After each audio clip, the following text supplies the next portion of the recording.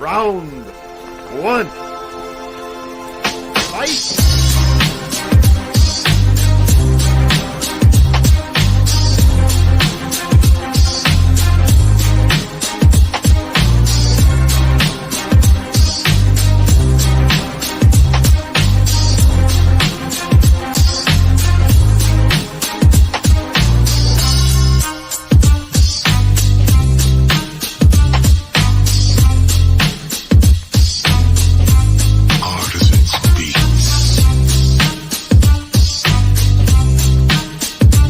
Piece of me? I don't want a piece of you.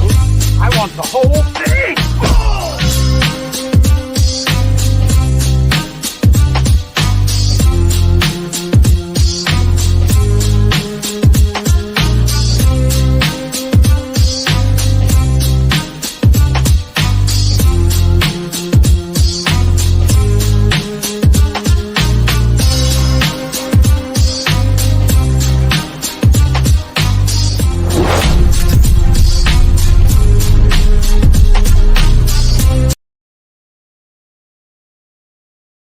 Hey, what's up, guys?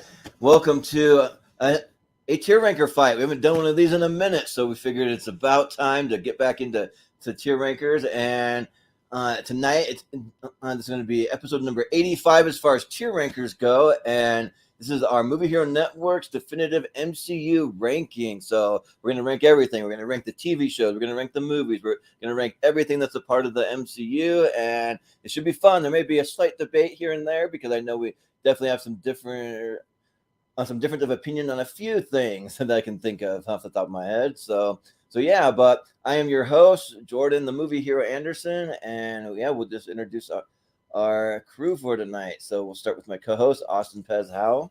How's it going? Always good to have a dissenter amongst the ranks. Not that I, hate everything. I like a lot of these movies. But yeah. Especially when we get to phase 4, I might have some opinions you guys won't like.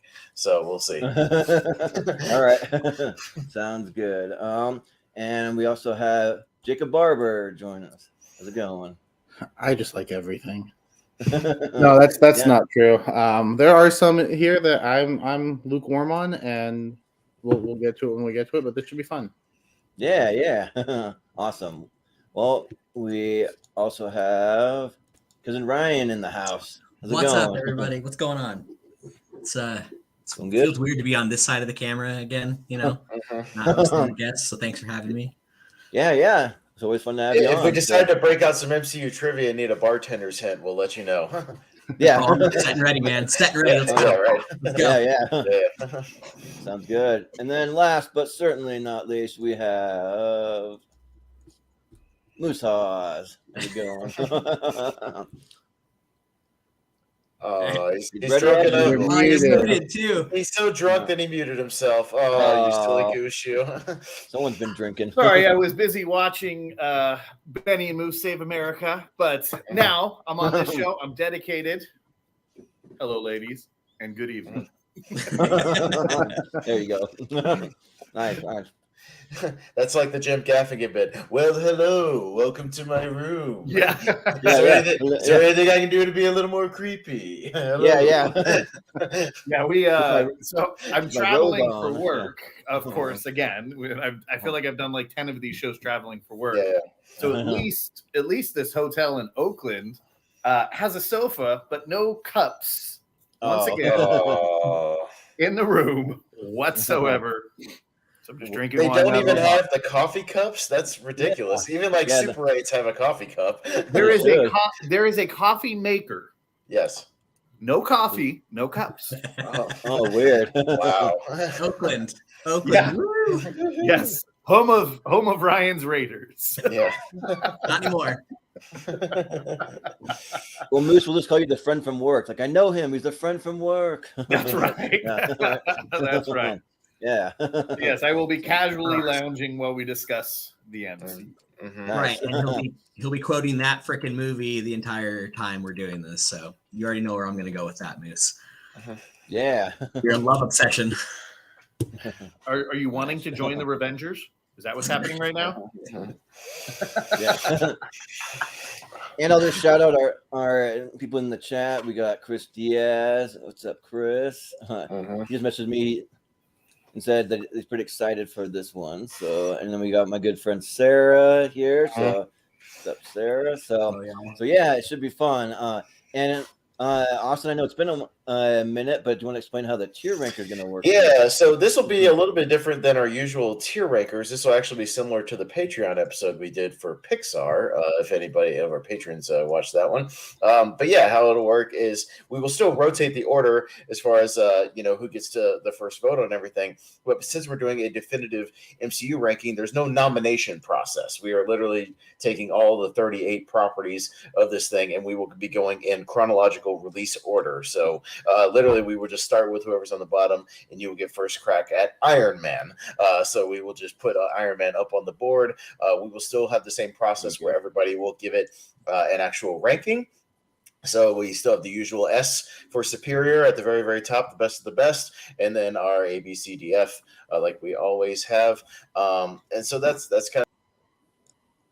Yeah. I mean, I know he doesn't like some of the movies, but he didn't have to leave this early. Yeah, he angry left. Yeah. I was like, I also didn't realize my title still says the Trivia Messiah. I have no idea what just happened.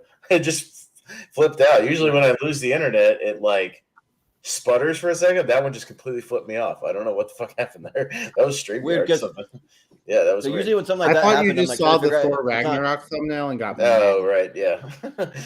Well, I'm always trying to figure out if it's on my end or if it's on your end. I'm like, is that my modem is perfectly fine. I have no idea what happened. Streamer just kicked me out all of a sudden, so I don't know.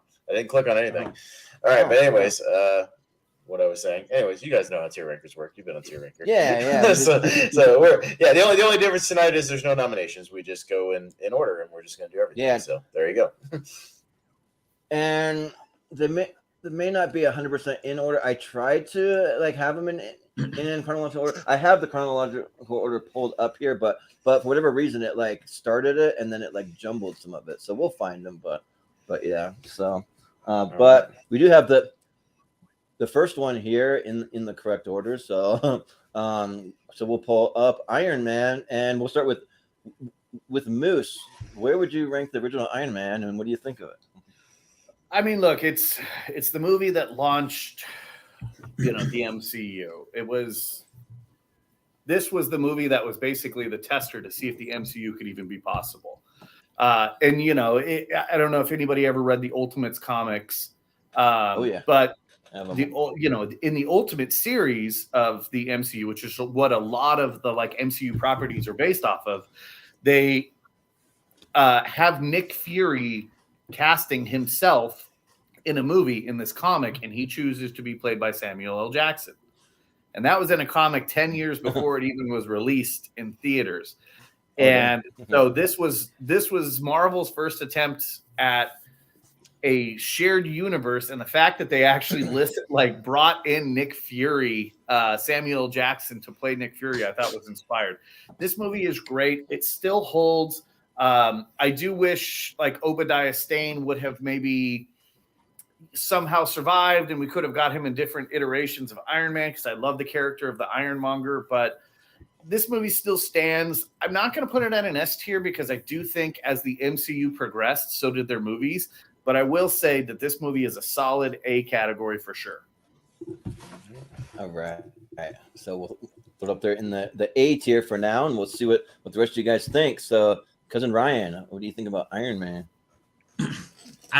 I'm overly biased about Iron Man, period. Oh, yeah. That is right. You're the tattoo. The tattoo. You're an RDJ fan.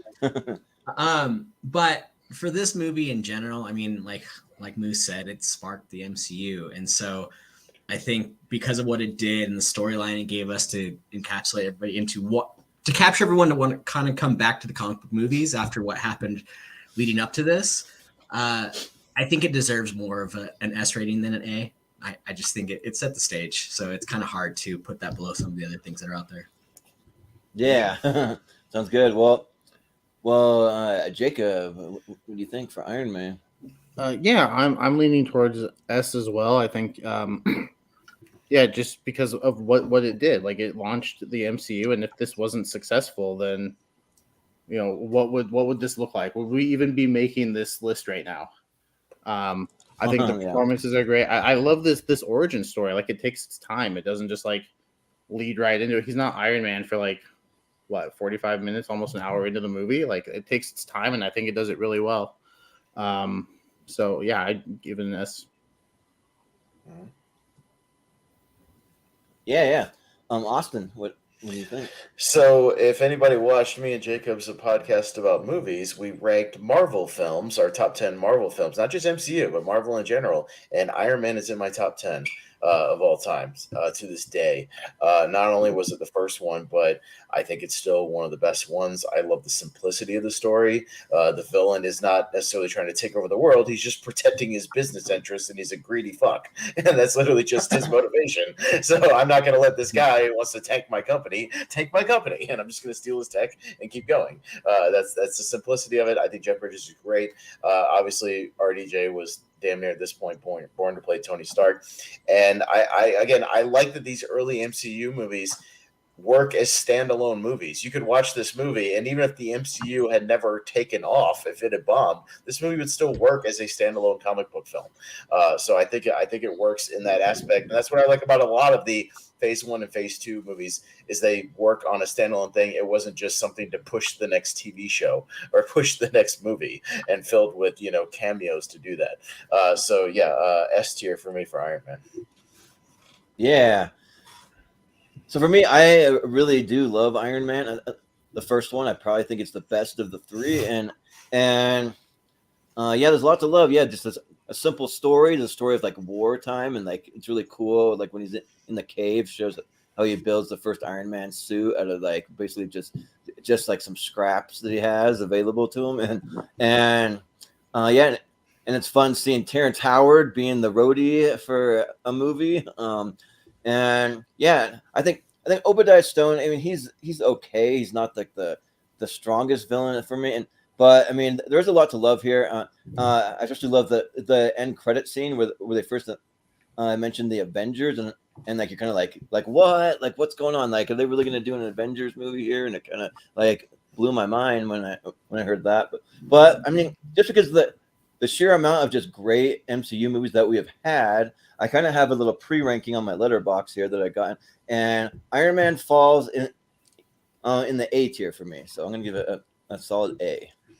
All right. So usually if we have 5 people, 3 S's usually is enough to push it into the S tier, at least for now. But we have 3 S's and 2 A's, so it'll be an S tier for now. And again, I keep track of all the votes because we especially need them at the end when we go to rank the S tier. So I will keep track of those. And for now, 3 S's and 2 A's.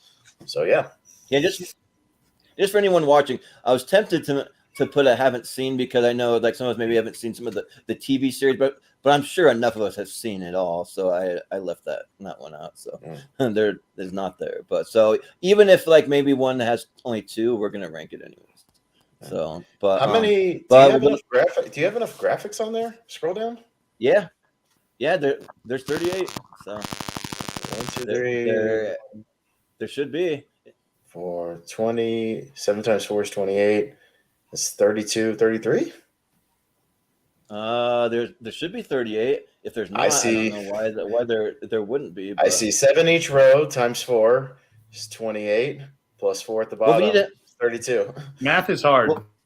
Well, I definitely have all the graphic. What the problem is the website. I mean, Jacob knows that some of them just not showing up when he tried to make them. So if we have to take a little kind of like intermission to just talk amongst ourselves, I can pull up a few graphics because I do want to rank them all. So I'll probably unfortunately have because I don't even see Infinity War on there. Yeah, talking amongst ourselves. Have it. Smoke if you got them. Like when I have it on my phone because I grab graphic from my phone because whatever reason it's just easier for me that way. I have 38 highlighted here, so I just don't know. I don't see Homecoming. Well, or no, I'm sorry, I don't see Far From Home. No Way Home. Excuse me.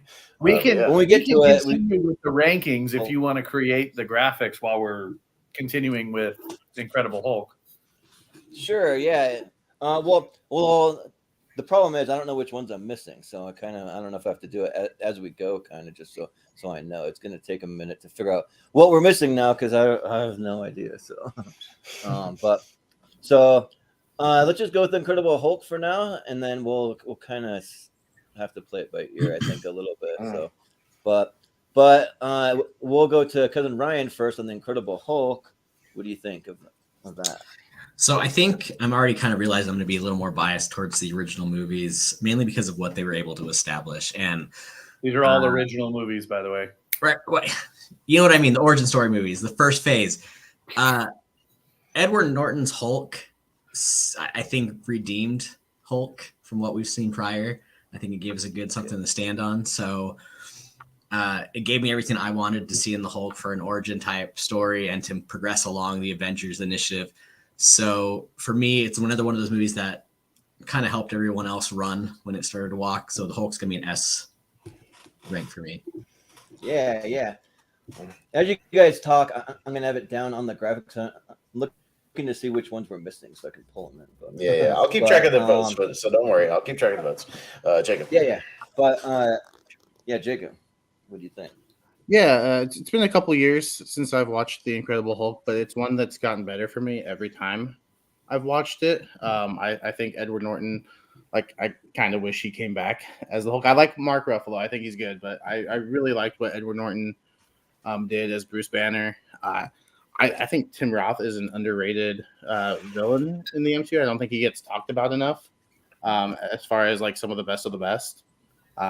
Looking back, like, he went toe to toe with Hulk, like, in human form, and you got to be pretty badass to do that. I think I would be scared out of my mind if I saw the Hulk running at me. And meanwhile, he's just like, I've got a gun. Let me see what I can do. Yeah, but yeah, no, it gets better every time. I'd go with A. Yeah, I would go an A for The Incredible Hulk. Yeah. Sounds good. Austin, what do you think? I thought I was going to be the solo S tier on this one, but Incredible Hulk is another S tier for me. I'm with Cousin Ryan because, I think this is still the best Hulk we've ever had in the MCU. He's a legitimate threat. It's that classic Hulk stuff where Banner wants it out of him and considers it like a curse and a disease, and that's kind of the classic Hulk for me. I'm not as keen on Professor Hulk, as we'll see, and Clown Hulk and fucking Thor and Ragnarok, but we'll get there.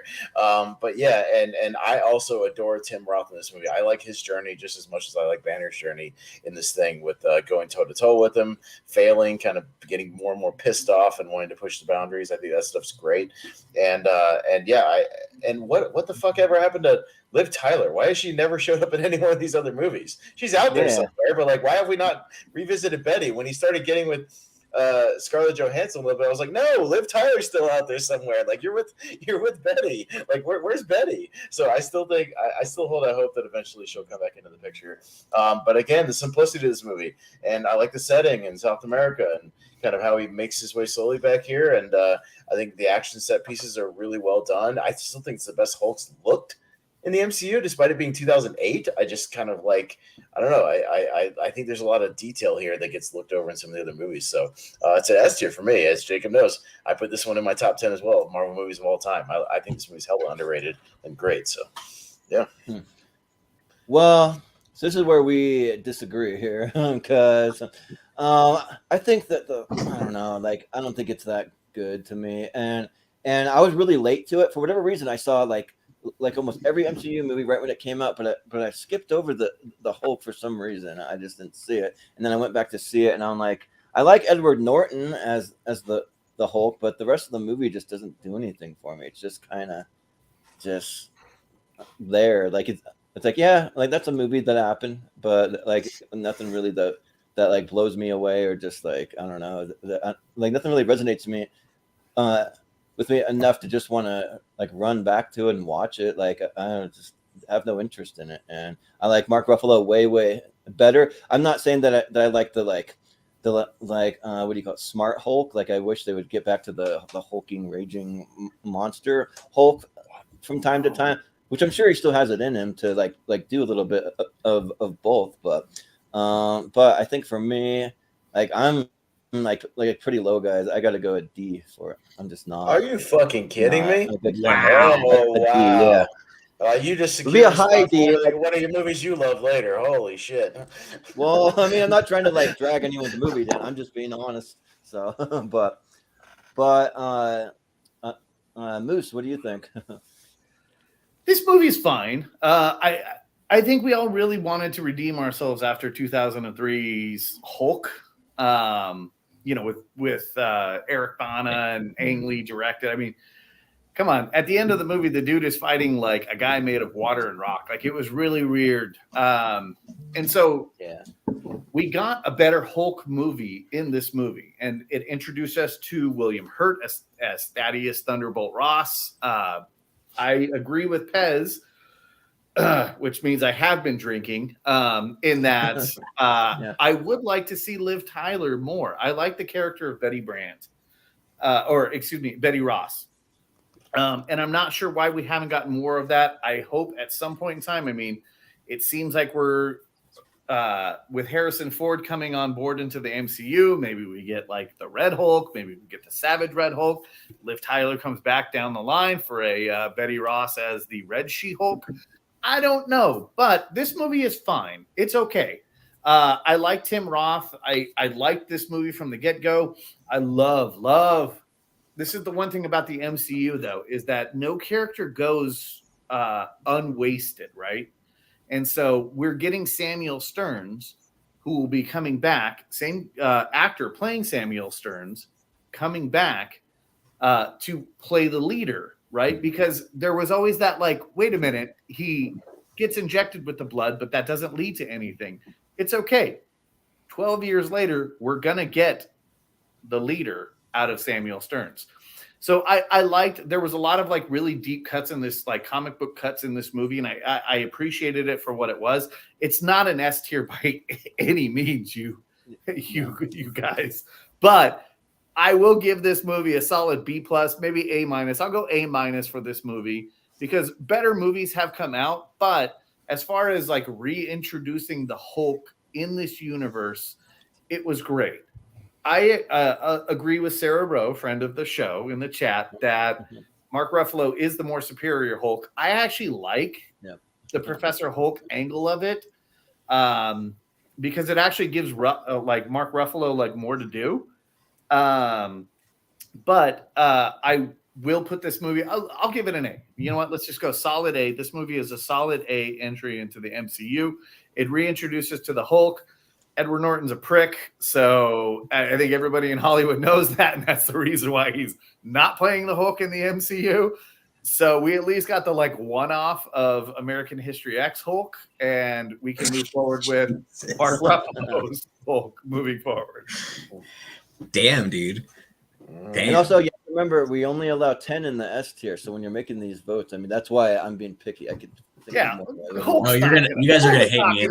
Good. I'm gonna be extra picky in phase 4 then. Sounds good. No, Moose is gonna be very mad at me. That's fine. Yeah. Hulk is not gonna make it in the top 10 of the S tier. It is not. Get the fuck out of here, guys. Yeah, get out of here. Yeah, absolutely, it should. Well, what are the votes? 2 S's, 2 A's, and a D, which is 8 tier, by my calculation. That's where it belongs. Right. Okay. Right there. There's nothing saying that we can't like.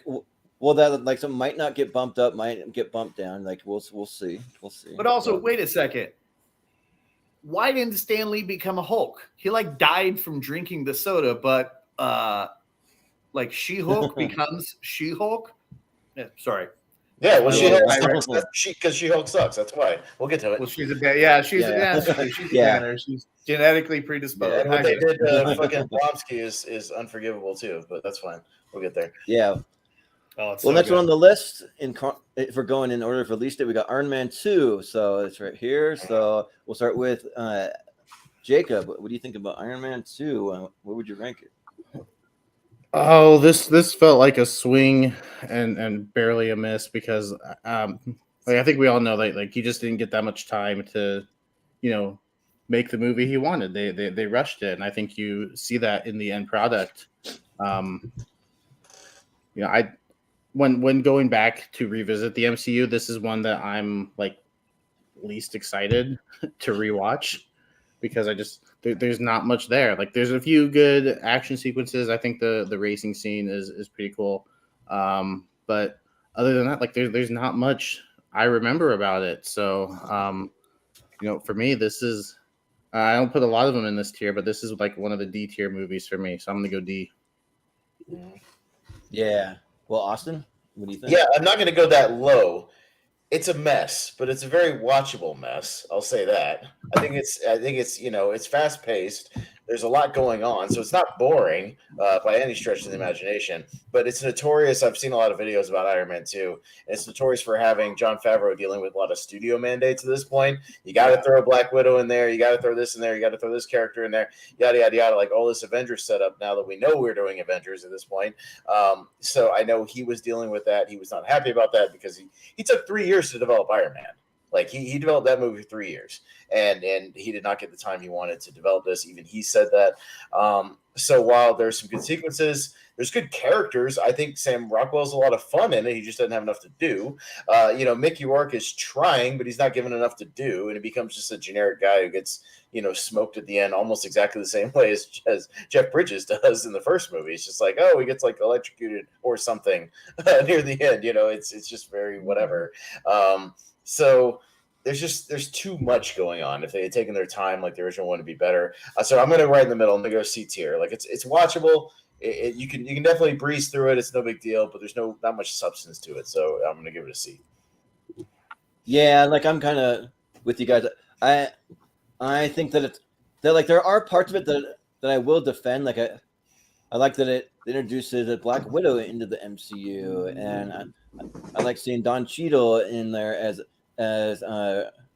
Rhodey because like he's great as Rhodey, and then superior Rhodey. Yeah, and then also seeing some of the flashback stuff to like Howard Stark but I mean there's also the like Mickey Rourke, where's my boy? Like that whole thing is just like really weird, like not a good villain to me. He looks cool like with the whips and like all that stuff, the electrical whips or whatever. And Sam Rockwell is like given a great performance. Like they just didn't give him enough to do. And I think ultimately it just comes down for me to like the writing and the way that it was all put together. And so I'm actually pretty low, even lower than the Hulk, the Incredible Hulk. I gotta go D. And if it were to like if we were to ever bump something, which I know we don't bump it up from D, but like I would choose the Hulk over Iron Man 2. But so yeah, it's a D for me. Moose. There is a good movie that exists in Iron Man 2, but to Pez's point, there was too much studio interference. So, like, the final battle, we finally get War Machine, right? And we get Don Cheadle as Rhodey, and he's the right Rhodey. God damn it, I love Don Cheadle as Rhodey. Yeah. And then what happens? Justin Hammer is arrested. He doesn't suit up. He doesn't defend himself. He is arrested by 2 average police officers, right? This is a guy who, again, I'm going to refer back a lot to the comics. Hammer posed a huge threat. I am praying to the altar of Kevin Feige to bring back Sam Rockwell to reprise his role as Justin Hammer in the Armor Wars series. Please let this happen. Please let this happen. I love that this is going to become a movie because we're going to get finally a Rhodey movie. I love the character of Ironheart. I like Dominique Thorne, who they cast as Ironheart. I think that could be a lot of fun between her and Rhodey. Bring back RDJ to be the AI. I don't even care. It's going to be great. Just put Sam Rockwell as Justin Hammer in the Armor Wars series. There is a good movie that exists here. However, the final battle between these guys takes 4 minutes. Like, I think if you go back, like the final battle between Whiplash, Rhodey, and Iron Man literally consists of less than 4 minutes worth of footage. And again, you have somebody like Mickey Rourke who was coming hot off of the Wrestler, right? The dude is a proven actor. He has the opportunity to be like a great MCU actor, but instead they just reduce him to nothing. And so Iron Man 2 is a huge swing and a miss, in my opinion. I will still, again, with all of this stuff from the MCU, there's a lot of this stuff like I'll watch it on a fucking Sunday afternoon if there's nothing else to watch. But in the neighborhood of like great movies, this is not it. I think that this is closer to like a D tier for me. Yeah. Well, Ryan, what do you think? It's not my favorite. It's not my least favorite Iron Man, but I do agree with everyone else, kind of which is where it stands in general of everything. Whiplash wasn't the greatest character. They put in Justin Hammer. You know, they moved the story along, but they didn't give us that big oomph that Justin Hammer could have done with Whiplash. Like there was just so much unexplored that could have been happening. Such a better battle scene. It was okay. It moved the story along. So I would have to say a C tier for me. Yeah. I've got 4 of the ones you're missing, by the way. I'm looking for the other one. I know 4 for sure. I got 3. I got Civil War, Infinity War, and Guardians 2. And Black Panther and Ragnarok. Okay. Oh, there we go. Well, we can just put Ragnarok on it. I could have sworn you had Guardians 2, though. I saw Guardians 2. Maybe it is. I don't know. It's the third one on the top row. Galaxy is on the top row right there. Yeah. Oh, yeah. Okay, so. Yeah. So what are the other ones? You got Civil War, Infinity War. So far, I've got Civil War, Infinity War, Ragnarok, and Black Panther. Is what I'm seeing, or not seeing so far. Yeah. I mean, you're talking about maybe 3 or 4 of like the S tiers. I know. Right? Yeah. To be fair, like I have them there. I have graphics ready to go that just didn't pop up when I made them. No, Ragnarok there, Haas. but as far as this match goes, where are the You're gonna start this early, aren't you, cousin Ryan? Wait, scroll back down. I think I know the other one you're missing. Okay. Yeah. Scroll back down. Let me look one more. I think you're missing the original Doctor Strange. You are indeed missing the original. That is the 5 because you have 33 graphics right now. Those are the 5. I've got them written down. So for let's review that one right now. That one's solid. While we talk about the next ones, I'll get them ready and I'll bring them. If we need to, Jordan, while you mess around with that, I can keep track of the things and then we can throw them up there really quick. I can keep track of everything. If you need If you need to make adjustments, we can still keep moving. I will keep track of everything, and while you add those 5. But if you got that's a great idea. Okay, that way we'll keep a lot to do. No, we got a lot to go through here. So we'll get Iron Man 2 up there. It's going to be in D tier. But and then we'll keep it moving. Add those 5 while we talk, and I'll keep it running if you need me to. So don't worry about it. Well, for the next one. We're going to talk Thor, so we can. So you guys can go ahead. So pay no attention to the screen. Yeah, that's fine. Just keep going with the screen. Do what you got to do. I'll come to you for your thoughts when we need them. Thor for me. Again, I really like the original Thor. I like the fish out of water stuff. That's to me. I like stoic Thor. You know, I'm a stoic Thor guy, not so much of a joke a minute Thor guy, as we'll talk about later. I like him being an actual god of thunder, being a little arrogant, being kind of an asshole, and learning his lesson and getting humbled. I think it's a good story. Again, a good biopic that could once again work as a standalone movie with a full character arc. And I kind of dig that, like his chemistry with Natalie Portman. It's an A tier for me. I really like Thor. So. Yeah. Wow. Yeah, we're going to be very different tonight.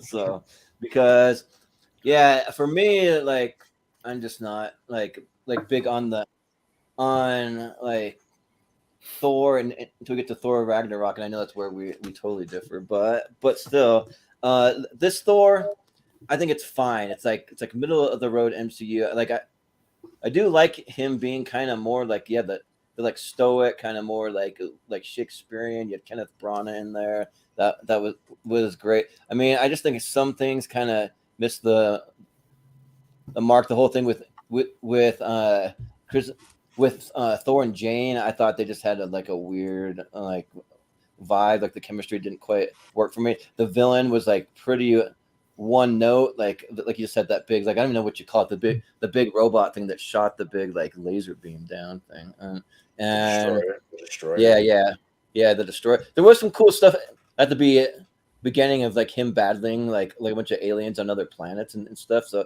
it is good, and then I like introducing Loki and then Heimdall, Odin, you know, so like some of that stuff that is good. So I'm gonna give it a C overall. Like it falls right into C for me. So, God, blasphemy. Yeah, Moose? God. Thor's gonna smite you with this fucking lightning for that. All right. Well, there's a lot of other great stuff. So again, I must have been drinking too early because I think I'm going to agree with probably Pez and Cousin Ryan on this one. At this point in the MCU, the world was grounded. It was technology based. It was science based MCU. And then you're going to introduce a character like Thor, magic, space Viking, Bifrost, a rainbow bridge that allows you to travel to different worlds. That was a very, very, very tough sell at this point in the MCU. And Kenneth Branagh deserves a hell of a lot more credit for bringing a character like Thor and Odin and Loki, the god of mischief, for bringing these characters. I'm sure that at this point, Kevin Feige had the plan for Loki to be the big bad of the first Avengers movies, right? Because if you know the comics, Loki is the big bad of the first assembly of the Avengers, right? So I'm sure at this point, Feige is like, fuck, Iron Man 1, Hulk, and Iron Man 2 were financially a success. I can start telling my story. So he brings in one of the great storytellers in Kenneth Branagh, and he makes this movie Thor, right? And that is a very, very hard story to tell, and it was a smash hit. I remember I saw this movie 3 times in theaters the weekend it came out. The third time was because I tried the first 2 times at that point in 3D, and at that point in theaters, 3D was fucked up. And I was like, dude, like every battle scene, I couldn't tell what was happening, but like the emotion hits. There is a lot of like deep emotional hits in this movie. This movie is a fucking A tier, if not an S tier. I will stand by the original Thor. So yeah, sorry, Jordan, I love you, buddy, but I'm gonna agree with Pez on this one. I have to drink now. A or S though. I need a definitive ranking from everybody. What would your ranking can't be waffling. I need a grade. Yeah. I'm gonna go A. Okay, fair enough. All right. I figured out why certain ones didn't show up because I had to take screenshots because they weren't showing up from like the transfer from my phone to here. So I actually have them all in order, which ones I had to take screenshots of, so I'll make it quick. So. All right. But anyway, Ryan? Like I said earlier, I'm a big fan of the first movies, the origin story style. And like Moose said, this was very comic book, had very comic booky things in it, but also kept it somewhat grounded, kept it believable. And I loved it. I loved the comic book nods that they had, especially with, Donald Blake and the things that they don't ever own up to really in the later movies, but they nodded to it. Introduction, of Hawkeye, like the little nod there. So we saw what was coming. I love this movie. It's going to be an A rank for me. All right. Jacob. Yeah. Jacob. Yeah, I probably should have mentioned this at the beginning when we did Iron Man, but what I know about these characters is strictly from the movies. Like, you will not hear me make any comic book references tonight whatsoever. So good to have that. Good to have that perspective, like a movie only person on the panel. So yeah. With that said, I do really enjoy Thor. I love the world that we get to see in Asgard. I like like Pez said, the fish out of water story with him on Earth. I love the relationship between him and Jane. The comedy works. Like, I still crack up to this day when he throws the coffee cup on the ground. Because he just Another.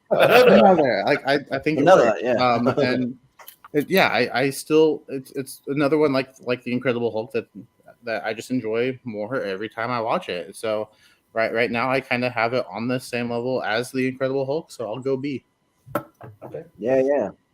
All right. So it'll be 3 A's, a B, and a C. It's kind of like low A territory, so I think it'll still skirt in there. Once we do our kind of final things. But yeah, Thor. Here it is. The first one in the third row. Yeah. Is it A? It'll be a low A, so low it'll be A? below Hulk. Yeah. Next we will go to Captain America: The First Avenger. Jordan. Yeah.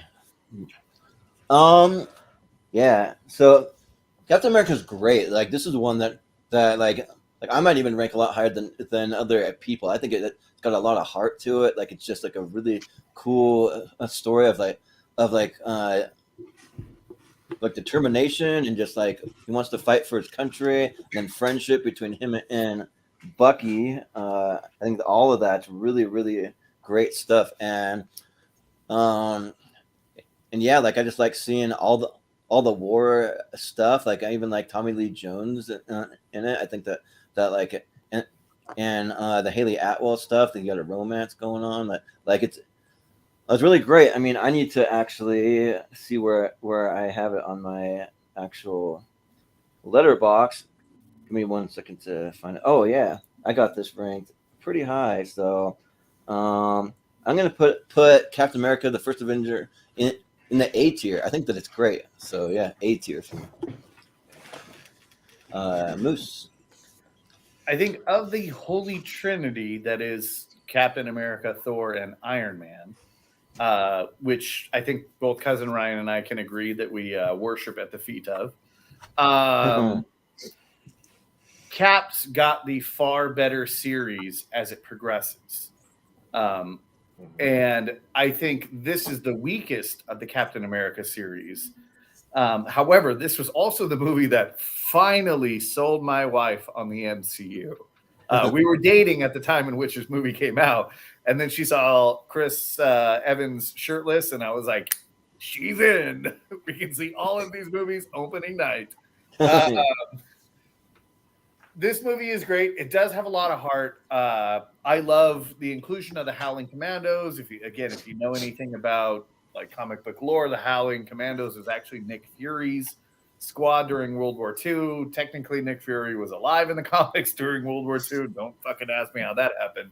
But I loved all of the inclusion. I loved the inclusion of Dum Dum Dugan. I saw this movie with Cousin Ryan in fucking theaters. I saw it the opening night with my wife, and then he was in town that weekend, so we went and fucking saw Captain America, the First Avenger. There's a ton of heart in this movie. It's great. My one criticism of this movie is always the same thing. It's why did Hydra have to have laser beams in World War II? If you had kept the movie a little bit more grounded in the time period of World War II, and I understand he possesses the Tesseract, that's fine. If the laser beams are coming from anything, let it be coming from the Tesseract, not from guns. So I like it, like jumped. It took like a whole like quantum leap of like technology from like the 1940s way forward, and then that technology was never achieved again until way later in the MCU. So for me, that's kind of my like one holdup as the MCU has progressed. This movie like still like it's too like Star Wars meets 1940s. That being said, I still think it's a quality movie. That's just my weird hang up. I'm going to put this movie at an A. And Jordan, what was your grade again? I had to step away for like 2 seconds. What was your grade? I'll give it an A. Yeah. Okay, gotcha. Ryan? Mark said it. The Holy Trinity. 3 of my favorite characters in the MCU. 3 movies that really got everything off the ground. I actually liked this movie quite a lot more than I thought I was going to. I don't have a problem with the lasers. I have more of a problem with the fact that the Red Skull just that whole thing could have been better in my opinion. I don't know. Oh yeah, I forgot about the Red Skull. Yeah, the Red Skull is freaking awesome. I feel like I don't know. I just felt like it could have been a lot more awesome. Didn't have to. I want to bump it up to S. Then again, it's probably because of what happened later in the movie series. But for him to disappear like that and then to come back just kind of not as badass, I just had a problem with that. Could have been a classic villain, sure. Yeah. You know, he could have just been more into through the story of the world. So I just what happened there kind of just bugged me. But still a good movie. So A ranking for me. Yeah. Well, Jacob. Yeah, this one's interesting for me because I love everything up to him, becoming Captain America. I love that whole, underdog story, sort of. I think that's fantastic. Like if we were just doing that part, that'd be an S for me. I think like all that is fantastic. It's probably some of my favorite stuff in the MCU. But for whatever reason, I still can't pinpoint why exactly. But after that, it's like, all right, well now he's just this big tough guy and he can like do whatever he wants. cool. I kind of liked him better when he had to fight for things. But I still like the whole montage. Like I think is okay. Like it kind of goes down for me after that. But I still overall really like the movie. So I'll still give it an A because I do think everything leading up to him becoming like this jacked Captain America is fantastic. Yeah. Austin. Captain America is probably still my favorite of sort of the trilogies, before we got into the modern era. I just think every one of those movies is a high quality. It's because of, I think, the central performance of Chris Evans, how honest he is, how likable he comes off of in both forms to me. Like he becomes this big guy, but he still kind of is a guy who wants to protect people from bullies, and he still wants to do the right thing, whether or not everybody else agrees with him. But that first hour of that first Avengers movie, basically everything from when he's small up until all the stuff where he's doing the shows, about sucking Adolf in the jaw and all that stuff is so much fun. I love that stuff. It's just so comic book. And when he actually breaks off and goes, it's still one of my favorites. And I think me and Jacob show, I still had it like in my honorable mentions so for me, that's S tier territory. So I'm going S tier. Ooh, okay. So, yeah. So, but it's an SN4A, so it's still a high A, right around the whole territory. It's the third one in the fourth row. Fourth row. Fourth row. There you go. Yep. Cool. So where does that land it then? Still S. A? Still A tier. High A. S? High A. Okay. It'll be ahead. No, It'll be ahead of the Hulk. High A. Yeah, it'll be ahead of the Hulk. Okay. Yeah. Cool. All right. Cool. All right. So then up next we got the Avengers. The Avengers. Yeah. Down. Oops, okay. Oh, I'm up first. Okay. Yeah. Sorry, I'm critiquing you as you're moving these things. No, not gonna move it till someone says a ranking. Yeah. For those of us who are nerds for life, like all of us on this stream right now, this was our crowning glory of a lifetime of being a nerd, right? The Avengers. We got the Avengers. Do you remember the Super Bowl spot? Holy fuck. The Super Bowl commercial came out actually showing the Avengers assembled. Dude, I lost my mind. I went back and this is in the era of TiVo still. I went back and rewound that shit 5 times because I was like, dude, I have to see this. I took a day, I called in sick from work to go see this movie. And then my wife and I went in the morning, and then we went in the afternoon, and then we went on Sunday to see the Avengers play. Nice. This was the most anticipated, a nerdgasm, I think, ever. And this right here, this movie, The Avengers, solidified the fact that geek culture was going to take over for however long it was going to take over, right? And this movie is great. Yeah, there's a lot that you can comment on, and you can go, what about this? What about this? What about this? Fine. I understand that there are more superior Avengers movies yet to come. However, the original stands the test of time. This movie is so fucking great. I don't care if it's keeping the lights on along with the Shawshank Redemption at fucking TBS. This movie still plays. I can sit down and watch this movie from beginning till end and still enjoy every fucking single minute of it and remember every single moment from the first time I saw this movie. This movie is absolutely an S tier movie. 100%. That's my vote. Yeah. Avengers. Yeah.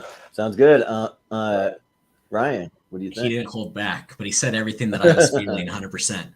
I remember when this movie came out, I remember standing in line to go to see this midnight showing of this movie, something I was waiting for so long. And it was so good. It's a movie I can still watch, just put on and just watch and just, background music, background noise or just to watch it. So it's forever in my heart, S tier. Yeah. Jacob. It's all right. It was nothing special. Go see. No, I'm kidding. You This is absolutely an S tier. I mean, as I said, I wasn't a comic book guy, so my level of excitement wasn't nearly as high as those guys. but still, like, having those first 5 movies, and now they're all going to be together, and it was really cool. And that shot, like, just of all of them together, I still think it's an iconic shot. And like what Ryan and Moose said, I'll just ditto and give it an S. All right. Cool. And I'm on board with that. This one was also in my top 10 Marvel movies, period, of all time. I saw this movie 6 times in the theaters, including 3 times opening weekend. I saw the midnight show in IMAX on Thursday night. Went back again Friday night until like a 6 or 7 o'clock show just to hear the crowd reactions, because they were still going to be fresh, obviously. You know what I mean? Just to experience it with the crowd, seeing it for the first time. Saw it again on Sunday. Just had an absolute blast. I still think it works. I've even rewatched it fairly recently, and everybody gets their moments. You make Hawkeye critical to the story, which was cool. He has shit to do. Everybody has shit to do in this movie. Everybody has a purpose. Everybody has their heroic moments. It's all perfectly balanced, as everything should be, as Thanos would say. So yes, S tier. Yeah. Nice. Mm-hmm.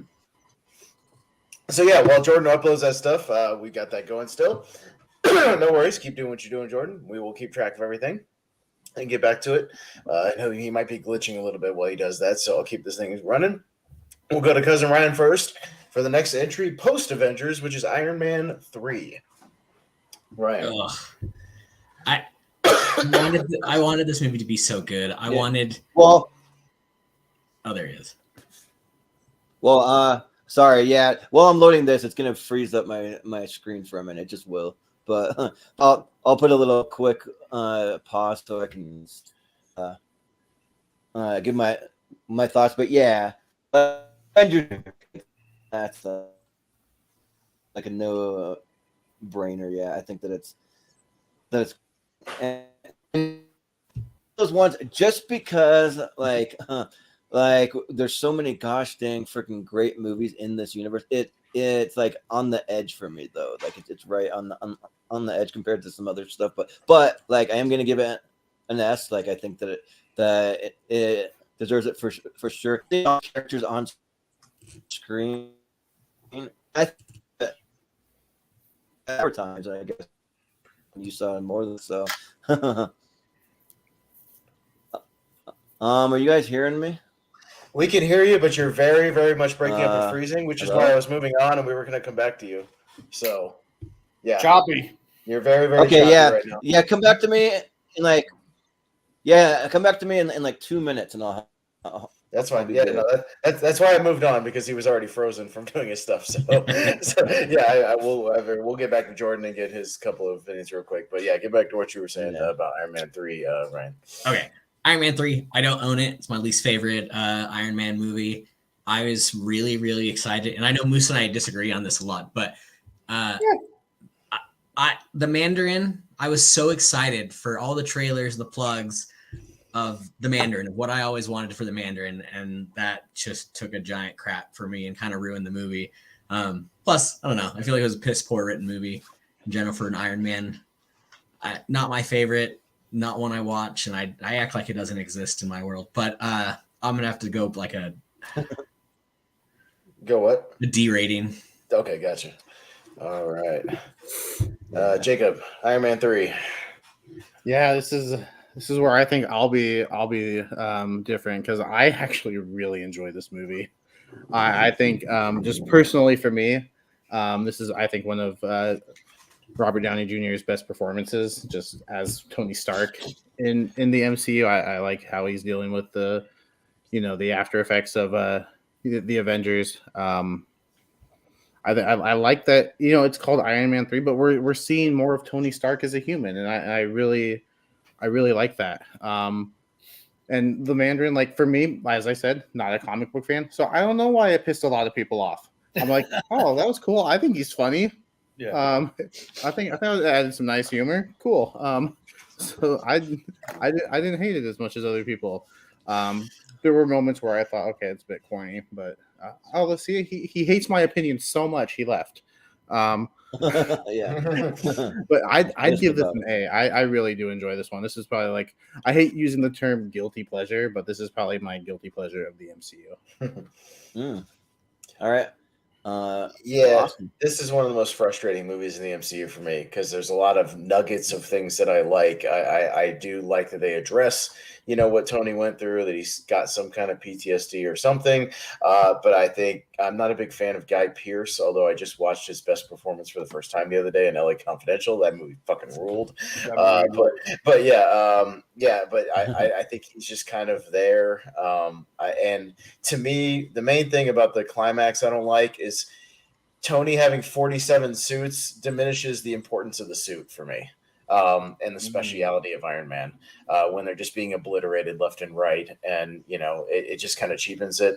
And I'm also not a big fan of the Mandarin turn. I liked all the trailers. The trailers were awesome. I was loving what Ben Kingsley was doing in the movie, the first part of the movie when he's doing the videos, the terrorist angle thing. I love that stuff. I thought it was really menacing. I thought it was a unique take on kind of some real world stuff. I was digging it. Then they do the turn, and I was checked out of the movie after that. I was so fucking done. And I'm still done with this character every time they keep shoehorning him into other properties. I'm still done with this fucking character, as we'll get to. Get rid of this goddamn character. I'm done with it. So sorry, but I'm in Ryan's territory of D for Iron Man 3. Yeah, well, we're back. I got all the graphics. We're all right, back in business. I shouldn't be freezing in anymore. It just did we get Avengers? Did we get Avengers up in S tier? No, but I'm giving Avengers S tier. So I mean, I got you with that. So it's a clean sweep for Avengers. So make sure it gets up in S tier. Right at the top right now. The third one in the fourth row. Yeah, right there. There you go. Because the only other thing that I'll say is that I had Avengers kind of borderline, just because there's so many gosh dang great MCU properties, and if we're only going to allow 10, I mean, I'll still say S, but it's borderline. I will say that, but I think that's great. Like I thought that I saw this movie a lot in theaters. I went to see it 4 times. I remember like the first time that I even discovered that they're doing an Avengers movie is I was walking through the movie theater and I saw a poster just hanging on the wall. And like, what the frick? They're doing an Avengers movie? And it like blew my mind. And I got really excited, like a kid. They're remaking that Sean Connery movie. That's fucking weird. Yeah. I'm like, what the heck? I'm like really excited for that one because I love it so much. Yeah, no, but so the end of Captain America, the first Avenger, when they I saw it, but announced that they were making an Avengers movie. But part of me just couldn't believe it. I'm like, no way they're going to do an Avengers movie. They're just making a reference to it. They're not really going to bring them all together and actually do this thing, and they did. So yeah. So prove me wrong, but let's see, and we're at Iron Man 3.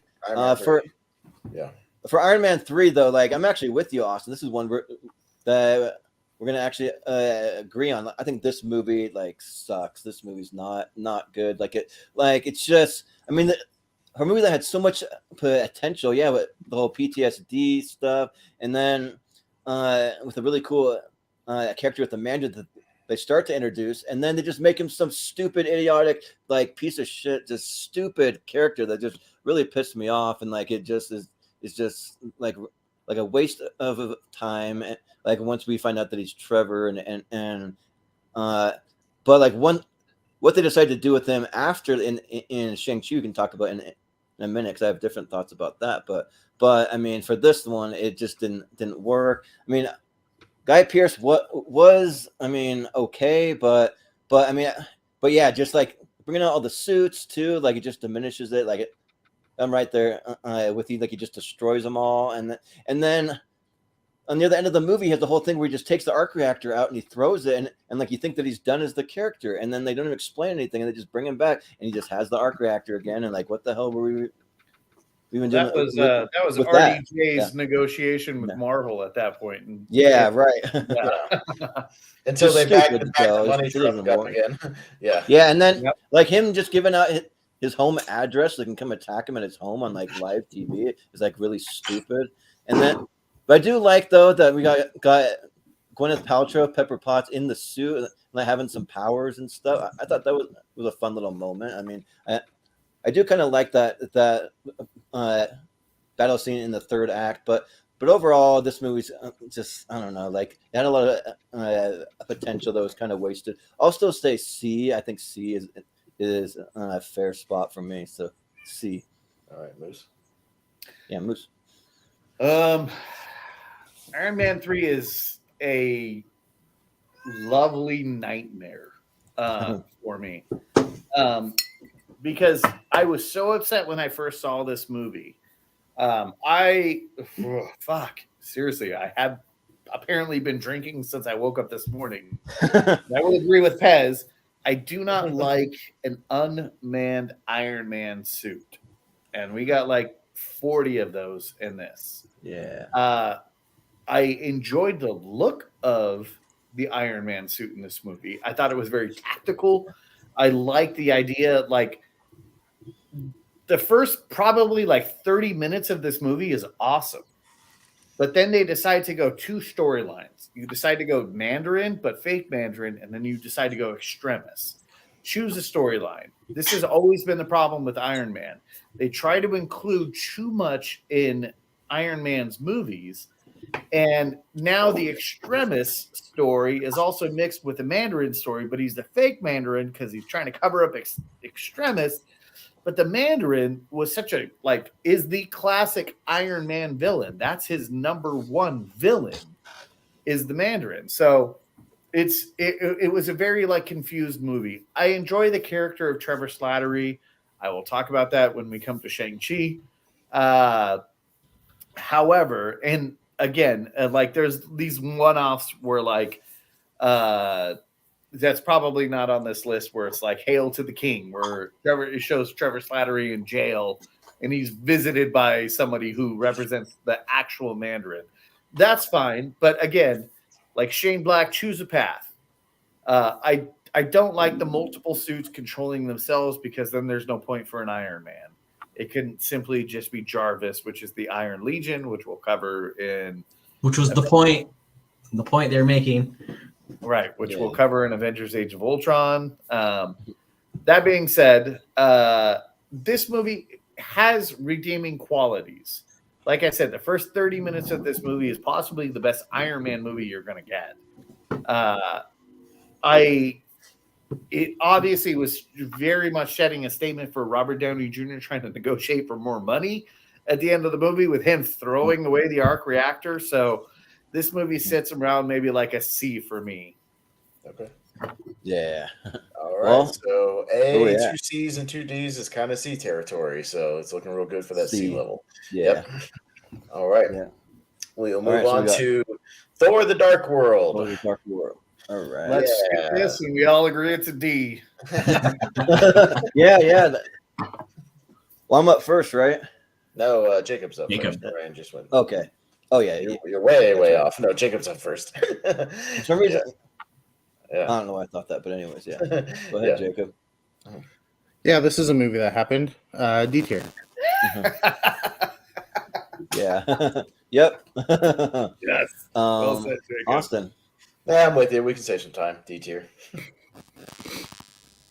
Yeah, I'm going to say D tier also. I mean, there's a lot of potential, a lot of characters. I won't get into all of it. I mean, just to keep it quick, but there's so many characters that they could have done, and then some just weird things with I don't know, I do like Stellan Skarsgård, but it's weird when he's running around in his underwear, and then you got Hot Tub Time Machine Thor, doing what some weird, and there's just weird stuff in this, a pretty crappy villain. So yeah, D. Moose. Oh, this director was hot off of Game of Thrones. I didn't care for Game of Thrones. I don't care for Game of Thrones either. Yeah, Thrones. The main villain was from Game of Thrones too. Oh, let's squeeze him in, because the fucking MCU isn't popular enough at this point in time. This movie sucks. It's a D tier. Yeah. Yeah. Well, Ryan. D tier. I have nothing nice to say. Yeah, let's just get it out of the way and move on to unanimous. something. Yeah, it's unanimous in the D tier. Let's move on to something. Let's move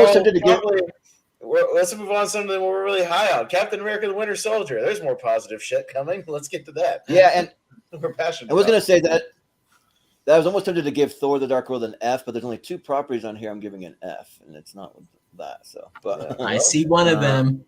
Yeah. Oh, now I see one of them. All right. Okay. Winter Soldier. And it's you, Austin? Right? No, yeah, it's me. Yeah, Captain America: Winter Soldier. Again, this is another one that Jacob knows made my top 10 just Marvel movies of all time. I think the whole Captain America trilogy is again solid, best of the series. This is my favorite of the three. It's the best Captain America story we've ever had, to me personally, at least so far in the MCU. Again, one of the more kind of grounded movies. As far as just it's a ground level story with him and Scarlett Johansson and Falcon running around, just doing stuff and battling an internal threat, which I always like, sort of espionage stuff and paranoia stuff, which I love. Paranoia movies and paranoia, who you can trust, who's on what side, who's been co-opted, fighting the man. Robert Redford is the man in this movie, not just because of his performance, but he's the man, that they got to fight against, the government. So good stuff all around. S tier for Winter Soldier. Yeah. I'm gonna agree with you. Yeah, I think Winter Soldier is really. I mean, definitely an S tier, and for me, like it might be the best Captain America story for an actual story. I have another. I mean, the only other one left, ranked higher, but yeah, like I think that it's like really really cool, especially the fight choreography. I just love what they do with Sebastian Stan and the Winter Soldier. He looks so badass. That's why I wanted to use one of the clips in the intro to the show, because it's a really cool fight scene. I just like the kind of espionage, that just like trying to figure out what the hell's going on with the whole Hydra stuff. You bring in Robert Redford. I mean, that's an inspired casting there to actually get him to do an MCU movie. And then also Toby Jones, bringing him back as Arnim Zola for the like old school connection there. And yeah, there's just a lot of really cool things. Like I love seeing Cap and the Black Widow team up, and even throwing in Falcon in there. I mean, yeah, like what's not to love in this movie? It's great. So S tier, yeah, pretty easy. So Moose, what do you think? After the Avengers, I was able to convince my wife to go to the iPic Theater in Pasadena, California, which if you don't have an iPic Theater, it's awesome. Yeah, I love the iPic Theater. They're great. Yeah, they just you press a button and they will bring you cocktails or popcorn or a blanket or whatever the fuck you want. But before we saw this movie, we went out to lunch in Pasadena, and I remember the waiter came over and he's like, "Oh, what brings you guys to town?" And I said, "We're going to see Captain America: Winter Soldier." And he put his hand on my shoulder and he leaned in and he said, "This movie is a game changer." I went, "Oh shit." And then an hour later, I saw this movie. This is the movie that legitimized 100%. If the Avengers didn't do it, this is the movie that said, hey, there is good filmmaking happening in the MCU. This movie is so much more than just Captain America's story. This is a political thriller. This is a crime thriller. This is a thriller. Like this movie strikes all of these chords because it is so fucking well made. And this kicked off the Russo brothers saying, hey, we can do more than community comedy. Check out what we can do with a comic book property. And Jordan, you said it best. The fact that they got Robert Redford to come in and play a Hydra agent, like, legitimized the fact that this guy's agent, Robert Redford's agent, read the script for this movie and was like, hey, Robbie, you got to read this shit because this shit is legit. Yeah. This movie is so freaking good. This movie is my top 5 MCU movies by far. There's other, like, this probably should be the number 1 MCU movie. However, like, aside from all of us comic book geeks that have nostalgia, like, we rely on other movies. This movie is so fucking good. This could be like Pez mentioned earlier, this could be a standalone movie on its own, and this could be an awesome political thriller. Captain America Winter Soldier is for sure an S fucking plus movie. This trumps the Avengers, in my opinion. Captain America Winter Soldier. Well, #1. We may be having that vote later if it gets a clean sweep here, which I feel like we have, which we'll go back and do that later. So we'll talk about that. Well, speaking of the iPic Theater, I was going to say, Jacob, if you ever get over to Renton, Washington, that's where I went to an iPic Theater. They have like a really nice high-end restaurant. Yeah, you can just press the little button. You can order stuff. Like, it's really, really cool. Ryan, like, do you know where Renton is? Yeah. How far was that from Seattle, where you used to live? Not terribly. Pretty close. Yeah. It's like a suburb almost. Yeah. There you go. Close. Yeah. All right. Jacob, go to iPic. It's awesome. Yeah. Ryan, Winter Soldier. Yeah, I mean, everyone's already said all the things that you can really say about this freaking movie. It's such a great movie, and in the whole grand scheme of things, of what's left on the board too, it's better than almost all of them. Almost, key phrase almost. So there's a few out there that I will argue against, but Captain America Winter Soldier is an S tier for me. I'm in. Yeah. All right, Jacob, are you gonna close it out for a clean sweep? Yeah, there's only 3 left that are on the board that I have higher than the Winter Soldier. Like, this movie gets better every time I watch it. It's also in my top 5 for the MCU. So yeah, I'll just echo what everyone else has said and give it an S. All right. Well, it's going to be a sweep for Winter Soldier, and with that, we'll move on to another kind of game changer, another movie that we'll talk about it, but a lot of people were very skeptical about when it was first brought out. But we'll talk about Guardians of the Galaxy. So and we'll go to I believe Jacob first on this, or excuse me, me first. Sorry. You first. It's Jordan. Oh, did I have Jordan? Okay, that's right. Yeah, because I ended it. Yeah, that's right. Yeah. This movie it's easily an S tier for me. I just wanted to just like double check. See, I have it pretty high. It's in my top 5. So yeah, this movie it freaking rules. It's a movie that just came out of nowhere. Where like most of the general public are not familiar with these characters, and like for me, like I just connected with them so well. You have a sense of like family and belonging, and they're going on cool space adventures with like amazing music. I mean, that mixtape volume 1 is one of the greatest soundtracks that like any movie ever made. It's just like so good. I mean, and yeah, like there's moments where I connect with like every single character. I mean, my online gaming tag is Star-Lord. So like I'm a huge Star-Lord fan. One of these days I want to cosplay as him at a convention if I can. But yeah, like I just think that like we connected with a talking tree that like only said the same phrase over and over again. We connected with like a big hulking like Dave Bautista. Who would have thought he would have been an incredible actor that he is now, and then like a talking raccoon. I mean, there's just so many like amazing things to love. I mean, and you can say what you want about the villain Ronan. Like I think that he's good, but I mean, there's way better villains out there within the MCU. But he still like creates a fun battle. He has a really awesome look to him, and yeah. So this movie is pretty easily in my an S tier for me. So yeah. All right, Moose. Yeah. Don't get us copyright. Exactly. Yeah.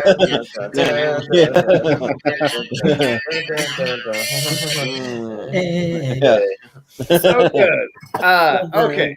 I have a lot to say about Guardians of the Galaxy, and I'm going to mix it into like the next 20 seconds. Here we go. This is the hardest movie to convince my wife to go see. My friend Steve agreed to go see this movie, and when I showed them the preview at dinner, they both asked me the same fucking question. Is that a tree and a talking raccoon? And I went, fuck yes, it is. And you will love this movie. You'll love it. Yeah. Absolutely did. 45 seconds into this movie, when Red Bones Come and Get Your Love starts playing and Star-Lord is dancing, it set the tone so freaking perfectly for this movie. So this movie has so much heart. From the music to the humor. Fine. Ronan not being the world-class villain that he is, it's fine. You try to do a better version of Ronan the Accuser, the Kree Enforcer, right? Like, that's tough. This movie was so freaking good. I literally can listen to Volume 1 soundtrack any day of the week. This was a hard property to sell to Marvel viewers at this point in time because, again, like Jordan said, if you weren't like a Marvel faithful, you had no idea who the Guardians of the Galaxy were. And James Gunn, this, in my opinion, is his best movie because it brought such an obscure property. And fuck the Suicide Squad, because that's just trying to replicate the Guardians of the Galaxy with the DC universe with shittier characters. The Guardians of the Galaxy are such a fun group. And oh my God, Rocket is dead as fuck in this next movie, but I'm going to cry like a baby for sure at the fact that Rocket, who should be probably the worst MCU character, James Gunn made into probably my third favorite character in the MCU. The fact that he like wrote Rocket just to be an irritable prick is so good. I love Rocket so much. I want Rocket to be part of our family, Cousin Ryan. Like, I want him to be like fucking Uncle Rocket and just be the biggest dick that's getting drunk at every family reunion we have. The Guardians of the Galaxy is so fucking good. This is an A for sure. Or S tier. I got you. Who knew that there's a that would be the booze talking right there above the A tier.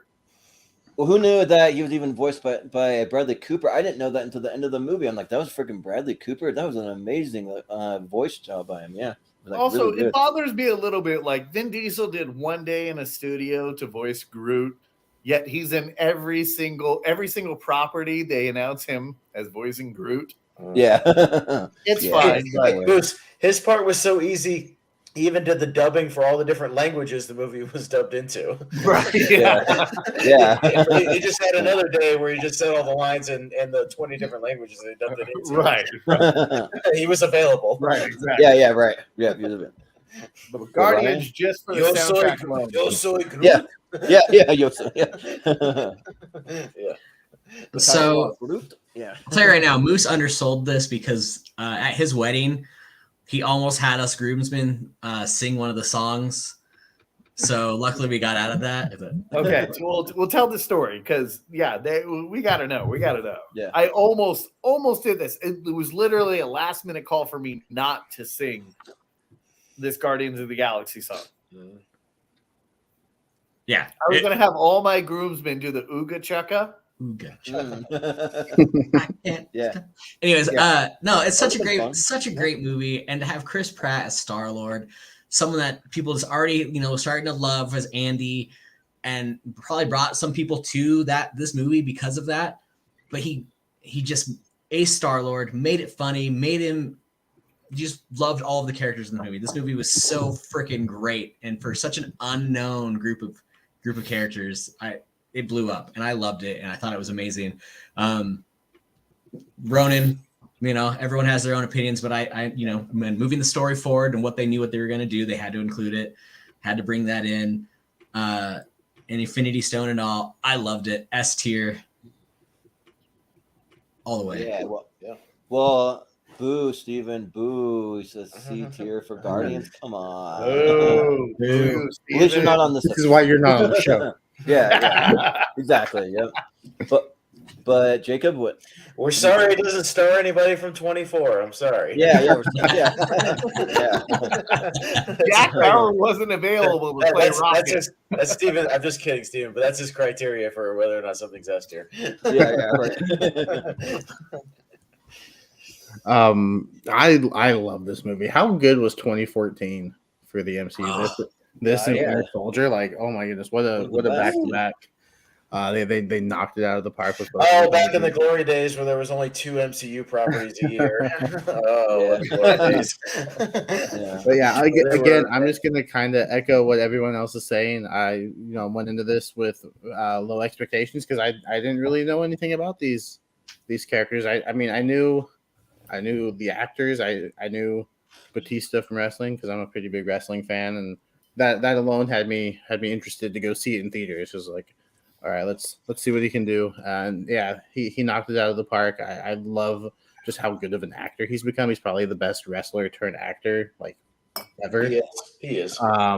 He is. And so yeah, no, big surprise. Probably the biggest surprise because I went into it not knowing what to expect, and I came out loving it. And then now it's in my top 5. So easy S tier. Yeah.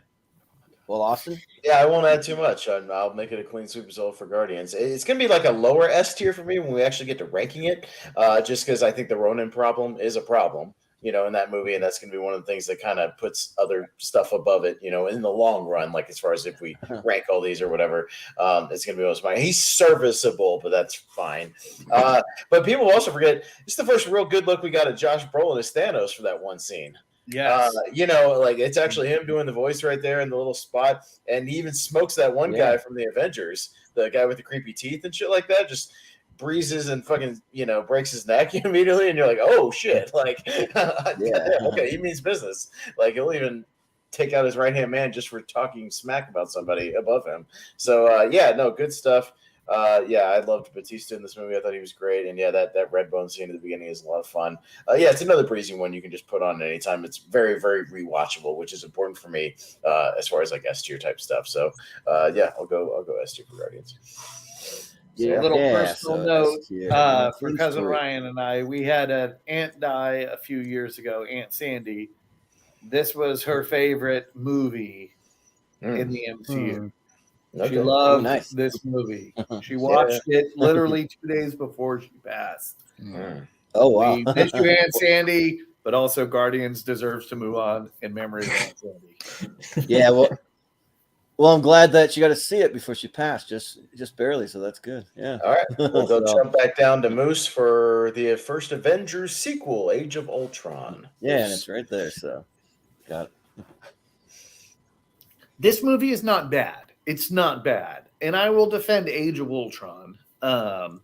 It's not S tier by far.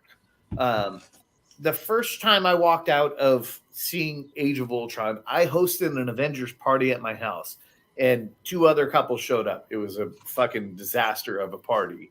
But I had cocktails based around like Captain America and the Hulk. So I ended up drinking a bunch before we went and saw this movie, and I walked away going like, it's not terrible, but it's not. It's a fine standalone Avengers movie. Introduce us to the Scarlet Witch and Quicksilver. Obviously, we lost Quicksilver fairly early, which is fine because at this point in time, I think it was competing with the X-Men's version of Quicksilver. So fuck it, kill off Quicksilver. Yeah. Honestly, the more interesting of the 2 characters is the Scarlet Witch. Quicksilver was always kind of a dick. So we got the Scarlet Witch, who will play a larger role in the MCU moving forward.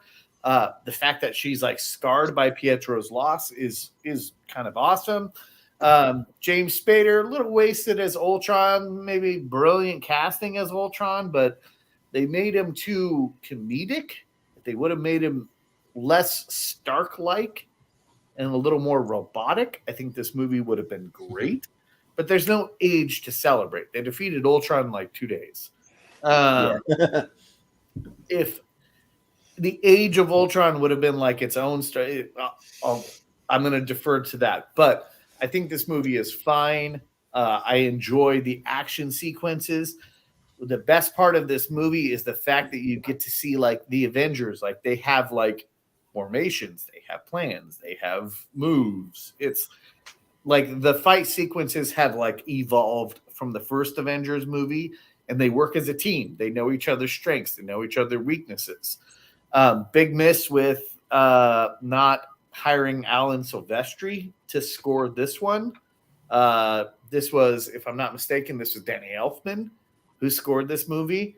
And the score is fine, but if you would have stuck with the original Avengers score, you could have had 4 Avengers movies that would have been top-notch score. So I'm going to put this movie at like a B. It's just fine for me. I enjoy it. I'll watch it if it's on. It's not my go-to.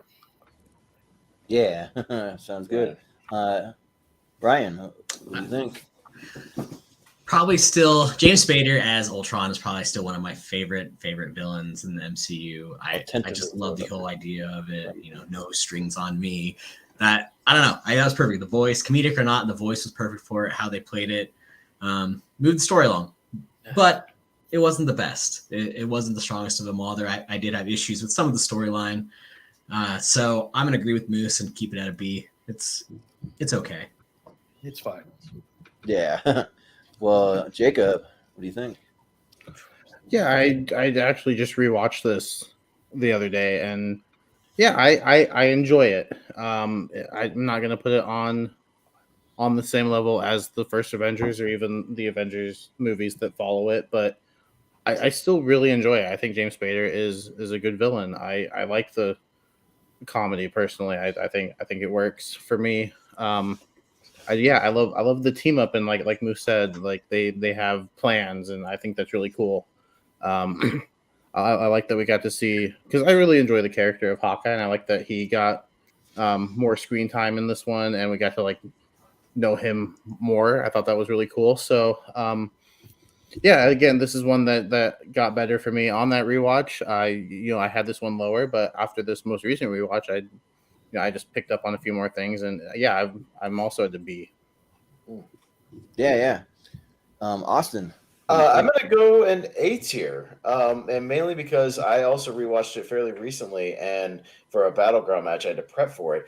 Holy shit! Does this movie drop a lot of nuggets for Phase 3 that people may not realize if you go back to it? Yeah, there's a lot of stuff thrown in there that was paid off in later movies, like way more stuff than you probably remember.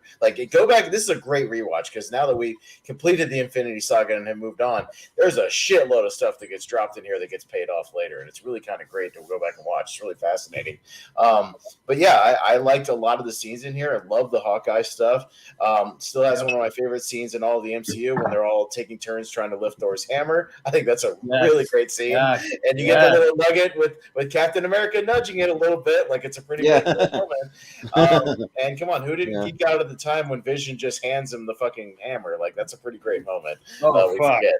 That's a great moment. Lost my mind. No, it was good stuff. I just think it's aged better than people think, and I think the only problem why people don't have this a little bit higher is people haven't gone back to rewatch it. I think that's one of the main problems.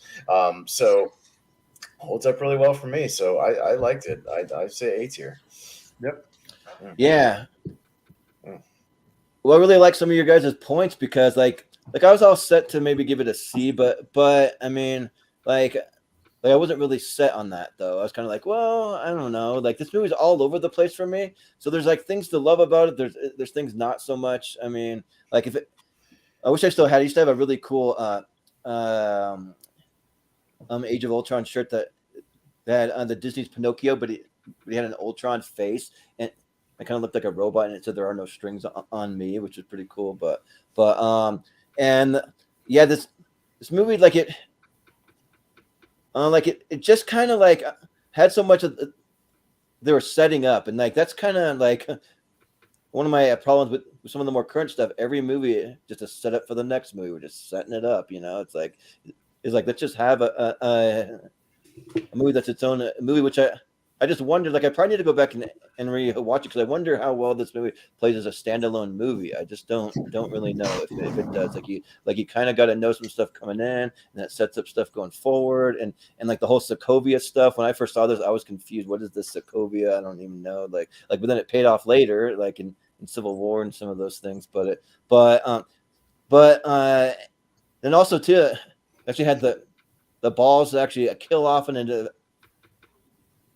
Avenger. I mean, although it was a brand new with Quicksilver, just a brand new one that was just introduced. So I mean, say what you want. I mean, I wish that the MCU would have more stakes, kind of. But I mean, they're comic book movies. I mean, characters come and go, they come back, they're all over the place. And it also does the same thing where it's you're just fighting a bunch of faceless drones, and then you take out the main one, and then they all die, and they're all gone, and it's just kind of like the main villain like wasn't what he could be. I think James Spader's great as the voice, and like he was menacing to start, but then it just kind of ended up kind of fizzling out to me. That just wasn't as good as it could be. But there are some good stuff. And I initially had it at a C, but I think I'm going to bump it up to like a low B. We'll say B. So. All right. So it'll stay in B. And I just want to make the point about James Spader. I can tell you why he talks the way he talks and why he kind of has a snarky comedic tone to his voice. Because where did he get all his information from? The internet. And what's the internet if not a YouTube comment section? One big troll. One big troll. Yeah. So you know what? To me, it makes perfect sense because that's the internet in a nutshell. Yep. So you know what? He took all the best traits of the of modern internet. All right, fuck it. This movie is an S tier. Yeah. Right. Yeah. Right. Yeah. Move it on up. Yeah. All right. So next we'll move to another standalone new character that was introduced in the phase, and one that we were a little iffy on, much like the Guardians of the Galaxy, Ant-Man. Yeah. All right. So that's where we're going next. So I believe we're going to Ryan. Am I right? Yeah. All right, Ryan, Ant-Man. I loved this movie so much for what it was. Standalone origin story for a character. You know, it kind of gave a backstory to Hank Pym. I loved it. I love this movie. I think it was probably a really great addition at the great time for some comedic relief for a character that's known in the comic book world. Plus putting Paul Rudd in that spot, like, come on, that was just ace casting, just ace. Still, even though it was amazing on my list, I can't give it an S tier because of the other things that are out there. It's a strong A tier for me, though. Okay. Yeah. Jacob. Well, Jacob, what do you think for Ant-Man? Yeah, I was very skeptical going into this one because, like I said, not a comic book fan, and the superhero Ant-Man doesn't exactly strike fear into me. Like Ant-Man, like what does he do? Talking about? Yeah. like I know ants are really strong. Is that what this guy, or does he shrink? I didn't know anything about the character, but going in, I think what we got was pretty good. I liked it. I think Paul Rudd, like I didn't see him as a superhero actor, but like he delivers. I think he's great. I think Luis is a great character, and just the way he tells stories is incredible. So like, I think he should just like come in and recap everything. Well, I think that's one thing we'll talk about that's missing in this latest Ant-Man movie. Him recapping the Infinity Saga, I think would have been amazing. Just the entire thing. It's awesome. But like, I should just done that. Even if you do that as like just an internet video that people can watch for 10 minutes, you know what I mean? Yeah, like, just have Michael Pena do that character recapping all the Thanos shit, and that would be amazing. Yeah. God damn it. Yeah, what a missed opportunity. Yeah. But yeah, I enjoy it. I think some of the fight scenes are really cool. And just the way they shrink things, make things big, I think it's really cool. Not quite as high on it as Ryan, but I'm like just one tier below. I'll go a B. Yeah.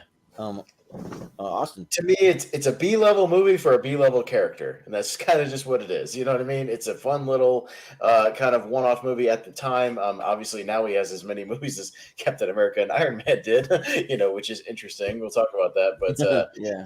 I mean, I think it's a decently entertaining movie. With the little mini heist element. Again, nothing really huge at stake, which is fine for this character. And yeah, it's got some good comedic stuff. Paul Rudd's really good. All the performances are good. I just don't go back to it like a lot. I kind of got everything I needed to get out of Ant-Man the first 2 times I saw it, and I don't go back to it a whole ton. But yeah, I mean, I do miss the element, and we'll talk about that too. The scope and the scale of the size when drops of water are a threat to him, in a bathtub. I kind of miss that aspect of Ant-Man, especially in this latest movie. So, but I'll give it a B. It's a solid, upper mid-level movie for an upper mid-level character. Yeah.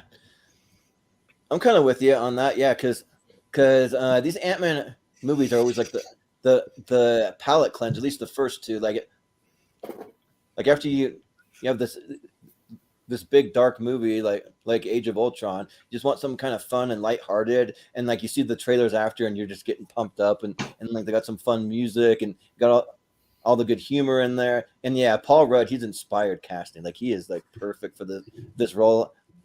Like that was the main thing getting me hyped going into this thing. Also seeing Michael Douglas in there too, like he was awesome. And then yeah, like I never thought that I'd want more Michael Pena in my life, but man, him just like breaking down everything. Like you see it, there's this guy there, and he told this other guy that he knows this one guy, and he ended up being Tony Stark or like whatever it is, and like he has these really like cool ways of like recapping things, and then having the little team with like David M.H.N and T.I. too. Like I thought that was fun too. I mean, like it's for me, like it's not a heavy hitter, but it is just like fun. It's a good time just kind of seeing him training. Like it's a fun origin story for Paul Rudd's character in there, and for Scott Lang, and just seeing him kind of like try to make it through the keyhole and like just do different things. And then like near the end too, that whole battle sequence with the tank engine train stuff too. Like that's a lot of fun too. So yeah, I think that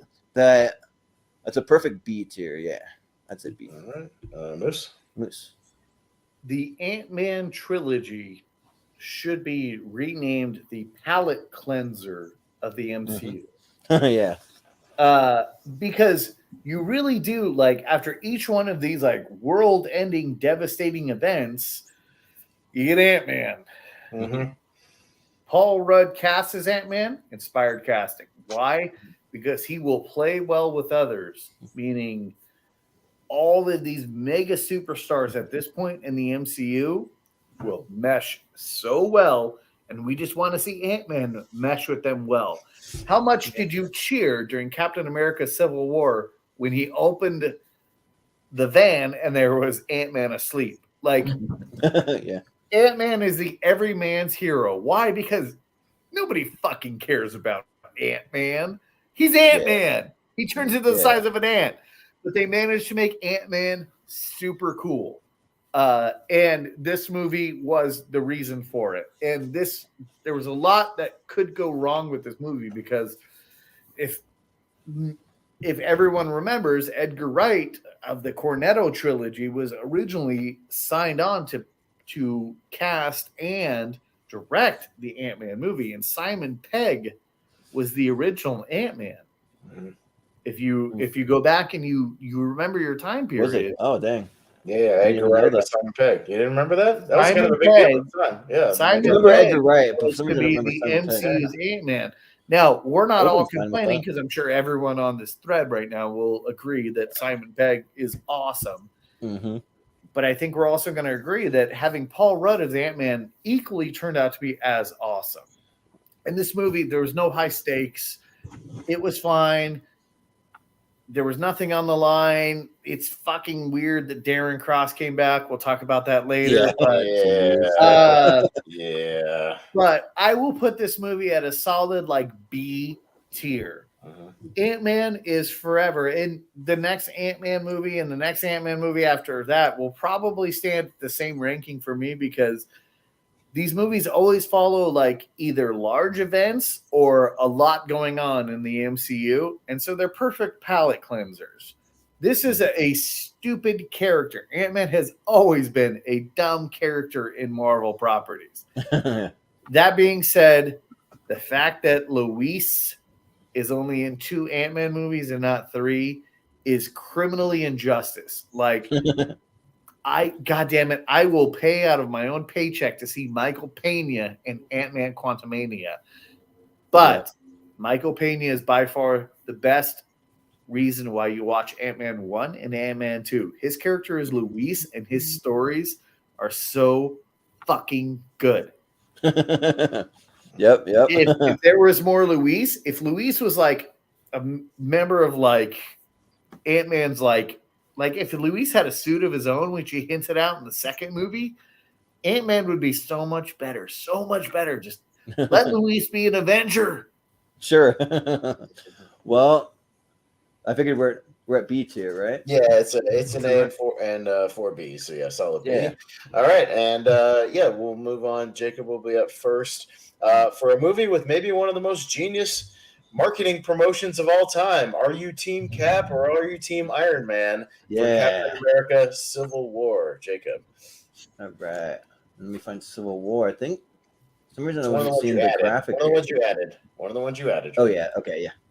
There you go. Yeah. All right. I'll put it there for now. But Jacob. I love this movie. This is one of my favorites. I go back and forth now with Winter Soldiers. Which one is my favorite? Captain America, but I don't think there's a wrong answer. If you ask me, you can pick either one. I'll be like, yeah, I get it. Because I think this movie is awesome. It's cool seeing all these characters together. That airport scene. Who doesn't love that scene? And for a while, it was like my favorite fight scene in the MCU. But the more I watch this movie, that final fight scene between Cap, Iron Man, and Bucky, like that one hits hard. Like that is, I think there's more stakes in that, and like it's just a more emotional fight. And man, this is another one for me that I can put on anytime and enjoy it. I think it's great. I think outside of Iron Man 3, this is probably my favorite Robert Downey Jr. performance in the MCU. I think this is more Avengers 2.5 than a Captain America movie, but regardless of the title of the movie, I still think it's incredible. So I will go S tier for Civil War. Yeah. Austin, what do you think? Yeah, really, really good movie. I'll go S tier as well. Although again, it'll be kind of a lower S tier for me. Again, just because of the nitpicks. As far as I don't think it's as much of a Captain America movie as the first two Captain America movies. You know, this movie's being pulled in a whole lot of different directions and has a lot to kind of cram into. So he kind of gets lost in the shuffle, even though he's still sort of on the front end. If that makes any sense, I don't know. It's hard to explain, but yeah, especially when they had to really shoehorn in Spider-Man at the last minute when they got the rights to him and get him in there and get a couple scenes. But yeah, it's still a really fun movie. All the fight scenes are well done. Again, the Russos know what they're doing, you know, as far as you know, doing that, giving everybody their moment to shine. And yeah, I'm with Jacob. The more I watch it, that final fight to me works even more than the airport fight, just with the emotional level of Cap and Iron Man going back and forth. And, you know, they're both bloody and fucked up by the end of it, you know, and then just broken and beaten. And you know, there's a lot going there. And that would carry over into a lot of later movies, you know, as far as that kind of animosity, that respect for each other, but that animosity still carried. So, yeah, I'll go S tier. But again, when we do individual rankings, it'll be a little bit of a lower S tier, but it's still S. Yeah. Well, welcome to my favorite movie of this whole thing of the MCU. Like Captain America: Civil War fucking rules. This movie is amazing, and just to see all these characters go toe to toe against each other, and then you still have a really cool calculating villain with Helmet Zero in there. I mean, he's not the one that they're gonna fight toe to toe, but like he's sure is doing some crazy things behind the scenes. I mean, he's the one that like really like pits some of these characters against each other even more, because you find out that Bucky actually killed Tony Stark's parents. I mean, he was under control, but I mean, like mind control, but even still, like it's just it's just a really crazy like just thing. And yeah, that end fight scene, like, yeah, I think that it hits harder than like even the airport scene. Like, it's just really, really intense. The music that they use, the score is just really powerful. Like, I thought Iron Man was gonna die. Like, I literally thought that was the end for him. I thought like they were gonna kill him and that was it, because they were just going with everything that they had. Just, I mean, you could see the intensity there. And also this movie introduces certain characters. I mean, like, I don't feel like really any characters shoehorned in here, because I mean it's as a connected universe. So it was fun seeing Spider-Man in there. Used to have a shirt that said Underoos on there that had Spider-Man like with the shield and everything. So that was an awesome moment. And then you also introduced Black Panther in this movie, and like you see some like really devastating things about his father in there, and so that creates more stakes there, and like why he's so pissed off, and like and it gets so emotional, and yeah, like I think that's fun. I think even the humor works, but then you also kind of see like it's like the people who are with the government and the people that are against the government. So you have Tony Stark with the government, and then Cap's team they're kind of hiding underground. And yeah, like it's just a really fun, cool movie. It's my favorite comic book story of all time, because if you read the Avengers Civil War, like there's so many comic books. You can find comic books like literally of what every single character, like you just roll the dice, you pick any random obscure character. There's a comic book out there that tells you exactly what they're doing, what the X-Men are up to, what Black Panther's up to, what Iron Man's up to, what like any random like character's up to. So I would highly recommend the Marvel Civil War comic book series. But yeah, this movie is great. It's easily on S tier. It's going to be high for me. So, yeah. But Moose, what do you think?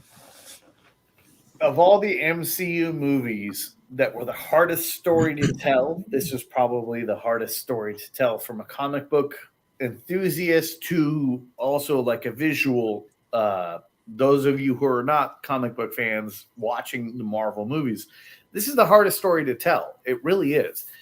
And Pez, damn it, I'm getting a rash for saying this right now. How much you're right. We'll start disagreeing very, very soon. Just you wait. I agree with that. But Civil War solidified the fact that the Russos could tell an amazing story, because this is the hardest one to tell. I know the Infinity War is tricky, but at this point in the Marvel Cinematic Universe, you've had almost 20 attempts to set up that timeline, and you have. The Civil War is a hard story, and at the core of it, it is Captain America and Iron Man, and that emotion is extremely felt at the final battle, especially at that point when Cap says he's my friend, and Iron Man looks back at him and says, "So was I." Like it's such an emotionally like deep connection between these two superheroes that are now battling for the fact that like Cap is representing his old war buddy from the 1940s who killed Howard Stark, Iron Man's parents. Like, it's so deeply rooted. This movie has, aside from like the cool, fun scenes, yeah, we get Giant Man at the airport, right? That's the first time we see like Scott Lang go from small to big, and everyone was on their seat cheering for that. We got T'Challa. The other, let me back up a step. The other important part that the Russos had to solidify with this movie is the fact that Spider-Man and T'Challa, Black Panther, and Spider-Man were coming into the MCU. And at this point in time, it was a fanboy's dream that we were going to get Spider-Man. And then we got the preview where Spider-Man captured Cap's shield, looked up, and said, "Hey, everyone." That was the moment when all of us went, "Oh, shit, we're getting Spider-Man? Because at this point, they were still trying to dish out like the Andrew Garfield Spider-Man.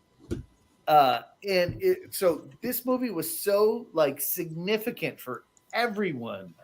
Oh, God, this movie is so good. This is definitely an S-tier movie. It's not the best Russo movie in the MCU, but God damn it, this is one of the top. The Russos know what to do with the comic book movie property. Please, God, give them the Kang Empire. All the Kang movies, just turn it over to the Russo. Give the character of Kang to the Russos. Let them rewrite it, chop it up, whatever they want to do. The Russos know how to make an MCU movie. Civil War is an S tier. Yeah, right. Yeah, but I'll say there. No, you're fine. But I'll say really quick. I was able to pull out some of my Civil War comic books. Like these things are freaking awesome.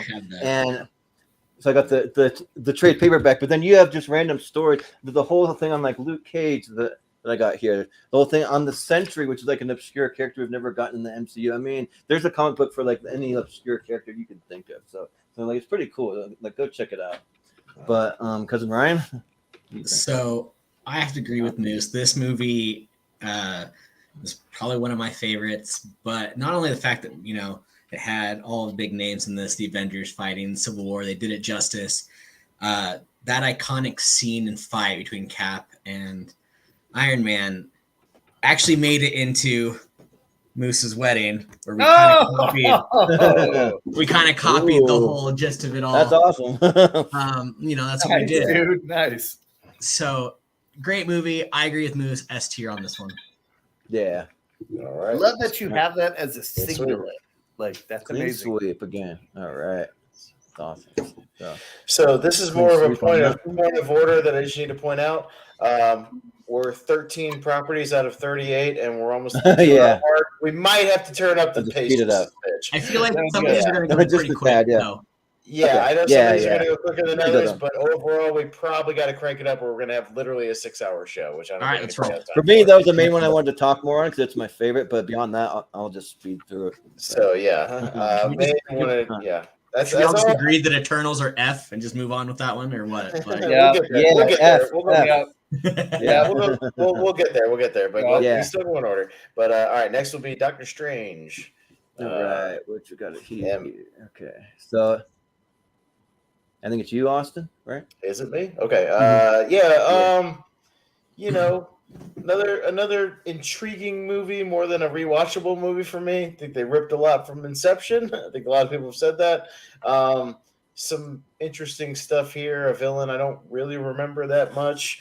A couple of goofy moments with the cape. Not bad. Not great. I'll give it a B. Yeah. Yeah, like I think that it's kind of middle of the road. Like it's a character that I really love because I've read some amazing comic book arcs with Doctor Strange's character and like what he's able to do that in like different dimension and go into the whole series where they have to go to hell and like fight the devil and there's a bunch of like really cool stuff. But and yeah, they introduced some cool character to like Baron Mordor, played by Chiwetel Ejiofor. He's great, and then Wong, of course, which I don't know if they're trying to make Wong that like connecting thread where he shows up in like every movie, but he's been in a lot. But give me all the Wong we can get. Yeah, like he's awesome though. Yeah. So I mean, but I think though that like it's just kind of like a middle of the road movie with an S-level character. Like I really love the character, but the movie was just fine to me. So I gotta say C for me. Moose. I like Doctor Strange. I like the character. I actually like the first movie probably more than most. I'm gonna go actually this movie at an A tier. It's a hard story to tell with Doctor Strange, and they told it quite well.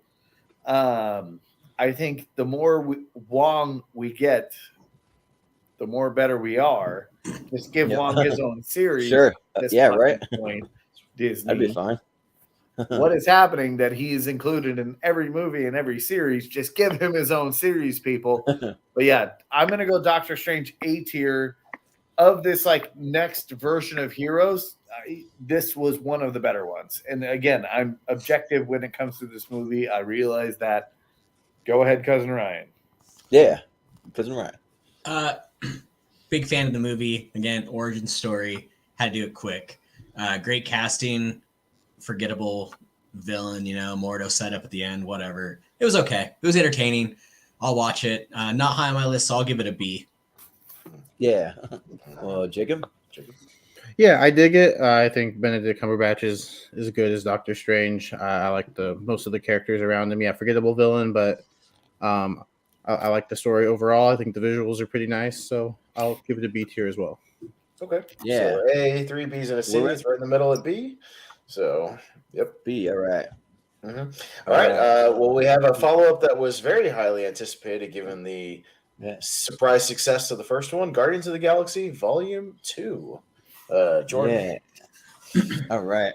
So, yeah, I'm actually pretty mixed on this one. I want to actually just like double check where I have it ranked. Yep. Okay, that sounds about right for me. So yeah, like I love the first Guardians of the Galaxy. I was really looking forward to the second one, and I just think it just dropped the ball. Like it just it just joke after joke after joke after joke over and over again to the point where I couldn't even keep up. And they completely ruined the character of Drax too. Just made him like a jokey kind of guy. When like, is that who he's supposed to be? Like, I haven't really read very many Guardians of the Galaxy comic books, so I don't really know. But and like the whole Ego the Living Planet with Kurt Russell, I thought was stupid. Like, I don't know why they even went there. Like for me, just like not really too much in this whole movie really worked except for now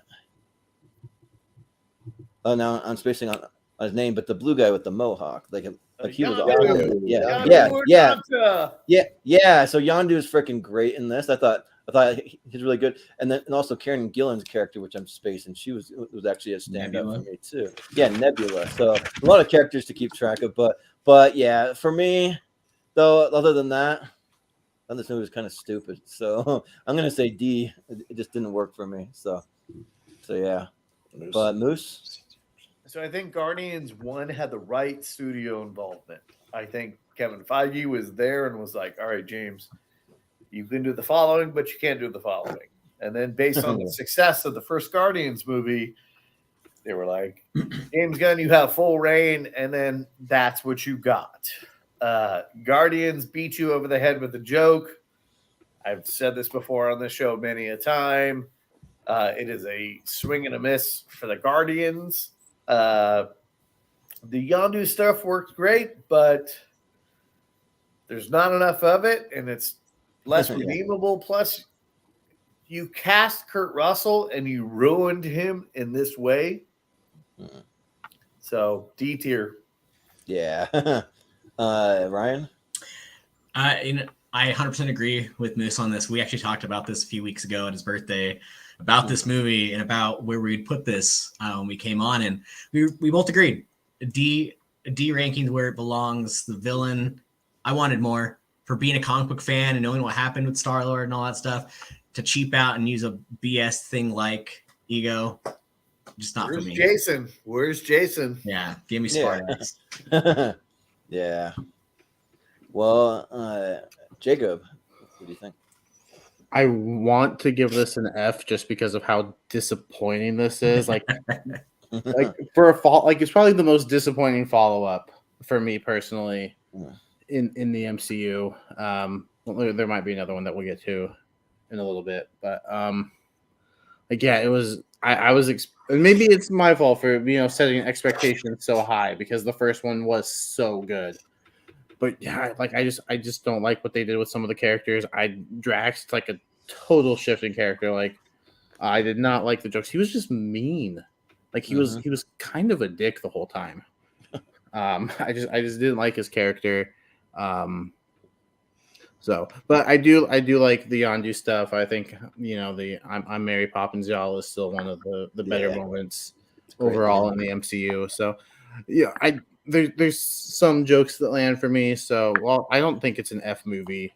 I don't think the MCU has one of those. So I'll give it a D. Yeah. Well, Austin? No, I think the MCU has plenty of F movies, but we'll get there. Yeah, I don't have the blinders on. This one, I'm going to go see because it ain't as bad as Thor the Dark World. I think y'all are dragging it down a little bit. I think it's more watchable than that movie. Because I actually like the Kurt Russell stuff. I like him in this movie. I think he's having a blast. I think I really dig the scene where he finally reveals like his whole thing about giving the mom a tumor and all that kind of stuff. Like I think their back and forth works really well for that. And yeah, I like the Yondu stuff as well. I think the movie's still watchable. So I'll give it a C tier. But clearly I'm not voted on this one. So yeah. And also, is anybody listening to Mixtape Volume 2? I don't even know if that's really a thing anyone cares about. Okay, so have been a great one. I will defend Mixtape Volume 2. It's solid. It's good. It's good, yeah, but it's pretty hard to beat that first one, yeah. So I mean, the first one's classic. The second one's not bad. Yeah, I would put I would put Volume 2 at the top of the D tier. I wouldn't put it behind. Can you at least put it at the top of the D because it's the most watchable out of them? We have to at least agree on that. Come on. Yeah, we'll do that. Sure. Yeah. All right. So next, we flirted with Spider-Man in Civil War, but he finally got his outing in Spider-Man: Homecoming, which was next. And I think that's one. Is that right there? I think. That's it. So okay, so who's up first then? Moose, I believe. Am I right? Yeah. Moose. Moose. Spider-Man: Homecoming. Spider-Man: Homecoming. Oh shit. Okay. Sorry. I decided I was going to eat second dinner for this, but I will answer now. Love Michael Keaton as Adrian Toomes. Love it. Love Ned Leeds, Jacob Batalon. Dislike the inclusion that there is a Miles Morales in this universe and then it's not capitalized. That happens a couple of times in this new Spider-Man series. Commit or what is the term? Shit or get off the pot, Marvel. You're either going to introduce Miles Morales or you're not, and you've done that enough. You had oh my gosh, what is his name? Anyways, we'll move on. Sorry. This movie is fine for the first Marvel entry in the Spider-Man universe. The biggest takeaway from this is that Michael Keaton is awesome as Adrian Toomes. The worst part is that we have not seen him, and somehow he made it into Morbius. What the fuck, Marvel? Why would you lend Michael Keaton to this universe? This movie is a B for me because of that. I'm sorry to say that. But welcome to the MCU Spider-Man, you fuck. Yep. Well, Ryan, what do you think? So Haas Moose knows this more than anybody, but I am not a giant fan of this version of Spider-Man. Throughout all of the incarnations of all the movies and everything he's been on, it's not my favorite Spider-Man.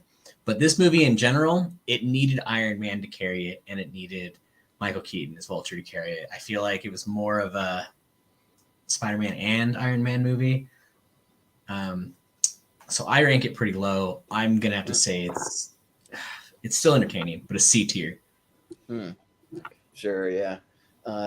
Jacob? Oh, I feel like we're going to be all over for this one because I quite enjoy Spider-Man in the MCU. I think Tom Holland does a really good job. Then again, I love the character of Spider-Man. That I'll even defend the Amazing Spider-Man 2 as a good movie, which I don't think is as big of a hot take nowadays as it was 5 or 6 years ago. But,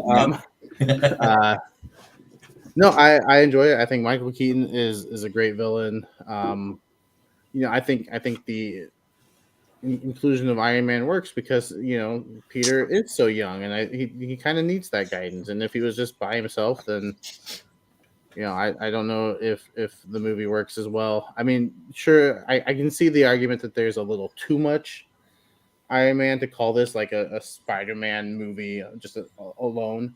I can see that, but it's kind of the Captain America Civil War argument as well. Like, is that a Captain America movie or is it not? But I still enjoy the movie. I have this at an A tier. Yeah. Austin, I'm pretty much right in line with cousin Ryan on this one. I don't like Tom Holland's Spider-Man. Just not a fan. He's my least favorite Spider-Man that's pretty much ever been on screen. I think Spider-Man needs to be miserable. That's one thing Tobey Maguire has over his. One thing Andrew Garfield has over his. He's not miserable in this movie. He's too fucking happy. Spider-Man needs to be miserable. He just is what it is. Too much Iron Man. I love Michael Keaton. That's the reason why it's going to be a C tier for me. Because I think Michael Keaton fucking saves this movie. I'm completely on his side the whole movie. I want him to fuck over these corporations that fucked him over. He's taking care of his friends. He's stealing for a good reason. He's Robin Hood in this movie. He's great, and I'm completely with him. And Spider-Man's getting in his goddamn way, and I want him to kick his ass the whole movie. So I'm with him, and I'm with his plight. So that's why I would go back to watch it just to watch Michael Keaton's storyline. So I'll give it a C tier just for that. Yeah, well, I'm actually a big fan. I got my little Tom Holland pop figure with the cell phone there. I'm doing the selfie, yeah, like I actually think that's a lot of fun. Like, and I understand why they went young with casting Tom Holland, so that way they can have him for like years and years and years to come. You know, so they want to make a lot of movies. And I do agree, Spider-Man does seem to be miserable, but we're getting there. I mean, we're slowly. I mean, I especially love where No Way Home ended. It makes me really excited for things to come. I think there's going to be some awesome things that you can potentially do if they don't screw it up. So, and yeah, I like all the characters. I don't mind there being Iron Man. Yeah, like I like Jacob's point of like how like he's so young that it does like you would probably not really like know 100% what he's doing and without some guidance there, and like he wants to make him an Avenger. I think that's fun. I like how they have a younger Aunt May, because obviously the character's younger, but they don't have to do like an Uncle Ben kind of like where he dies like over again, like rehash that. And yeah, I mean, I also don't like the fact that they have Zendaya in there, but they call her MJ, but she's not Mary Jane. They just call her MJ. Like, what a stupid choice. Just have a Mary Jane or have a Gwen Stacy, but don't freaking just like beat her on the bush with it. I think it's kind of like weird. I don't really like their chemistry, like those two together. I think it's weird for me, but that's a small little nitpicky thing, because I really like when you add in Jacob Batalon as Ned, and then yeah, you have some things that are alluded to with the Miles Morales. I don't know if it's supposed to be Donald Glover or what that's supposed to be Donald about. Glover is a Prowler, but they never committed to that. Okay, yeah, because that's his. They have a few little Easter eggs. Yeah, they got him, and they got Bokeem Woodbine as Shocker in there. They got a few little things, but overall, though, I think that it's great, and I'm really looking forward to what's next in store for Spider-Man. So I'm gonna say A tier. All right, so 2 A's, a B, 2 C's is B tier, right in the middle. Mm-hmm. And fuck Flash in this movie. Flash Thompson. He's making fun of Pete for being a nerd, but he's on the same nerd team. You fucking non-self-aware moron. Yeah, he's fucking stupid. Yeah. Fuck that guy. He needs to be Joe Manganiello, dumb and big and brooding. So I missed that shit. Yeah, right. Yeah. All right. Anyways, so we come to Thor Ragnarok, directed by Taika Waititi. So yeah. Do we start with Ryan? Interesting, because I know we have some very different opinions here. So to these no, that starts with me. Oh, does it? Okay. Oh, it does. Okay. I thought that Jordan. Didn't you just start that last one? That's right. You just started the last one. Yeah. We're coming to you. Yeah, okay. I can end this one if you guys would like me to end this one, because my ending will convince everyone. Sure. But no, it starts with Ryan. Sure, yeah. Yeah, that's fine. But he's gonna convince everyone with Korg. Cool. He has an obsession with all that fun stuff. I am not a huge fan of this movie. I feel like this is where they started making Thor 2 slapstick comedy. Yep, slapping that stuff over there, Haas. I don't know. There was just too many jokes. Wasn't the Thor that I was wanting, the brooding, like we talked about from the first movie. It is what it is. Taika Waititi can just whatever. Anything he makes has to be somewhat funny. Not a fan. It's gonna be a C ranking for me though. Hella was the saving grace in my opinion. I kind of loved it.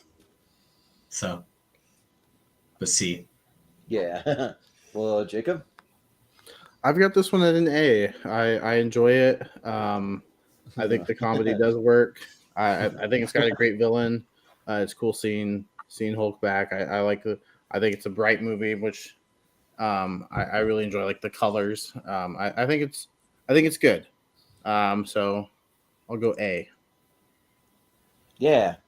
Well, Austin, you're not a big fan. What do you think? I fucking hate this movie with a goddamn passion. Can't stand every frame of this Taika Waititi fucking nonsense. I like Taika when he's doing his own movies in New Zealand, doing his own thing. I love What We Do in the Shadows. But there's a problem that this movie started, and I like to call it the Taika effect that he had on the rest of the MCU, especially Phase 4, as we'll talk about soon, where every character has this way of talking where they have this like comedic snark to them. Like every fucking character does it now, and it annoys the shit out of me. They all talk the same.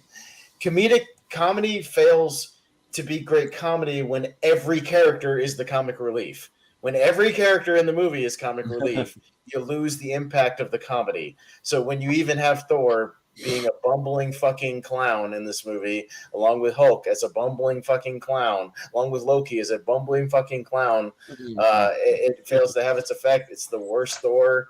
Well, maybe I'll take that back. There's a worse one. But I hate this one with a fucking passion.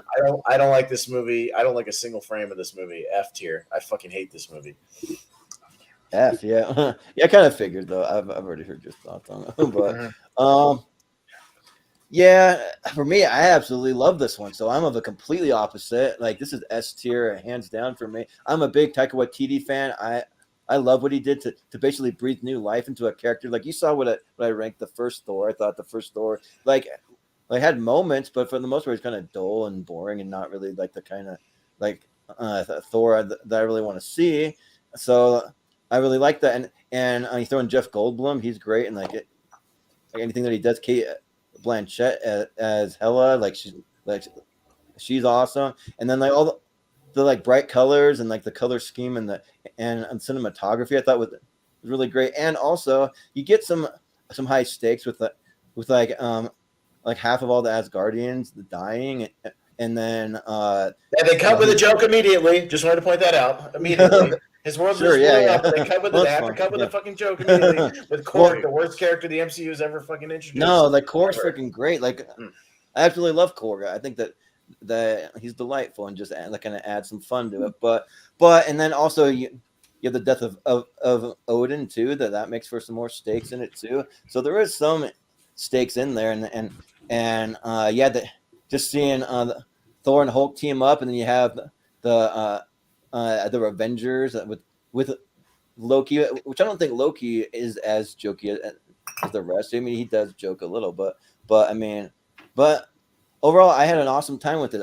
I think that it's great. I mean, I think that they had just the right amount of jokes for me, because I don't feel like it was just joke after joke after joke. I thought that it had some serious moments and then some jokes and then some serious moments, that kind of thing. But I mean, yeah, there's ones that done it way worse, like Guardians 2, that had way more jokiness to it. But yeah, so I am gonna say S tier. Like, I freaking love Thor Ragnarok, and I'm gonna defend it. So yeah, S. Moose, what do you think? So Taika Waititi walks into a bar where he meets Kevin Feige, and Kevin says, Taika, I need you to reinvent Thor. I need you to do Planet Hulk. I need you to introduce Valkyrie, but make her cool. Not just like Odin's servant, but like cool. Because Valkyrie's like a total fucking D-list character.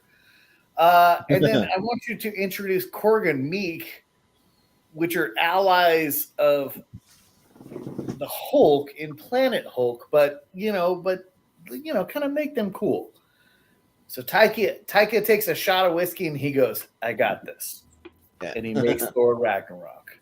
And Thor Ragnarok is awesome. Oh, so he was drunk making it. It shows. Yeah, and the fact that Pez is not secure in his masculinity to accept Korg. No, it's completely appropriate that it's Taika Waititi who brings the fucking movie down on screen every time he's on screen. It's completely appropriate that he voiced the worst character in the MCU history. It's appropriate. What are you talking about? Yeah. Korg is the second greatest character aside from Wong. I will defend Wong as the first greatest character in the MCU.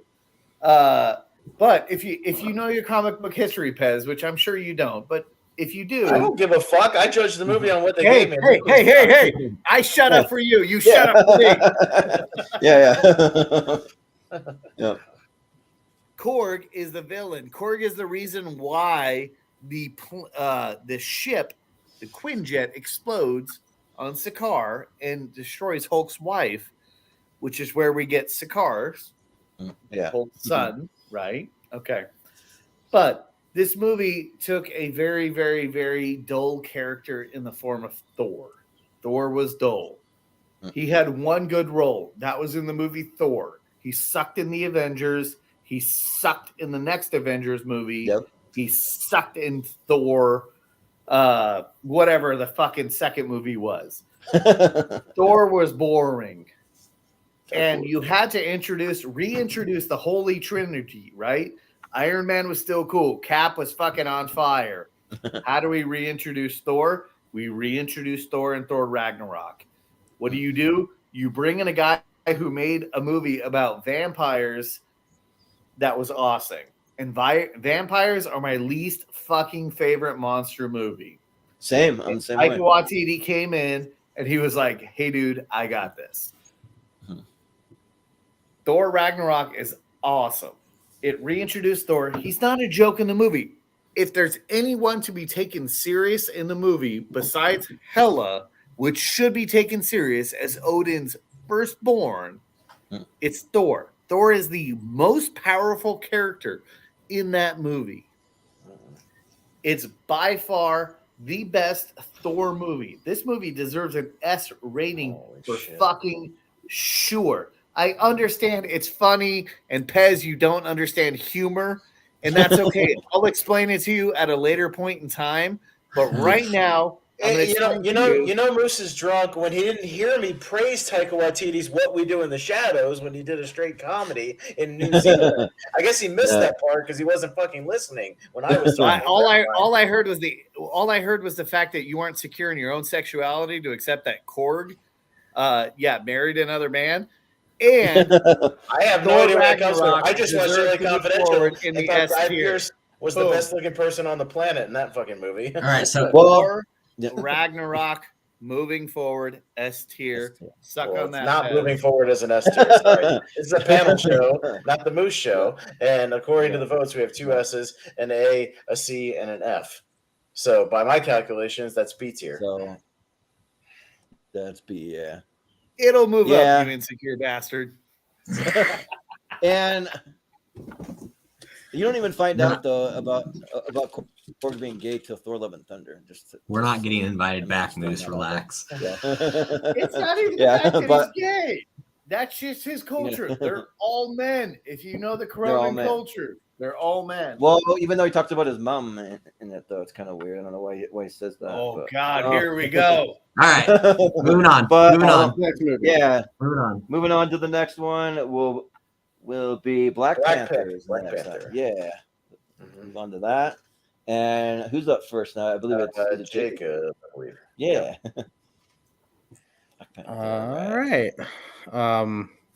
God, all these posters are the fucking same. MCU, do something different. Jesus Christ, these posters are the same. Stop. This is another one that I really enjoy.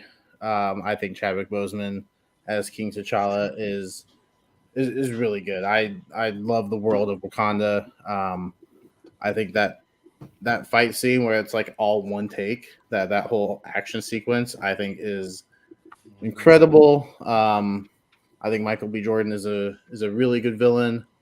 This is another one that I can turn on and just watch and enjoy as kind of a standalone. And let's not forget about Andy Serkis, who I think is really good as well. I have this one. This is in my top 10. So if we're going 10 for the S tier, this is an S tier movie for me. Yeah. Austin, what do you think? I think Black Panther is kind of the most overrated movie in the MCU. I don't think it's worked as well on rewatches. I like the world they set up, but I think it still falls into a lot of tropes. We can't forget that final battle looks like a PlayStation 2 cutscene. I mean, what the fuck? Did they just run out of money? Like, what happened with that? Like, I just don't understand what happened there. Like, how are we this far into $200 million movie and it looks like that? That's kind of unforgivable. I like Killmonger, but he disappears for like an hour of the movie in that middle portion. He just leaves for a long time, and I wish we saw more of him until they kind of really rush it, like in the third act and his motivations. So he's good when he's on screen. I just like to see more of him. Chadwick Boseman definitely carries it. I just don't like as much of the people around him. I really kind of like M'Baku more than Black Panther, to be honest with you. I think Winston Duke has like the best character in that movie. But I'll go B tier, B for Black Panther.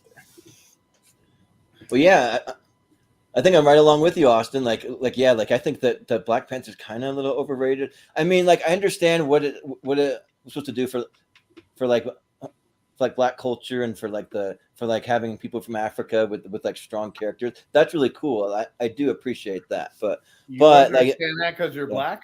Yeah.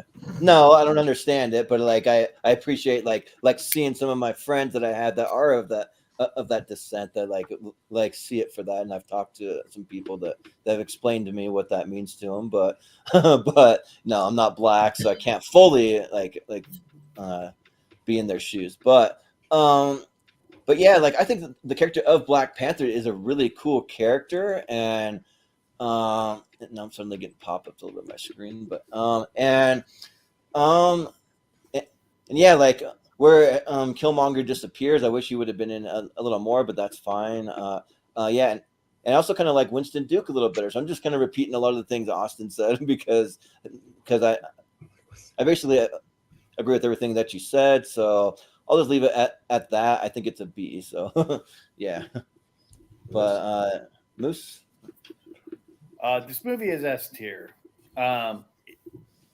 I will agree with you guys. M'Baku, Winston Duke as M'Baku is the best part of this movie. He's such a standout character. But this is one of the greatest MCU villains that didn't move beyond this movie. I understand he's in the next movie, and we'll cover that too, but he's in this next movie as like a cameo.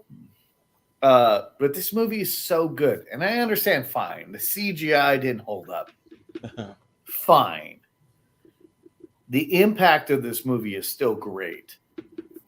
And Black Panther is such a good movie. If we're going to judge these movies by graphics or CGI, like, okay, Age of Ultron had worse CGI than this movie. However, that being said, Black Panther is still the better movie. It is by far the better movie. This is an S tier movie by fucking far. This is what the MCU needed. And I, again, given this phase, this is the best movie in this phase. Yeah. Well, Ryan, what do you think? Say. I love this movie. I think it's great. Like everyone says, M'Baku, Winston Duke stole every single scene he was in. He was just too fantastic. But the storyline of what the Black Panther was for an origin story, for what it did for Marvel, moving the story along and giving us a really good character who, unfortunately, he would have been a big lead if what happened to Chadwick Boseman didn't happen. We missed out on a lot. It showed us what it could have been. I still, hands down, love this movie. It's going to be in high A tier for me. Yeah. R.I.P. Chadwick. Yeah. Jacob. Jacob went first. We have two S's, an A, and two B's. So that's right in the middle of an A, but probably a high A. So yeah. High A, we'll go right there. Yeah. All right. Well, we come to the first of one of the culminations of what we've been building to, Avengers: Infinity War, and the full introduction of fandom. So yeah. Is it me first? Right, so I think it's you first, right? Yeah. Yeah. Out of all these, my number one with a bullet. I think this movie fucking kills. Every scene of this movie, it moves. Damn near 3-hour movie that feels like an hour. I think this movie flies. Everybody gets a chance to look amazing. Russo's did a perfect job balancing all this and gave us not only the best villain of the MCU, but one of the best villains in movie history, period. And that's a hell of a task, given the fact that we've only seen glimpses of it. They pumped it up like he was going to be one of the best villains of all time. And unlike some of these other movies that we're talking about, they fucking delivered in this movie. And I love the ending. The last like 10 minutes of this movie is so great. All the stuff on Wakanda is great in this movie. All the battle on Titan is amazing. Love this, love it. Don't have a single bad thing to say about this movie. It's my number one. So S tier, high S tier. Yeah, I mean, I can keep my thoughts relatively short, but when I first saw this movie, though, I hated it because I was like, what a cop out to just kill all these characters, and then they're coming back for more movies. Just really dumb and like made no sense to me. And then I rewatched it like 3 or 4 more times, and like I liked it better and better until I loved it. Like and now like I think it's a definite S tier for sure. Like I think that like one of the greatest villains. Just the way that they have these characters all together. You got some of them in space in a battle. You got some of them down on Earth, and then you have some stakes which I should have said this up top. I am going to mention some spoilers. So with the death of Gamora, that's there. So I mean, yeah, I think that this movie really, really works, and it's like one of the biggest flip flops to a movie that like I absolutely hated on my first watch to now I absolutely love. So it's an S tier for me. So, Moose. Who is tuning in at this point in time that does not know the spoilers of Avengers? Right. Yeah, right. Yeah. Seriously, right. If you haven't gotten around to at this point, you really don't give a shit. So yeah, exactly. Yeah. Especially if you're tuning into this specific episode, you know what fucking happens. Oh yeah. This movie is an S tier. The Infinity War saga is a very hard story to tell. And the fact that they told it from a villain's perspective makes this movie so great. This is not an Iron Man movie. This is not a Cap movie. This is Thanos's movie about how he won. And it is so damn good that I'll set aside my prejudice for Austin and agree with him. This is an S tier movie.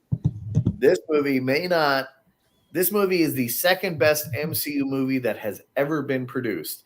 And if you ask me tomorrow or next week, I may agree that this is the single greatest movie that has ever been produced by Marvel. It's tough because with Marvel, I literally watched like the last 3 of phase 3 and all of phase 4 within the last couple of weeks because I wanted to be honest about what we were going to be doing right now. And again, if you ask me tomorrow, this is my number 1 movie of all time from Marvel. Right now, it's my number 2. This movie is so fucking great. If it's not in the S tier, I may travel to all of your locations and beat you into sense by watching this movie over and over and over and over again with your eyes propped open like a Clockwork Orange. But this movie for sure is an S tier. Oh my God. The Infinity War saga. And I'm not even going to tell the story because I've told it like 5 times on this about how I saw this in Edinburgh during the Edinburgh scene. Oh, yeah. And I had 250 Scotsmen angry on their feet cheering for this. This movie is so great. S tier for sure. Oh yeah, and also piggybacking off of the last Thor, they do some really cool stuff when he gets his Stormbreaker and he comes down like on the battlefield like in an epic fashion. So yeah, serious Thor. It's pretty fucking great, isn't it? When he's a hero and he's a god and he's kicking ass, isn't it great? Yeah, Russo's great there. Redeeming Thor. Good job. He should have gone for the head. He should have, but Ryan. Love this movie. Probably my number 2 favorite MCU movie of all time. I love it. I'll forever love it. The villain won. You know, it was kind of cool. It was kind of a nice change of pace. Awesome. Fucking villain wins. It was a nice change of pace. There was sacrifices. Things happened. It was great. S tier all the way. Yeah. Well, Jacob? S. Like, I don't even know why that's a question. Like, this is an S. Yeah. Probably the easiest decision. It'll be unanimous. So all right, cool. Right afterwards, how do you live up to it? Well, you go back to a character like we said, that's kind of a transition to kind of bring it back down. Ease back into some a little palate cleanser because we had Ant-Man and the Wasp. So Jordan, there it is. Yeah, so Ant-Man and the Wasp was a lot of fun. Like I always remember, like my first scene I talked about not really liking the movie on my first watch, and like having to take some time to kind of think about Infinity War, and then like afterwards I remembered. Like literally the next day that I saw opening night and Infinity War, and then the next day that they dropped that trailer for Ant-Man and the Wasp, and they had the like It Takes Two song, and like you were just like want to get up in your seat and start dancing, and like it was just so much fun to just have this really cool, just like fun, lighthearted tone, and yeah, I thought that it was great. And finally seeing Evangeline Lilly's character get her due, and adding in the character of Ghost, I thought was a fun character. But overall, though, like it is just that, like it's just a palate cleanser, and it's just like it's nothing. It's not doing anything super spectacular for me. Like it's kind of still middle of the road. I'm actually gonna, since I went first, I was gonna consult where I had it on my letterbox, but it'll be probably. I say a B tier for me. Like it's fun, and I'm really glad that we got it right when we did. Like it was a perfect timing for it. So yeah, I'll say B. Moose.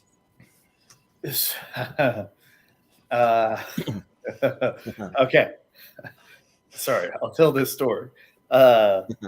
When I saw this movie for the first time, of course we saw it opening night, and. In the theater at the post-credit scene, there were 3 or 4 people that jumped out of their seat and like exclaimed like, "Oh, fuck this movie!" Like, "Oh, fuck no," because obviously, fucking spoilers again. If you haven't seen this thread, like, you're way out of the fucking loop. But all of Scott Lang's personnel is snapped away, right? Minus his daughter. And so, but the post-credit scene was quite a like, oh shit, revelation. Like the snap was more than just the Avengers, right? But also, like, I went into this movie like, okay, it's Ant-Man. It's Ant-Man and the Wasp. We're finally getting the Wasp. The Wasp is finally getting her due. Maybe 10 movies too late, but at this point in time, it's fine. Walton Goggins, I had just come off of watching The Righteous Gemstone season 1. Oh yeah, I freaking love that. And so Walton Goggins and was like, no way he's the villain. So this movie is fine. It's fun. Ant-Man is a good palate cleanser for all of us. It's a C tier rating. Yeah. Well, Ryan? Michael Pena and the extra credit scenes were my best part about this whole freaking movie. D rating for me. Let's just move on. D rating, huh? All right. Hey, wow. Yeah. Jacob. I thought this was fine. I don't hate it. I don't love it. If it's on, am I gonna watch it? Yeah, I'll probably watch it. So I'm kind of right in the middle at a C tier. Yeah. Well, Austin? Same C tier. It's so forgettable. I forget that Walton Goggins is in this movie. I forget that Lawrence Fishburne's in this fucking movie. I completely forgot about that. So I look it up. Like what? Lawrence Fishburne? All right. R.I.P. Bill Foster. I forget who the villain of this movie is. Ghost? Who gives a shit? Whatever. This whole thing. Look cool. That's about it. It's after Infinity War. We need something to Endgame. Whatever. Here's Ant-Man. Have fun. C tier. So yeah. We got B 3 C's and a D, so C tier, literally right next time. So C, okay. Yeah. All right. Right before Avengers Endgame, we'll get there in a second, but we had to introduce a character who was supposed to be the new face of the MCU. I don't think that's happened. Yeah. But I remember reading those articles. Captain Marvel. Yep. Captain Marvel. I think we're back down to Moose, right? Yeah. Mm-hmm.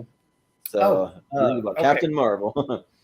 I'm fine with Captain Marvel. It wasn't great. It wasn't bad. I liked the actual twist on the scrolls. I'm excited to see what happens with the Secret War. I think, Austin, that might be your show coming up with all the twists and turns and who done it, who didn't do it. So I actually if they bring back Sam Rockwell, I'll watch Armor Wars because I don't watch a lot of these shows. But if Sam Rockwell's in that shit, I'll watch it just for him. I mentioned Secret Wars, not Armor Wars. I know, Armor but Wars I don't really care about Secret Wars. Whatever, that's fine. Secret Wars is the scroll. Is the scroll? Hey, who done it kind of movie? Dude, they got Oscar winner Olivia Colman to be in Secret Wars. They got Amelia Clark. Amelia Clark is going to play Abigail Brand. I'm fucking excited by that. Mm-hmm. Anyways, we get our first introduction to Skrulls, which Skrulls are a big part of the Marvel comics, right? And you find out that the Skrulls aren't so bad. And the fact that Ben Mendelsohn, who is the villain in every single movie that he has been in except for this one, he's the good guy. And I actually quite enjoyed Captain Marvel. It's not fantastic. There's a lot to be developed there. There's a lot of missed opportunities there, especially with Miss Marvel. They should have started there and moved on, but it's fine. Captain Marvel is fine. I'm going to put that at like a B tier. Okay. Well, Ryan? It was okay. Not something. I mean, I've seen it a few times. Every time I watch it, it's still the same. It's okay. It could have been a lot more. So I'm gonna go middle of the road and just give it a C tier. Yeah. Jacob? I'm also gonna give it a C tier. I think this movie is good. I like all the '90s references in it, and I like Sam Jackson, and I like that we get to know how he actually lost his eye. I think that's pretty cool. But yeah, I mean, it's way, but yeah, it's a good movie. I'll watch it if it's on. But yeah, C tier. Yeah. Austin? Watched it once and I'll never watch it again. About the only things worked for me is the 90s stuff and Coulson and Fury kind of running around together. That's about it. So just because that aspects are okay, I'll give it a D, just barely. D minus. I'll never watch it again. Well, we got quite a few that we're agreeing on, Austin, because yeah, it's a D for me. Like, it's just, I don't know, like not that good. Like I am like really into the Captain Marvel character. Carol Danvers, I think, has a lot of potential, but I mean, in this movie, it just didn't work for me. And also that it's supposed to be Nick Fury and Agent Coulson running around. They didn't do a lot with Agent Coulson. I think he kind of got the shaft of not really having that much. But he's a more minor character, I guess. But they went to the trouble of de-aging both of them. Yeah, and like I kind of wasn't a big fan of the twist. I mean, like surprised that like Jude Law is a villain. Ben Mendelsohn's good. I mean, I guess that's fine. I mean, but I just didn't really care. Like the 90s stuff was fun, but I mean, overall, yeah, it's a D for me.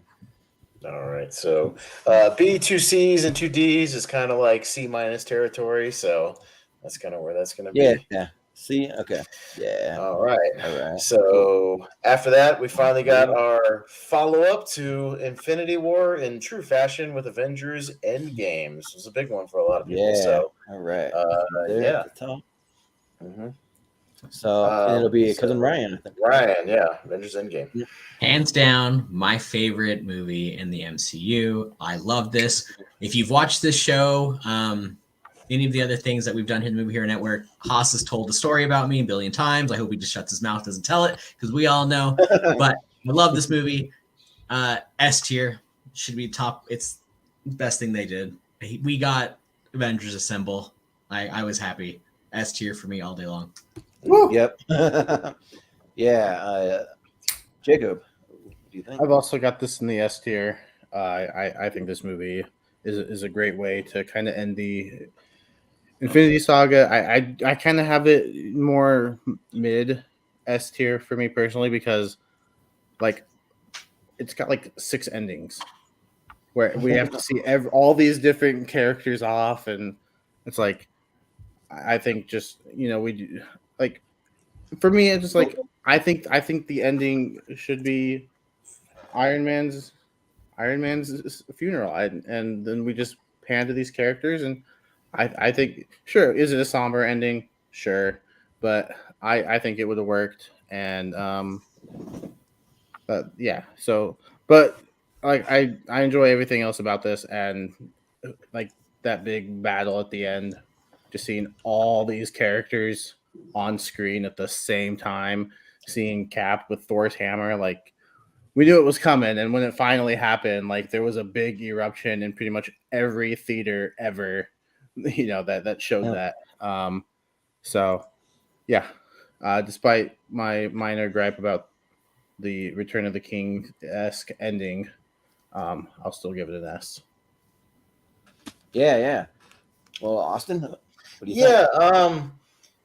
I think it's good, but the more times I watch it, I have a lot more problems with it. It starts to break apart.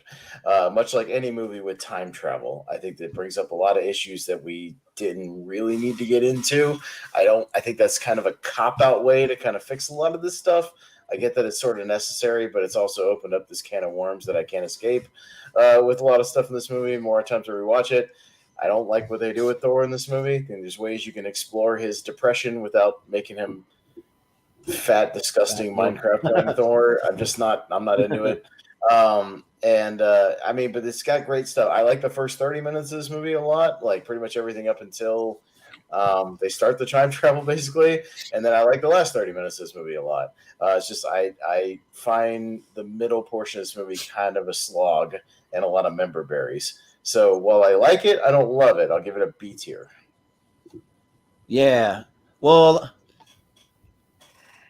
I don't mind the fat Thor because it's only part of it, because I just wanted to show off my little like fat Thor with the piece of pizza there. But but yeah, overall though, this is my second favorite movie in the MCU. Like I think that it's great. Like I love seeing like all these characters come together, and this is the culmination of a very long story that spanned probably multiple phases, and it just the 3 hour runtime I think is actually warranted because you have so many characters, and you're kind of building up to this big epic thing that I think it's great that we see every character on the battlefield like that at the same time. Like when you see the Falcon just come through the portal on your left, and then you see them all come through the portal. Like there's so many moments that just give me chills. That's one of them. And I'm not as big with the criticism of the time machine stuff because it's a comic book movie. I don't really care that they essentially figured out time travel in like a day or two. But I mean, what they actually do with the time travel, I think it is a lot of fun, and it sets up a lot of different things. And yeah, I'm actually curious to see what they're going to do with the Avengers. At this point in the MCU, I don't know like what's going on with the freaking Avengers. Who's an Avenger? Who's not? What's going to happen? Because they destroyed the Avengers compound at the end of the movie, so it's like what's going on? And hopefully it'll all come together. We'll see. But I mean, I absolutely love this movie. I think it's great. So yeah, S tier for me. So yeah. Moose. I'm not going to tell the story about Cousin Ryan crying at the first time we saw Endgame. Second time. Well, second time for you, first time for me.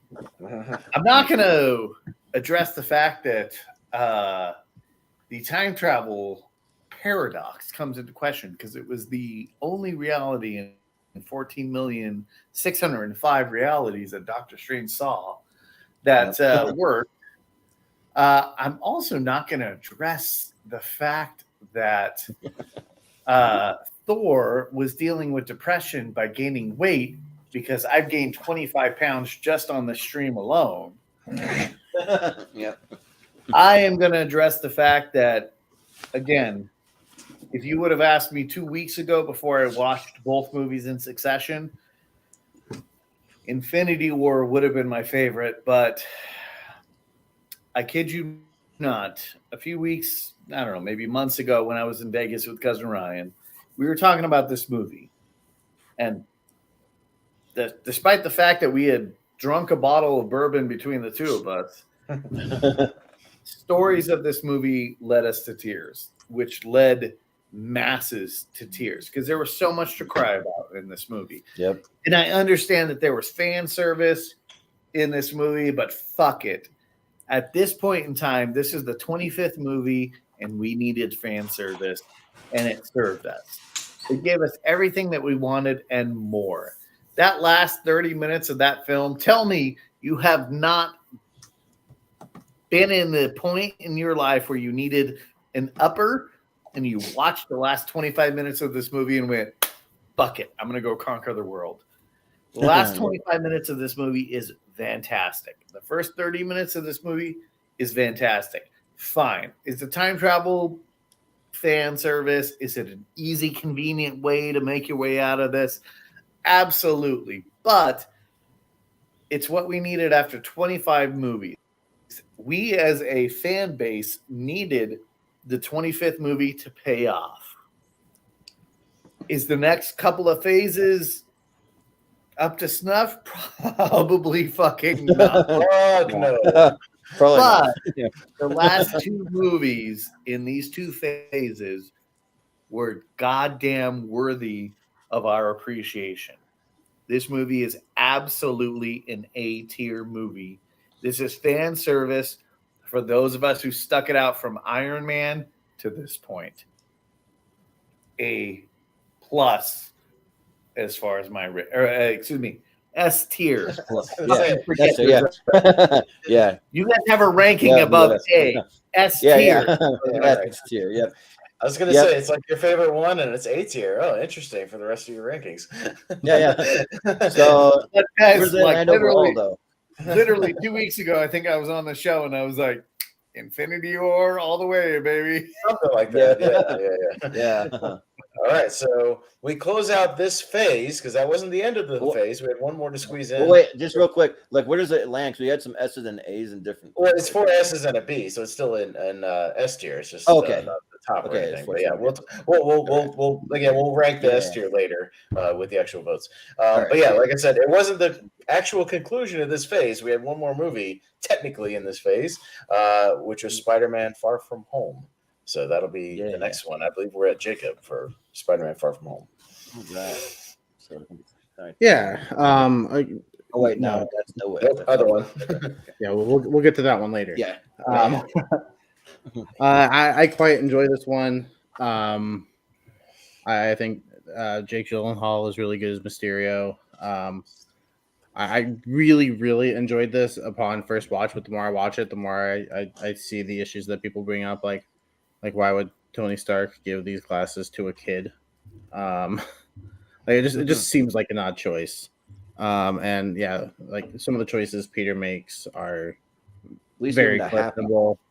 But overall, I still get a lot of enjoyment out of it. I think the humor works. I think some of the visuals are really good. So I'll go A tier. Yeah, Austin. I'm still not a fan of Tom Holland's Spider-Man at this point when I go to watch this movie, and this movie didn't do a lot to change that. I still was not a fan. I think, once again, the villain's the best part of the movie. I think Jake Gyllenhaal is the best thing about this movie. I think he's more fascinating when he's on the good side of things in the beginning than when he just turns into a typical villain at the end. I find him more interesting in the first half. So, I mean, it's a Spider-Man movie where I don't like Spider-Man again, but I like the villain. So it's kind of almost exactly the same as Homecoming. So I gave that one a C. I'll give this one a C.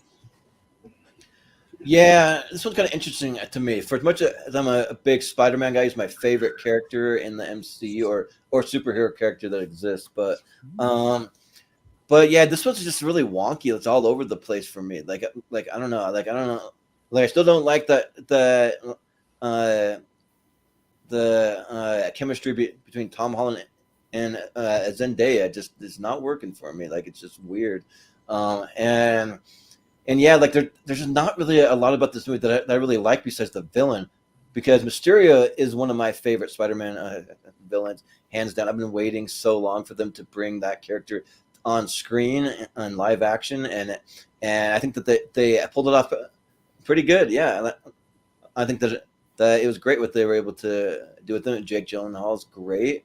He's probably the standout of the movie to me. But it's kind of cool seeing Nick Fury kind of pull him away for these kind of missions and stuff. I thought that was fun, but overall, though, like, yeah. So what did you not like about the movie?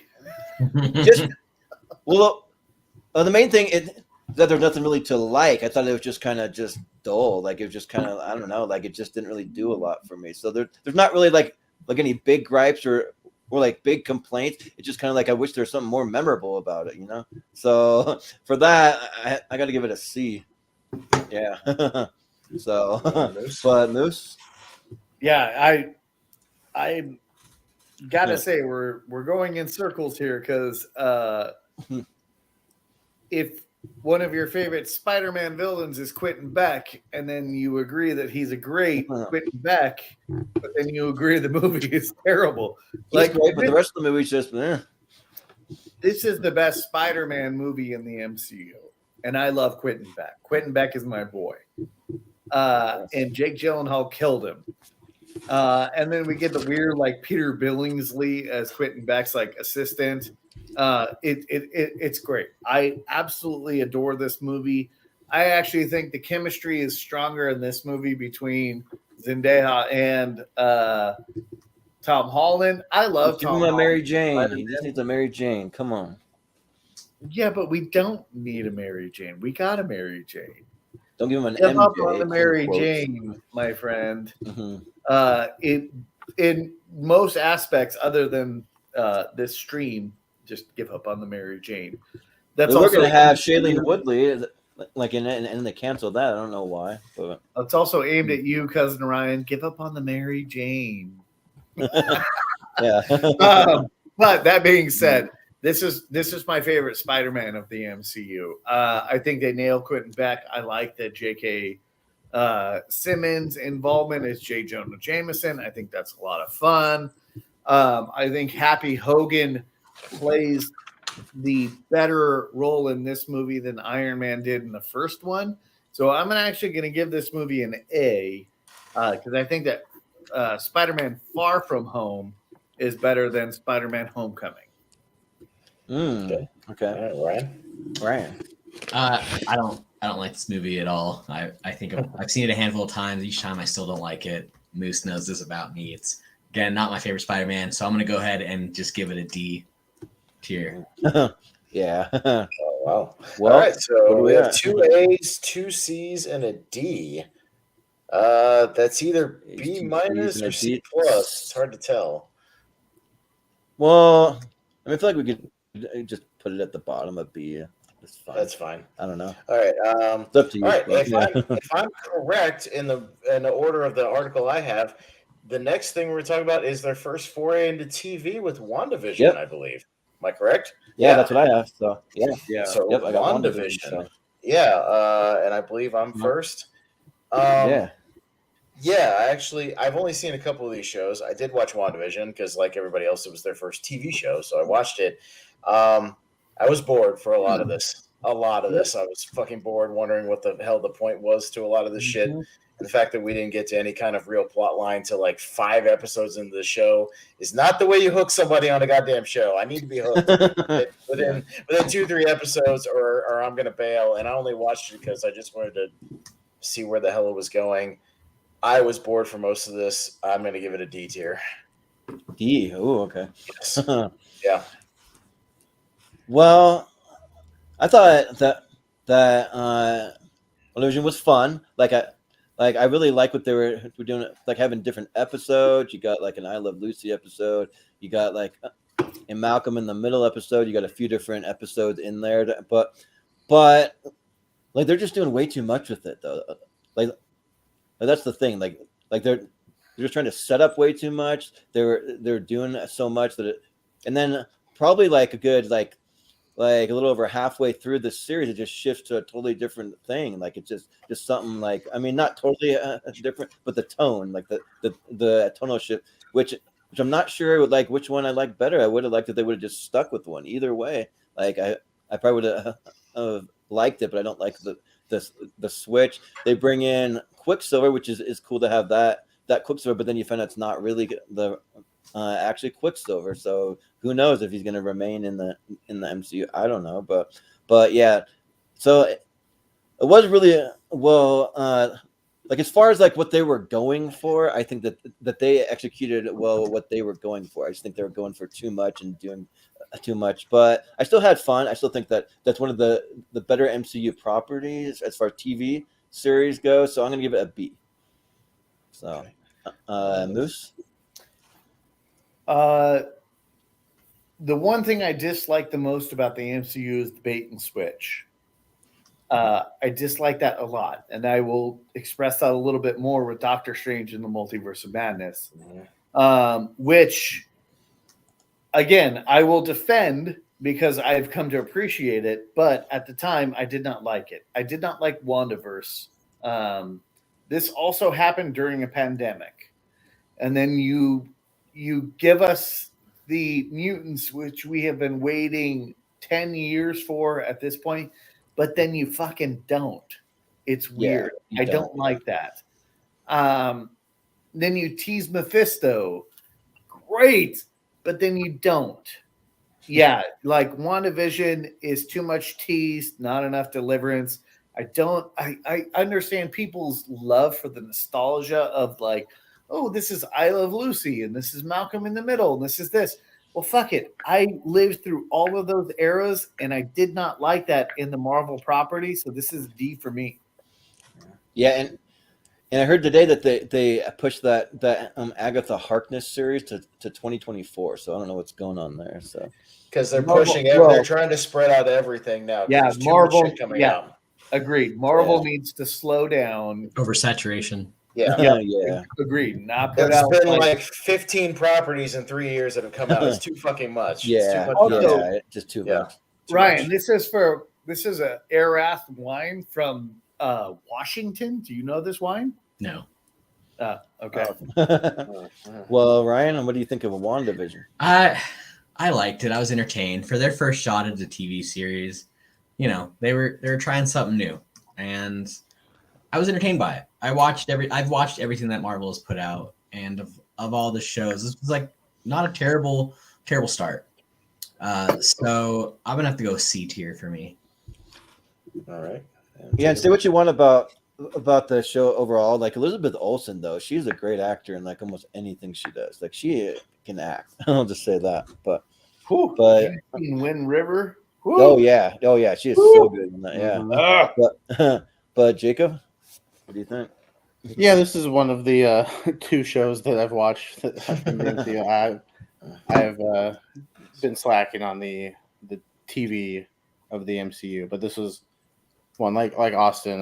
It was their first one, and yeah, that opening episode, I was like, oh, okay, I'll give the second one a shot, and then it got better, but then I still don't know how I feel about the finale. Like that first watch of the finale, I was like, okay, but I was entertained for the most part. But yeah, there are some problems with it, so I'll go C. Yeah. Right. So what are the votes? It's going to be C tier, B, 2 C's and 2 D's, so kind of C minus C kind of territory. So we got a couple of TV shows in a row actually because they were cranking them out. Falcon and the Winter Soldier is next. And I believe it's Jordan. Yeah. We had a pandemic, so we went with some TV shows for a bit, but yeah. I mean, Falcon and the Winter Soldier. I actually like. Since I'm first, I want to consult my Letterboxd just because like this show's kind of middle of the road for me. Like I really love these 2 characters, and I really like that they're trying to transition Sam Wilson into being the next Captain America. I thought that's cool, but as far as where I have it, I probably have it. I don't know. I'm not even. You haven't seen it, but that's fine because I know I'm going to give it a C. Like I think that that's fine. I think that it's some really cool like things to be had from these characters. So I can't remember the next movie that we're going to get with the next Captain America played by Sam Wilson, but like I love the character. Yeah, the New World Order. Yeah, and then I love seeing Bucky whenever he's on screen. There's some really good action and some really good fight choreography. And actually, you know what? I'm gonna amend it. I'm gonna say B tier because I actually did have a really fun time with it because I think it's like, I mean, like it's totally different, but I would rate it on the same level as far as my enjoyment as WandaVision. So I'll say B tier. So yeah. Moose, what do you think? Yep. Cousin Ryan. Oh no, it's me. Sorry. Of the Disney Plus series, and especially with delivering the importance of who the next Cap is going to be, the only issue with this show is the lack of villain. The Flag Smashers almost for like the first 2 episodes were on the same level of like empathy as like a Killmonger. Everyone was going, well, shit, they have a really good point. And then all of a sudden they were like, oh, but we bombed an embassy and we're the bad guys. And now we're like straight bad guys from here on out. I really, really wish that this show had a primary villain. Bring back an Arnim Zola, like something along the lines of like a classic Cap villain. But within regards to the rest of the show, aside from the villain, the relationship between Cap and Sam and Bucky were fantastic. I'm going to call him Cap because he's my new Cap. I was thrilled when Sam Wilson got the nod at the end of Endgame to be the new Cap. I thought that was awesome. I thought I love Falcon Cap in the comics. I think Falcon Cap is so much more because Bucky Cap was like Bucky Cap for like 6 months in the comics. If you know how that like run goes, like Bucky was not Captain America for very fucking long. Sam Wilson still literally to like tomorrow is still Captain America in the comics. So I like the fact that like Sam Wilson was going to be Captain America moving forward. And I was very excited by that. And so this show was almost there to the point of greatness. I'm going to put this at as a B plus. I did cry at when Bucky called Sam Wilson Cap, like at the end of the show, and he's like, "Well done, Cap." I shed a little bit of a tear because it was the fact that like this is our new Captain America, and he's fucking sweet. He got a suit from Wakanda. The suit's awesome. Yeah, but fuck, your villain sucked. Like it was terrible. It was just like a couple of like super soldiers and John Walker like went MIA. Like there was. Didn't they have Zemo in there? Like I thought they had Zemo as a villain. Oh, Zemo was in there. Dude, Zemo dancing at the party in Macau was fantastic. Zemo dancing. But again, the main villain, the Flag Smashers, they were like F tier, like as far as like villains go. If this is Captain America, I don't care who your Captain America is. You need a top-notch villain. Sam Wilson deserved that. You gave him a D-list villain. The show belongs at like a B plus. Yeah. Well, Ryan, what do you think? It was entertaining, buddy comedy type thing for me. I don't know. It wasn't what I wanted. I'm a huge fan of the fact that Sam becoming Cap, but the TV show for me was lackluster. So I'm gonna have to say a C for me. Yeah. Well, Jacob.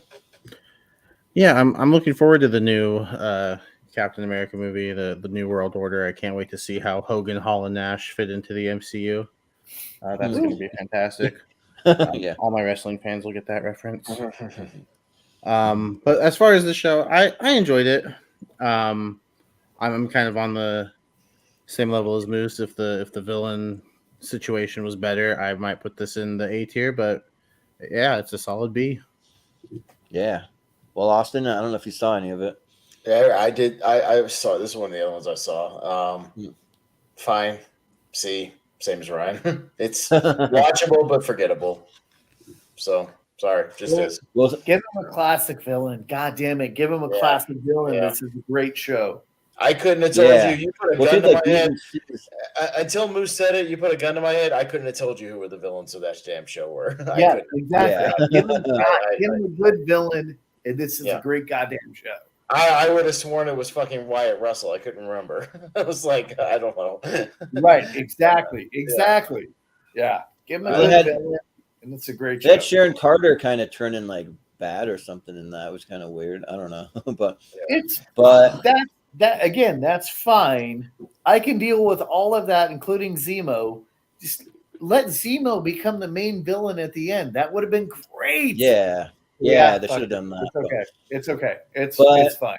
One more show before we get back to the movies with Loki season 1.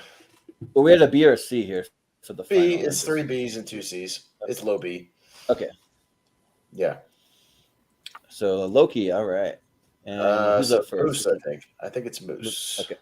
Yeah. This show only became interesting in the last 2 episodes. The first 4 or 5 episodes, I literally could have slept the fuck through. I watched the first episode and was interested, and then it got slow, and then second, third, fourth. I don't even know how many episodes this show had. It was boring until Jonathan Majors showed up as not even Kang. He was just the man at the end of the timeline, right? And that made it interesting because you finally got your first introduction to Kang. But again, I'm excited for the next season of Loki. But this first season, you had one good episode and like the second to last episode. I'm fine. This show's a D. That's my vote. All right. I agree with Moose on this one. First episode, last episode, fantastic. You guys are crazy. Wasn't a huge fan of the rest of it. Concept was cool, but it just felt slow. So D for me. Man, Jacob. I've only seen the first 2 episodes, so I will sit out on this one. Sure, yeah, that's fine. Austin. Didn't watch it, didn't care. Man, like I don't know what like you guys are like thinking. I thought the Loki was freaking great. I thought it was awesome. Like I'm a huge fan of the Loki character. He might be one of my favorite in the MCU. I just really love what they do to kind of just put him almost in like a prison thing, but then he ends up traveling through time. You have some really cool, just like different like man at a time sequences. You have like some really cool alternate like universe stuff with him running around with a bunch of different Lokis. Then when he teams up with Sylvie, I thought that was great. I think that the Owen Wilson is was great as Mobius. Like just seeing them together is awesome too. And I think it has an amazing score. I listen to that score all the freaking time. That score rules. Like if you haven't listened to it, go check out the Loki score. It's one of the best in the whole MCU. It's so good. And yeah, like I just have a fun time just seeing all the different places that they're going to end up, and then they're trying to get to like the end of the timeline and like trying to take down the like time authority or whatever they call it, and like the way that they really like try to take it down. I think it's just really cool, and it's just fun because it just plays right in with Avengers Endgame. Like he just comes in with in this alternate universe, and yeah, like it and like everything is like really different and like a really fun way. So like Loki's actually my favorite of all the MCU TV series. I had a lot of fun with it, so I'm really looking forward to season 2.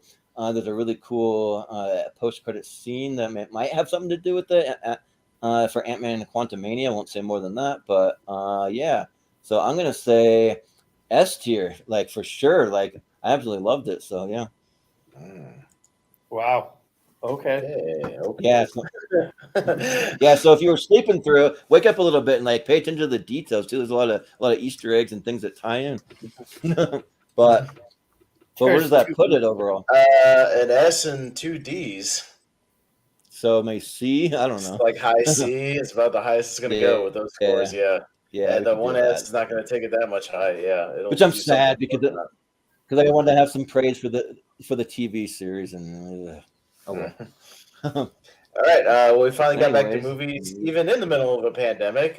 We got Black Widow. So I believe are we back down, or where are we at? We at Ryan, I believe. I think it. Yeah, Ryan, Black Widow. I wanted so much more for this movie. I liked it, and I was really excited for a Black Widow film. But considering the fact that she goes ahead and dies, and the phase prior, it just seemed a little too late for me. I know it sets up Yelena and all that fun stuff. I get it, cool, but I just wanted so much more. I will have to go low C tier for me. Yeah. Well, Jacob, what do you think? Yeah, I think a Black Widow movie was about 8 years too late. I thought what we got was okay, but have you seen that as she's already dead? It's like, am I supposed to care about this movie? Yeah, it sets up some cool stuff that happens later on, like Florence Pugh's character, but it's still mostly enjoyable. So I'll give it a C. Yeah. Austin?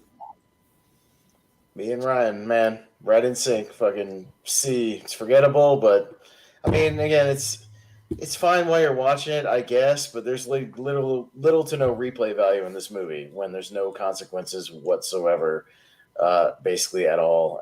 Taskmaster was stupid. A lot of the action scenes are just a blur. Again, too little, too late. Exactly, he said it perfectly. So C tier. Yeah, I mean, for me, I actually like it more than most people. I remember that I watched it with my dad and a couple of my brothers. And like at the end, I was like, "That was great!" Like, wasn't it awesome? And they're like, "No, not so much." So like, I was a lot higher than they were, but for the most part, like I just like the interaction between Scarlett Johansson and Florence Pugh. I thought that was really good. Even Rachel Weisz, I thought she was really good. And like, I actually kind of felt the stakes in this. Like, I actually did, except for the fact that we got this movie way too late. If we would have gotten it a lot earlier, it would have played a lot better. But I had fun with David Harbour too as the Red Guardian. I thought he was fun. And for the Taskmaster, I mean, it wasn't a great villain. At least they got a Russian actor as like Olga Kurylenko or whatever. So she's Icelandic. Okay, well, whatever. It sounds like a Russian last name. So yeah. So I actually really like some of the fight scenes, the choreography, the whole sequence where they're falling from the ship. I think it looks pretty cool. So yeah, I'll give it a B. Yeah. Moose. Why this movie excites me is because the Thunderbolts are one of my favorite comics that exists. This movie is garbage. It's C, D tier, maybe best. However, hear me out.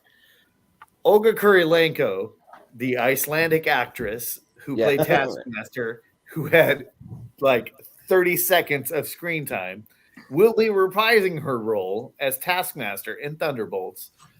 Yelena Belanova, played by Florence Pugh, will be appearing in the Thunderbolts. David Harbour, who is the best part of this movie as the Red Guardian, will be reprising his role as the Red Guardian in Thunderbolts. Let's look forward to the Thunderbolts movie. This movie is like C. I'll put this C- D tier. Yeah. This movie set up the Thunderbolts. It's fine. This movie is 10 years too late. However, we got a lot of fun stuff coming out of this, including this is our first appearance as Valentegra Allegra de Fontina, played by Julia. Elaine from Seinfeld Oh yeah. in the MCU. So this is a great stepping point into the Thunderbolts movie, which will come out next year. However, this movie is like a D tier movie, so that's my vote. Yeah, well, and what's fun to see Florence Pugh. She showed up in the Hawkeye series. I did like that. That was fun to kind of see her. We haven't gotten there yet. No, slow your roll there, bro. We will. I'm just saying. But first we got to get to Shang-Chi, which is the next one on the Dago. C tier for Black Widow. C tier for Black Widow. Okay. Yeah. C tier. Okay. Yeah. So Shang-Chi will be up next. Who's first on? Jacob Barber, right? You're up first. I am. Shang-Chi. Hit it. Yeah. I loved this movie. I thought this movie was great. I love the introduction of this character. Awkwafina is really good in this movie. I think she's really good. I think that bus fight scene is incredible. It's like one of my favorite fight scenes just overall. Like in any movie, I could just watch that scene alone and be entertained. Also, this the one like on the side of the building is also incredible. I think this movie, I could keep going, but in the interest of time, I'll just give it an S tier and move on. Yes, Jacob, my man. Yes. Well, Austin, what do you think? Probably the best of this phase, movie-wise, but for me, that's not saying a lot for Phase 4, because I like the first half an hour or so of this movie. Yeah, the bus fight is really good, but it kind of peaks with that and never gets to that peak again for anything in that movie. I'm really bored at the middle. This movie commits a cardinal sin by bringing back Trevor. Fuck Trevor. I'm tired of that fucking character. So the fact that we have a whole subplot and a whole side quest with that guy, fucking, oh my God, was I checking out for that. And unfortunately, I think it hits... The third act just becomes kind of what every Marvel movie becomes, which is unfortunate. I think you could have had... I was much more interested in just a one-on-one fight with him and his dad. And we had to inject like a big dragon and all this shit flying around and all this stuff where I can't tell what the hell's who's fighting who. And I just check out with that stuff, man. I can't tell what the hell's going on. So it's a C tier, which is saying something for this thing. Like I wasn't as enamored with it as everybody else seemed to be. So I think you could have done a lot more with a smaller story, but it's like we just had to make it big, just like every other Marvel movie. And and Aquafina is annoying, so C tier. Well, I'm with you with some of that. I mean, like I don't love Shang-Chi. Like I thought that it's fine. Like it's, I mean, like that bus fight scene is probably the best thing in the movie. I actually am a big Aquafina fan. I love Aquafina. I think she's great in like everything. Like, well, not everything I've seen her in, but a lot of things. But and yeah, like that end scene, like it's just a bunch of random shit flying around with the dragon, and like I don't even know what's even happening. Yeah, like we just need like one big scene between him and his dad, but I don't mind the like Trevor Slattery stuff when they bring in Ben Kingsley, because they just say from the beginning that it's Trevor Slattery. That's all it is. He's just being like a fun character when they're going through this cool little maze thing. I actually kind of dug the little maze thing that they're like driving through, and then they actually reveal who the I'm gonna brain fart on the Mandarin is. Yeah, sorry, couldn't think of that. But the Mandarin, yeah, they reveal like who the Mandarin actually is in this thing. So I like that. So, but it's not enough to bring it that high. I'm gonna say C. So, Moose, what do you think? Oh, I love Shang-Chi. This is my favorite movie of Phase 4. It really is. And I think that this is like culturally awesome movie, but also I love the character of Shang-Chi, and I love the fact that they corrected mistakes made in the past of the MCU, which again, this is Kevin Feige, not Kevin from She-Hulk, but Kevin Feige, who appreciates a good story and says, okay, the Red Skull was not used enough in the first few phases, so we will include him in in Avengers Endgame and Avengers Infinity War. Same thing. Everyone complained about the Mandarin. Everyone said the same shit about the Mandarin. Dude, Ben Kingsley should have played the Mandarin. That shit's fucked up. Shang-Chi's father in the comics is not the Mandarin. What they did was they corrected a mistake in the cinematic universe. And they said, you know what? A lot of people were complaining about this shit. We're going to correct that. So what does he do? He becomes the most powerful, martial artist warrior in the world, right? He's the Mandarin. And what did they do? They bring back Trevor Slattery, who everyone fucking loathed and hated. But I don't care who you are. That line when he's talking about the apes from Planet of the Apes, yeah, 1968 movie, everyone fucking laughed at that line. And that's who Trevor Slattery is. He's not a spiritual guidance.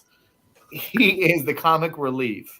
The Mandarin is Tony Leung from this movie, and he had such a hard role into the movie to the fact where he had to sacrifice. And yes, I understand that it wasn't a world-ending sacrifice made at the end with the dragon and the Great Protector and the Soul Seeker or whatever you want to call it. But it was fantastic. I absolutely love Shang-Chi. I think this is an S+ movie. I think this is a true Marvel origin story for a true Marvel hero. I will defend Shang-Chi. This is in one of my top 5 lists for Marvel movies. I absolutely love Shang-Chi. I'm going to defend this shit all day. Yeah. S tier. Well, sounds good. Ryan, what do you think?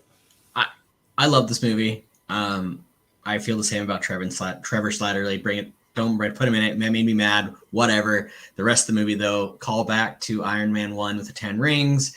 I love it. I love that.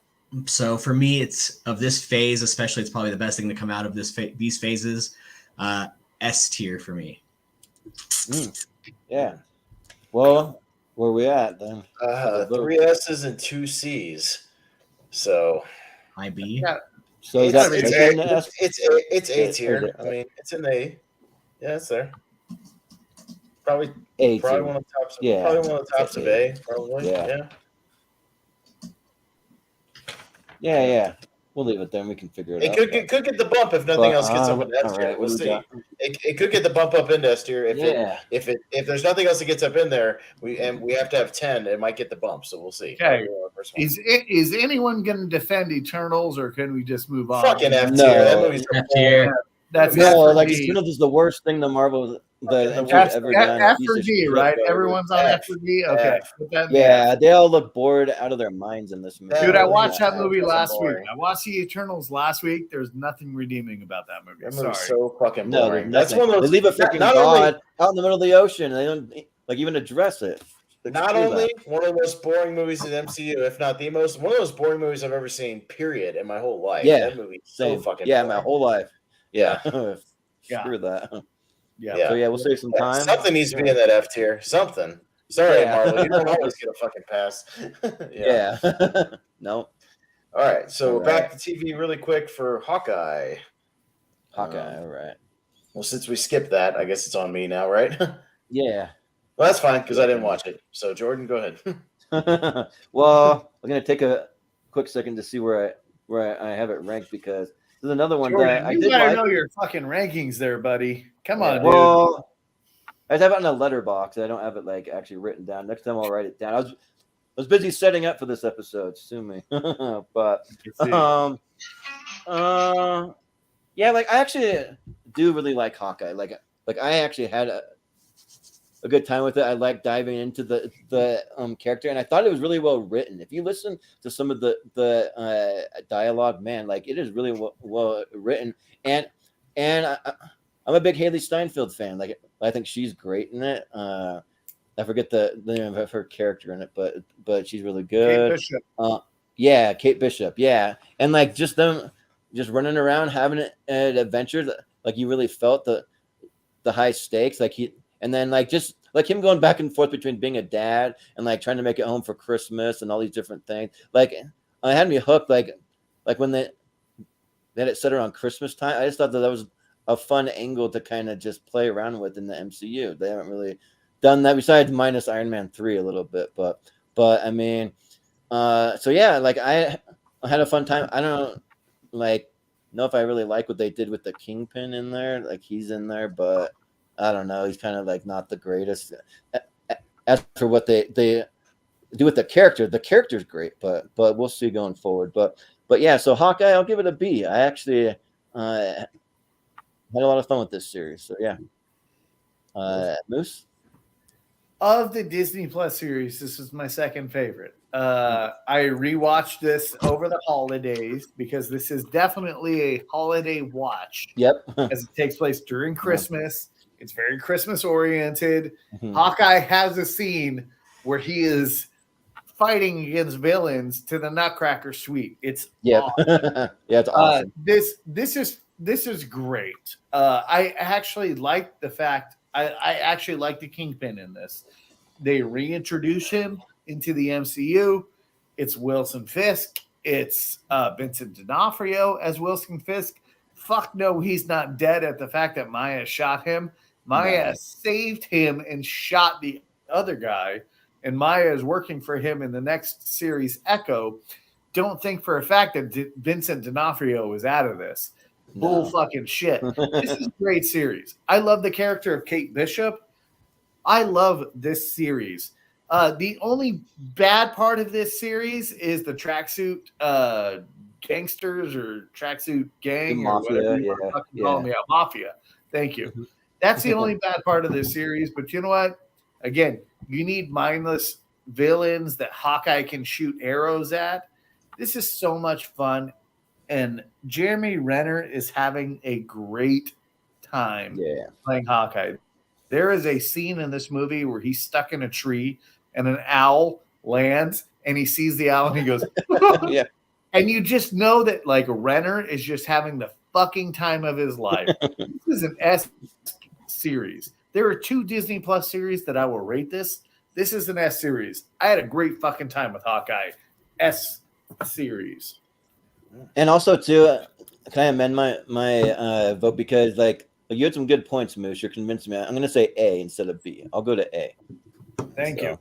Yeah, but Ryan, huge fan of the show. Perfect casting for Kate Bishop. Haley Steinfeld freaking nailed it. No, that's your girl. Yeah, But you know, you as Yelena, the whole thing worked. It worked, and it gave us a look and peek at Agent 19, which I thought was kind of cool. You know, it looped it all in. So it probably is one of my top favorite of the TV series they did. But I'm gonna have to go with an A because I feel like there's one that outranks it. So an A ranking for me. Yeah, Jacob. I haven't seen it. That's fair enough. Yeah. Austin, have you seen it? S. I went first. Didn't see. Okay. You S and 2 A's. So A tier. All right. Okay. A tier. All right. Austin and Jacob, do yourself a favor. Watch this movie, especially like hold off on it. Watch it around like November, December, Christmas time. This is a great Christmas series. It really is. Yeah. Sure. It is really good. Yeah. I'll get around to it in like 6 years. All right. Sounds good. All right. All right. We get back into the movies with Spider-Man. No Way We're getting there. Yeah. So, right. Jordan, I think you're first for Spider-Man. Yeah. And like, I already know like where I have it ranked. I mean, I'm just trying to see like what tier I have it ranked. Just I want to see how high it actually is. So, yeah. Yeah. Spider-Man No Way Home freaking rules. This movie's great. And the more and more that I watch it, like it just gets better and better. I've already seen it like 5 or 6 times. I saw it multiple times in the theater because I think it came out in 2020, was it? Or was it 2021? I can't remember. Yeah. But I remember though, like it's one of the like best movies of that whole year. Like it was really, really good. I mean, who doesn't want to see all 3 Spider-Mans teaming up like that? You know, from all the different series, like just fighting hand in hand. Like it's just was a lot of fun, even leading up to it. The stuff where he goes to Doctor Strange, and then you see all the villains coming back. Especially the Green Goblin was a standout to me. I thought that Willem Dafoe killed it, and like even Alfred Molina, like he was great too. And then like where they set it up by the end of the series, I'm so excited. Like my most anticipated Marvel property coming up was going to be the next Spider-Man, whatever they do with that, because like he's going to be back to being miserable Spider-Man where like he doesn't have any friends, he can't reveal his identity, he's like struggling to pay rent, he's like on the run, like everyone that he knows, like all of their lives are in danger, all these things. And if they do it right, like it has potential to be the greatest in the whole series. So I really hope that they nail it. But yeah, this is great. Like this is an easy S tier. Like yeah, it just gets better and better and better with every rewatch. Like I kind of want to watch it again tonight. So yeah, S tier. Moose. The first time I saw this movie, I did not like this movie, and I'll tell you why. Because Peter Parker is this like greedy little prick, at least in the MCU. However, I've watched this movie a couple of times, and with a lot of the Phase 4 properties, it has taken me a couple of watches to go, you know what? I get it. I appreciate this. And this movie has etched itself into a soft place in my heart. This is an S tier movie. Why? Because this is a multiverse movie, which includes multiverse Spider-Man, which includes multiverse enemies, all in one, along with the MCU. So if you look past the fact that MCU Spider-Man Peter Parker is a little dick, and embrace the fact that at the end of this movie, he becomes the Spider-Man that like Jordan said, everybody knows and loves, which is the Spider-Man that has endured pain and suffering and is alone in an apartment, in a single bedroom apartment, trying to pay rent. That's the Spider-Man that all of us grew up with from the comic books. That's the Tobey Maguire Spider-Man. That's the Andrew Garfield Spider-Man. And they're all in this movie. This is a fun fucking movie. Again, it took me a couple of watches to move past the fact that MCU Spider-Man was responsible for Aunt May's death, which that's a different conversation. However, that happened, and MCU Spider-Man absolutely killed Aunt May single-handedly. This is an S tier movie. I'm going to give it an S rating. Yeah. Ryan, what do you think? This one is my favorite of all the Spider-Mans in the MCU, only because they brought in my boy Garfield and they brought back Maguire. I was excited about that. Cool concept. Great movie. I don't think it's an S tier quality. I think it's more, for me, I'm going to have to go with the B tier on this one. Oh. Yeah. Yeah. B tier? But yep. Jacob? It's okay. Everyone's entitled to one wrong opinion. Yeah. Yep. Taking shots. Because this is Thank you, Jacob. This is my second favorite movie in the MCU behind Infinity War. I think this movie is just awesome. I think it's great seeing all three Spider-Men together and seeing all these villains back. I love what they did with Jamie Foxx in this movie. I think he is so much better in this than in The Amazing Spider-Man. Yeah, redeem that character. But yeah, I've seen this movie a handful of times, and like the emotion still gets me every time. That scene where they're on the top of the school, like that I think that is just like one of the best scenes in the MCU. Some of the most brutal fight scenes, I think, between Willem Dafoe and Tom Holland, that especially in the in Happy's place. I think that one's really good. I love this movie. So S tier. Yeah, who would have thought just them sitting on the top of the school, just having witty banter back and forth would be like one of the best scenes. But it's great. Yeah. Austin, what do you think? guess tonight me and Ryan are going to be simpatico. I'm also B tier on this movie. I think it's good, but notice that all the best shit in this movie is Sam Raimi Spider-Man, motherfuckers. And the best shit of this movie and the best movie out of this phase was a Sony movie, not an MCU Studios movie. It's a Sony movie. Mark Webb, not Sam Raimi. So, I'm just saying the Sam Raimi stuff, all the stuff you guys like, Willem Dafoe, Alfred Molina, Tobey Maguire, Sam Raimi shit, not MCU shit. Just pointing that out because those are the best villains Spider-Man ever had from superior Spider-Man movies and superior Spider-Man. And I'm very partial to those movies, so I like those movies a lot. Good stuff here and there, but most stuff, once you get past the member berries on rewatch, doesn't hold up as well for me personally. So B tier.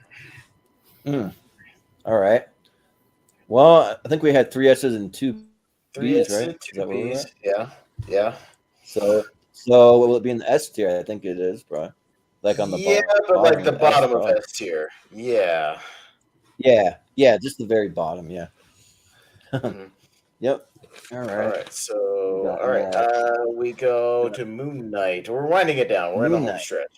Moon Knight. Yeah, we're in the home stretch. Not much left. So, Moon Knight. And who's first? We back to Moose, I think. I think so. Yes. Yeah. Yes. All right. What do you think about Moon Knight? Moon Knight was fine. I love. If I didn't express this, love the character of Moon Knight. One more time, love the character of Moon Knight. Yeah.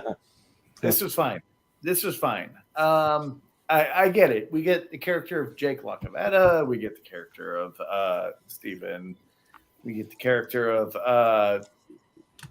I think it's Jake. I'm sorry. I there's a lot of characters when it comes to Moon Knight, but I do very much enjoy the movie. I again worship at the idol or at the feet of Oscar Isaac. This was fine. Upon rewatch, which I did a Phase 4 rewatch recently, this was fine. It was a good time. And you get a little more sense of, like, if you watch it for a second time, you can catch the glimpses in which each character, like, I don't know if it's morphs or transfers to the other. It's fine. It's a C. I'm going to put it at a high D property, low C. It's fine. Where I think this character might thrive is if we get more Moon Knight amongst other Avengers, other characters that are more established in themselves, rather than someone who's jumping from character to character. Because I think that will ground this character a little bit more. But yeah, I would say low D or low C, early D. Yeah. Right. So you're going C or D? High D. Wait, Moose, I was just wondering if you're going C or D. Okay. High D. High D. Ryan. It was okay. I liked the concept, the idea of it. Moon Knight could have been so much more. I don't know. I think a lot of things just got lost in what they were trying to do. So I agree with Moose, though. D. Yeah. Jacob. Surprise. Haven't seen this one either. Yeah.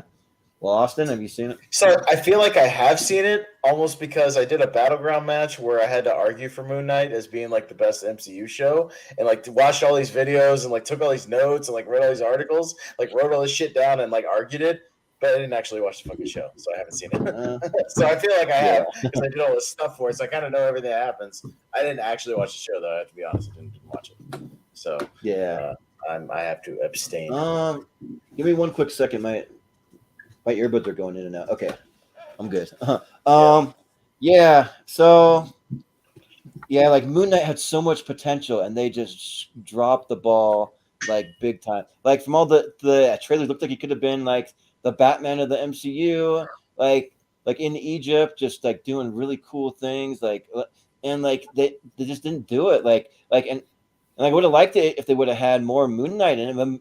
But the character of Moon Knight only shows up like every other episode for like a minute or two, or like if that. Like there's multiple episodes with zero Moon Knight in it, and it's just really weird and just like just throws me off and just like, what are we even doing here? Like one minute he's Mark Spector, and then he's like Stephen Grant, and then and like it's just all over the place. So I really hope that it all comes together, like, and like some points we can really understand. Like at one point they have him in a mental hospital, like he's just traveling in and out between realms and weird shit. Like it just doesn't make sense. It's all over the place. But Oscar Isaac still, for what he's given, gives an amazing performance, like so good. And then also Ethan Hawke too. Ethan Hawke gives an outstanding performance too. So, and then even like Ethan Hawke is okay. Oscar Isaac I loved Ethan Hawke. I think it was great, but also who played Layla? May Calamay, or yeah, she was fantastic too. But then also F. Murray Abrams shows up too. He's pretty good in it too. Right, yeah, he's Khonshu. Yeah. So I mean, but it had so much potential that they just screwed it up and like didn't do it right. So I think that like it's a character that they just took and like rammed it into the dumpster. So I gotta say D. All right, well, solid D for Moon Knight.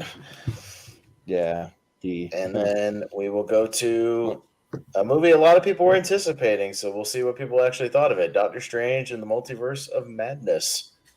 Yeah, we did a whole prediction show here on that. Yeah, right. that really came before it. I was on that show.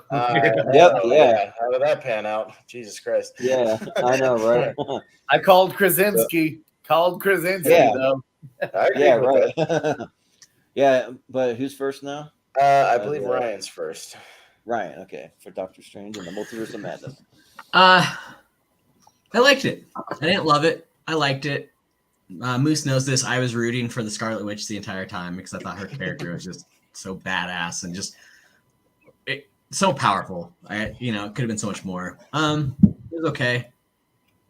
So I'm gonna have to go a C tier on this one.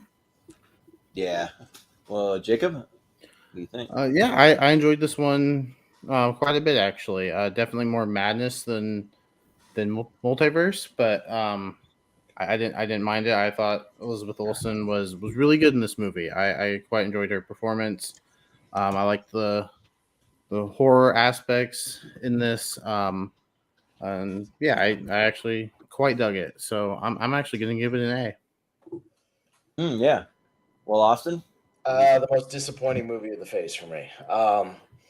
I liked certain things here and there about it.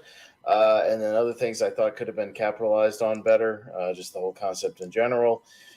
This movie also is one of the reasons I don't really go watch a lot of the shows because they just brush off WandaVision in 2 lines in this movie. So who gives a shit? Why even bother watching it when you're just going to blow it off and have a thing where she's like, oh, yeah, I was going through a phase, whatever. And you don't even have visions pop up. Like, it's really weird. So it shows you how much they actually give a shit about, referencing the TV shows, and why should I care? Obviously, they only care about the movies, so I should only care about the movies. So yeah, it's discouraging me from watching any of the other TV shows. So yeah, I mean, good stuff here and there. Overall, disappointing. C tier. Yeah, like you're probably right that it's like one of the most disappointing in the phase 4. Like it just it had so much potential that they could have done more with it. Like I don't really like even how they did the multiverse stuff. It was all over the place. Yeah, like more madness than the multiverse, like Jacob said. and like I do appreciate that they introduced America Chavez. I thought she was kind of interesting, and I do like all the Sam Raimi isms, like from the horror stuff and like some of the Bruce Campbell. Like he was fun to see pop up, but I mean, it's nothing that really just like, I don't know. Like, I think it's fun, but not like great. I'm not over the moon about it. Yeah, and it's really weird that they didn't have Vision. They could have had like White Vision. They could have had something in there, but they didn't do that. So yeah, just a lot of potential that like didn't go anywhere. So for me, it's a C. I'll say C. Moose. So when I first walked out of this movie, this was my least favorite MCU movie. Like I literally walked out and was like, fuck that movie. However, I like most of Phase 4. I think Phase 4 deserves a repeat view with an open mind. So most of Phase 4, I like went back and rewatched over the last couple of weeks in anticipation for not only the show, but also because I have a very negative impact over Phase 4. Like I feel like Marvel could have ended at Avengers Endgame, so I felt like I had to go back and watch this. Doctor Strange in the Multiverse of Madness is the first MCU entry into horror. And if you look at it from simply a horror movie, it's fine. It's a B movie. If you look at it simply from the like idea that it is a horror movie. And again, if you look at it from the Sam Raimi point of view that it is a horror movie, it's fine.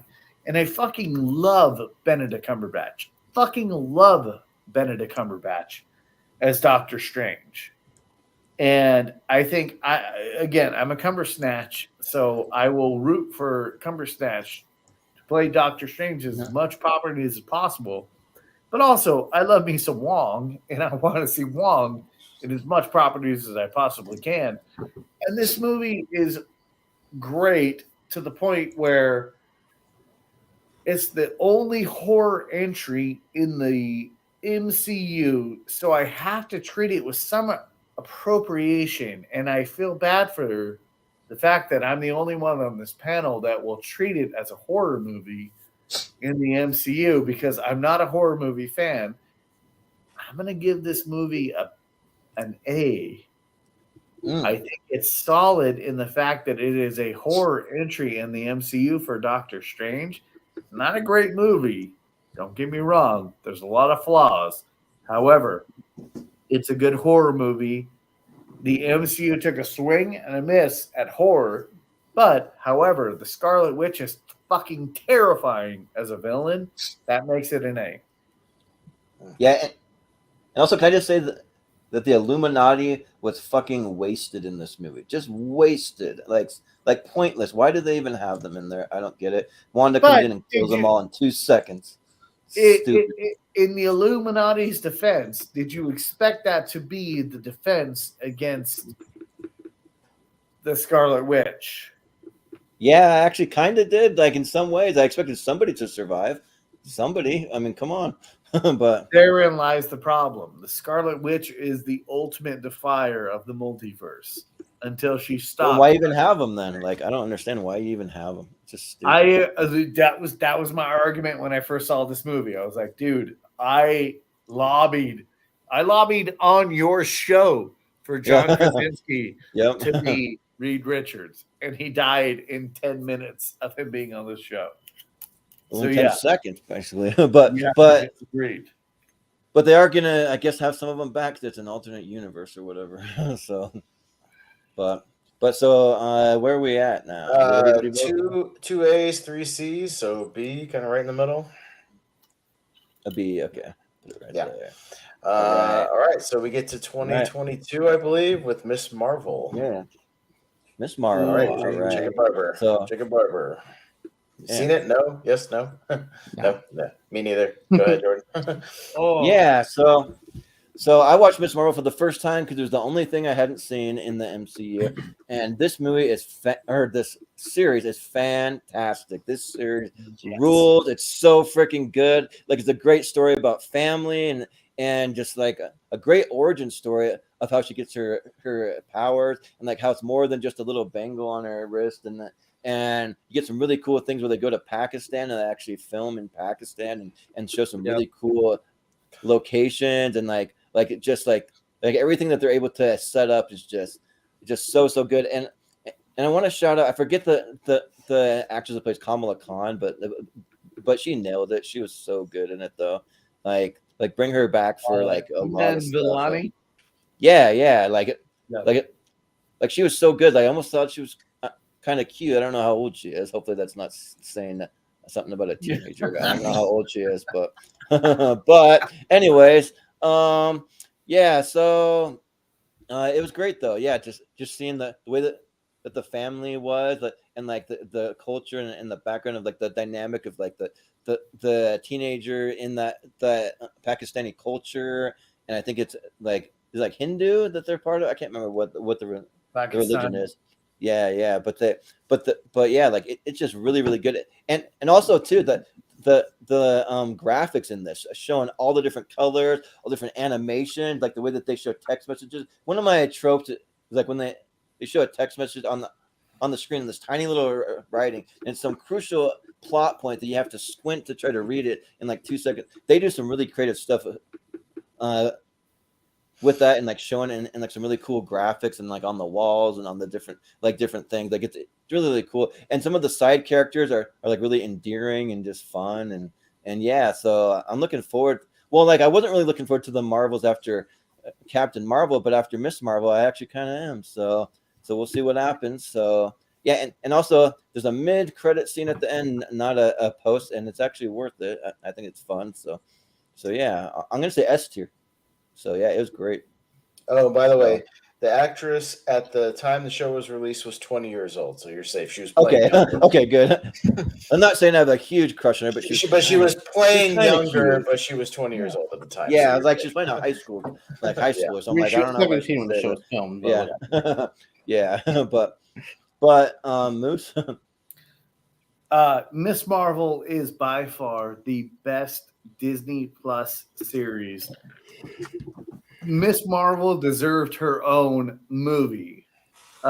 This story is so freaking good. This show is so good. Jordan hit me up a couple of days ago and was like, dude, I watched the first episode and it's not gripping me. And I messaged him back and I was like, dude, hang tight because you will learn to appreciate this show for what it is. This show is I almost cried in it. Yeah, it was good. Dude, this show is so good. And Cousin Ryan was the one that encouraged me to watch this because I watched half of this show and he was like, bro, you got to see this through to the end. He's like, this is the best Disney Plus series. And I saw it through to the end. And this is the best Disney Plus series. Kamala Khan, absolutely, let me rephrase this. Abso-fucking-lutely deserves to be an Avenger and to be placed in a category of Phase 4. This is the best part. And I love Shang-Chi. I do. But Miss Marvel is the best part as Phase 4. God damn it. Pez, watch this show. It's a slow burn. You will cry at the end of the show. It's so fucking good. Miss Marvel absolutely is an S tier. I'll get to it in 5.5 years. All right, sounds good. Yeah, we'll make you come over there and kick you in the nuts. Dude, I gotta watch too many fucking movies. I don't have enough time for TV shows. I just don't. Well, they do. I don't have enough time for TV shows. They do more than just what the comic books do too. When she's just a stretchy arm girl, like she does way more than just that. So yes, I'll throw that in there. But Ryan, what do you think? Like Moose said, you already know where I'm coming from. Wasn't excited about it. Watched it. Fucking loved it. Best Disney Plus TV series. It's gonna be hard to top, no matter with what they come out with. S tier. S tier. Yep. Well, we got 3 S's, which will put it in the S tier, but I don't. Yeah. Won't be at the top, probably. The family dynamic of this show, the fact that her family knows that she is a superhero, right there. God damn it, is so fucking good. Yeah, because at the beginning they're really against her doing a bunch of stuff, and then they just embrace her for being a superhero. Yeah, I love it. Yes. So. Oh, it's so good. It's so good. Marvel is so fucking good. But I think next we have Thor: Love and Thunder, right? Is that where we're at? Yeah. Yeah. So who's up first now? Me. Jacob? Okay, you. Okay. Thor: Love and Thunder is a free Bergen Seltzer parody of a Thor movie. I fucking hate this goddamn movie as much, if not more, than Thor Ragnarok. Worst movie I saw in theaters last year with a fucking bullet, even worse than Jurassic Park. Dominion or whatever the hell it was called. This movie is an abomination of cinema.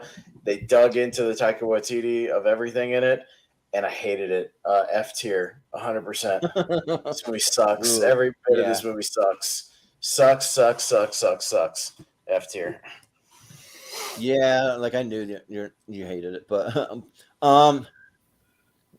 originally I had it at an S, but like I rewatched it recently, and I've been rethinking some things. Like there are a lot of problems with it. Like I'll just brush over a few. I won't get too deep in the interest of time. But we could have done so much more with Gore, the God Butcher. They could have had him like show him going and like butchering all the freaking gods and like fighting him and like doing. They don't show any of that stuff. And then all how they treat the gods too, it's an effing joke. They just treat them like they're just like, I don't know, just someone like some beings to mock and to make fun of, and it's just like Thor comes in there and just like grabs his lightning bolt pretty quick and like he's just off with it, and like they have Russell Crowe in there playing just like this Zeus that's with a skirt and he's prancing around like it just is like really dumb. But like you praised all that stuff in your review. I'm gonna pull up the fucking video, Jordan. I never praised all the God stuff though. I never praised that. You can pull it up and you can see. I was out of my mind for hating this movie. Well, out of my mind. All the well, haters, I still think you're out of your mind. Like I'll stand by it, but because it's for sure not an F tier by any means. But like for me, I really dug all the humor and everything, just because if you think of it as I think of it as a reverse parody movie. So you have, in most parody movies, you have one person being the straight man, and then all the other people around them bringing all the jokes. Where in this one, you have Thor bringing all the like goofy humor and all that, and you do have some other goofy characters, but not as much as Thor is. Though Thor is just way more jokey than anyone else in the movie, and like there's a lot of things that I had fun with. Like there were some really fun battle scenes. There were when the Guardians show up, they're not in it nearly long enough. I wish they would have stuck around a little more. So like, and also I really love Taika Waititi is my favorite director, so I really like his sense of humor. So instead of an S, I'm bumping it into just an A. I'll still give it an A, but I don't know. I might be in the minority here. We'll see. But Moose, what do you think? I mentioned this earlier. All of Phase 4 deserves a rewatch and a reevaluation. As does Thor: Love and Thunder. Again, in the comics, I love Gore the God Butcher. It's such an awesome character. I would have loved to explore that more, like seeing him do these atrocious acts against the gods. Especially like there's one scene with like it's the Phalagina, the god, like it's a giant like ice like it's like a Godzilla looking fucking dinosaur thing or whatever. Yes. Oh my god, I would have loved to have seen Gore. Wow, wouldn't that have been a great scene if we'd see him do that? Yeah, it would have been great. Yeah. How about seeing the fight against Lady Sif? Wouldn't that have been fun? No, we gotta get more jokes. We gotta go back to the jokes. So that leads to my point in that the goat joke was 10 years too late. The screaming goats. I still laugh. The butchering of the gods was 10 years too late. We needed to see that. However, the mighty Thor with Jane Foster was great. That was the best part of the movie. It really was. I could have watched a whole movie of that versus Gore the God Butcher, which is butchered because of time. Lady Thor, which is butchered because of time. Like the whole movie felt like, oh, you got to include 4, 5, 6, 7, and 8. And Taika Waititi did that with Thor Ragnarok. But that is a lot to include in the next follow-up. I think Marvel should have cut him a break and been like, hey, you accomplished all of the above. Let me give you 1 and 2, which is Gore and Lady Thor. So there was so much more that they had to include in this movie. I appreciate the movie for what it is. I think it's a B tier movie. Fuck. You know what? I'm going to go down to C. And I just rewatched this literally last week. And I appreciate it. And I literally like the heartfelt moments hit, especially when it comes to Lady Thor and Jane Foster and Valkyrie, but honestly, like the rest of it just felt like Marvel was like, Taika, you did it with Thor Ragnarok. Here's 10 more pages of notes for you to include in the next movie. And he had to fucking do it, and it did not work out. This is the example of too many notes from too many directors, from too many studios for Taika Waititi. So this movie's a C as far as I'm concerned. Yeah. Well, Ryan, what do you think? It's barely a C in my opinion. I think Mighty Thor and Showing of Eternity was the saving graces for me, but that was about it. So C tier for me. Yeah. Jacob? I like Christian Bale. He's trying. Other than that, there wasn't much that I enjoyed about this movie. D tier. All right. So we had some C's, some D's, and 1A. And F. And an F. Yep. So what? D or C? It's something like the lowest of C's, like C minus. Yeah. Yeah, that's probably. fine. C minus. Yeah. Yeah. That makes sense. We only got 3 left. We'll power through these. So. All right. So Jordan's up first for She-Hulk. Can we just put She-Hulk in the F and just call it a day? Like, yes, She-Hulk for God's sucks. sake.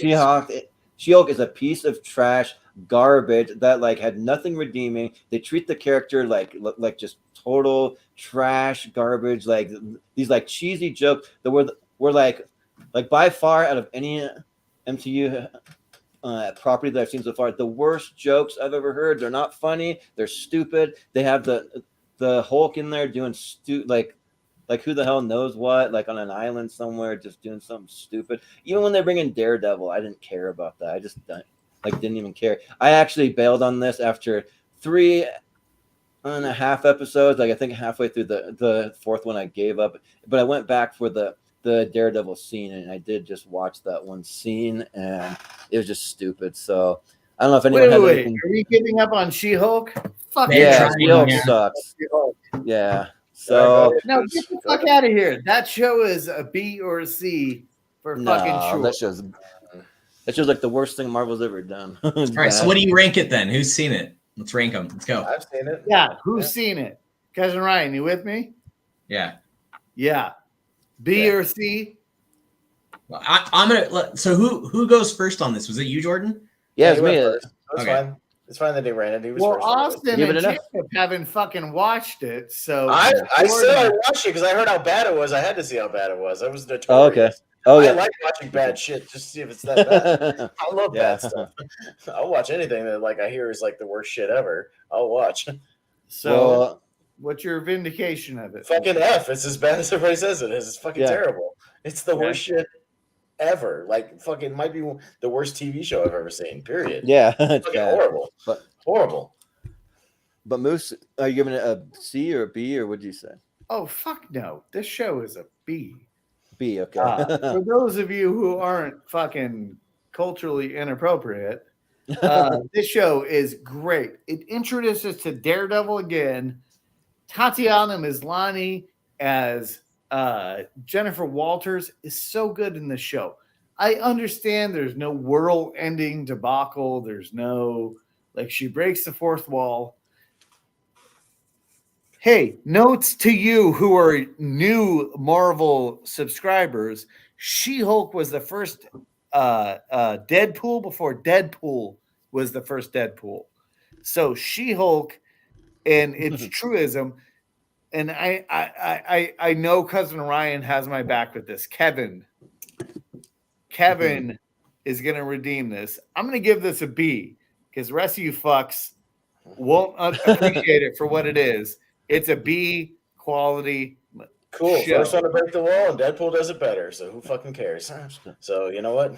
Whatever. Not fucking me with you, Pez. Let's go, She-Hulk. Cousin Ryan, let's go, buddy. This is getting personal.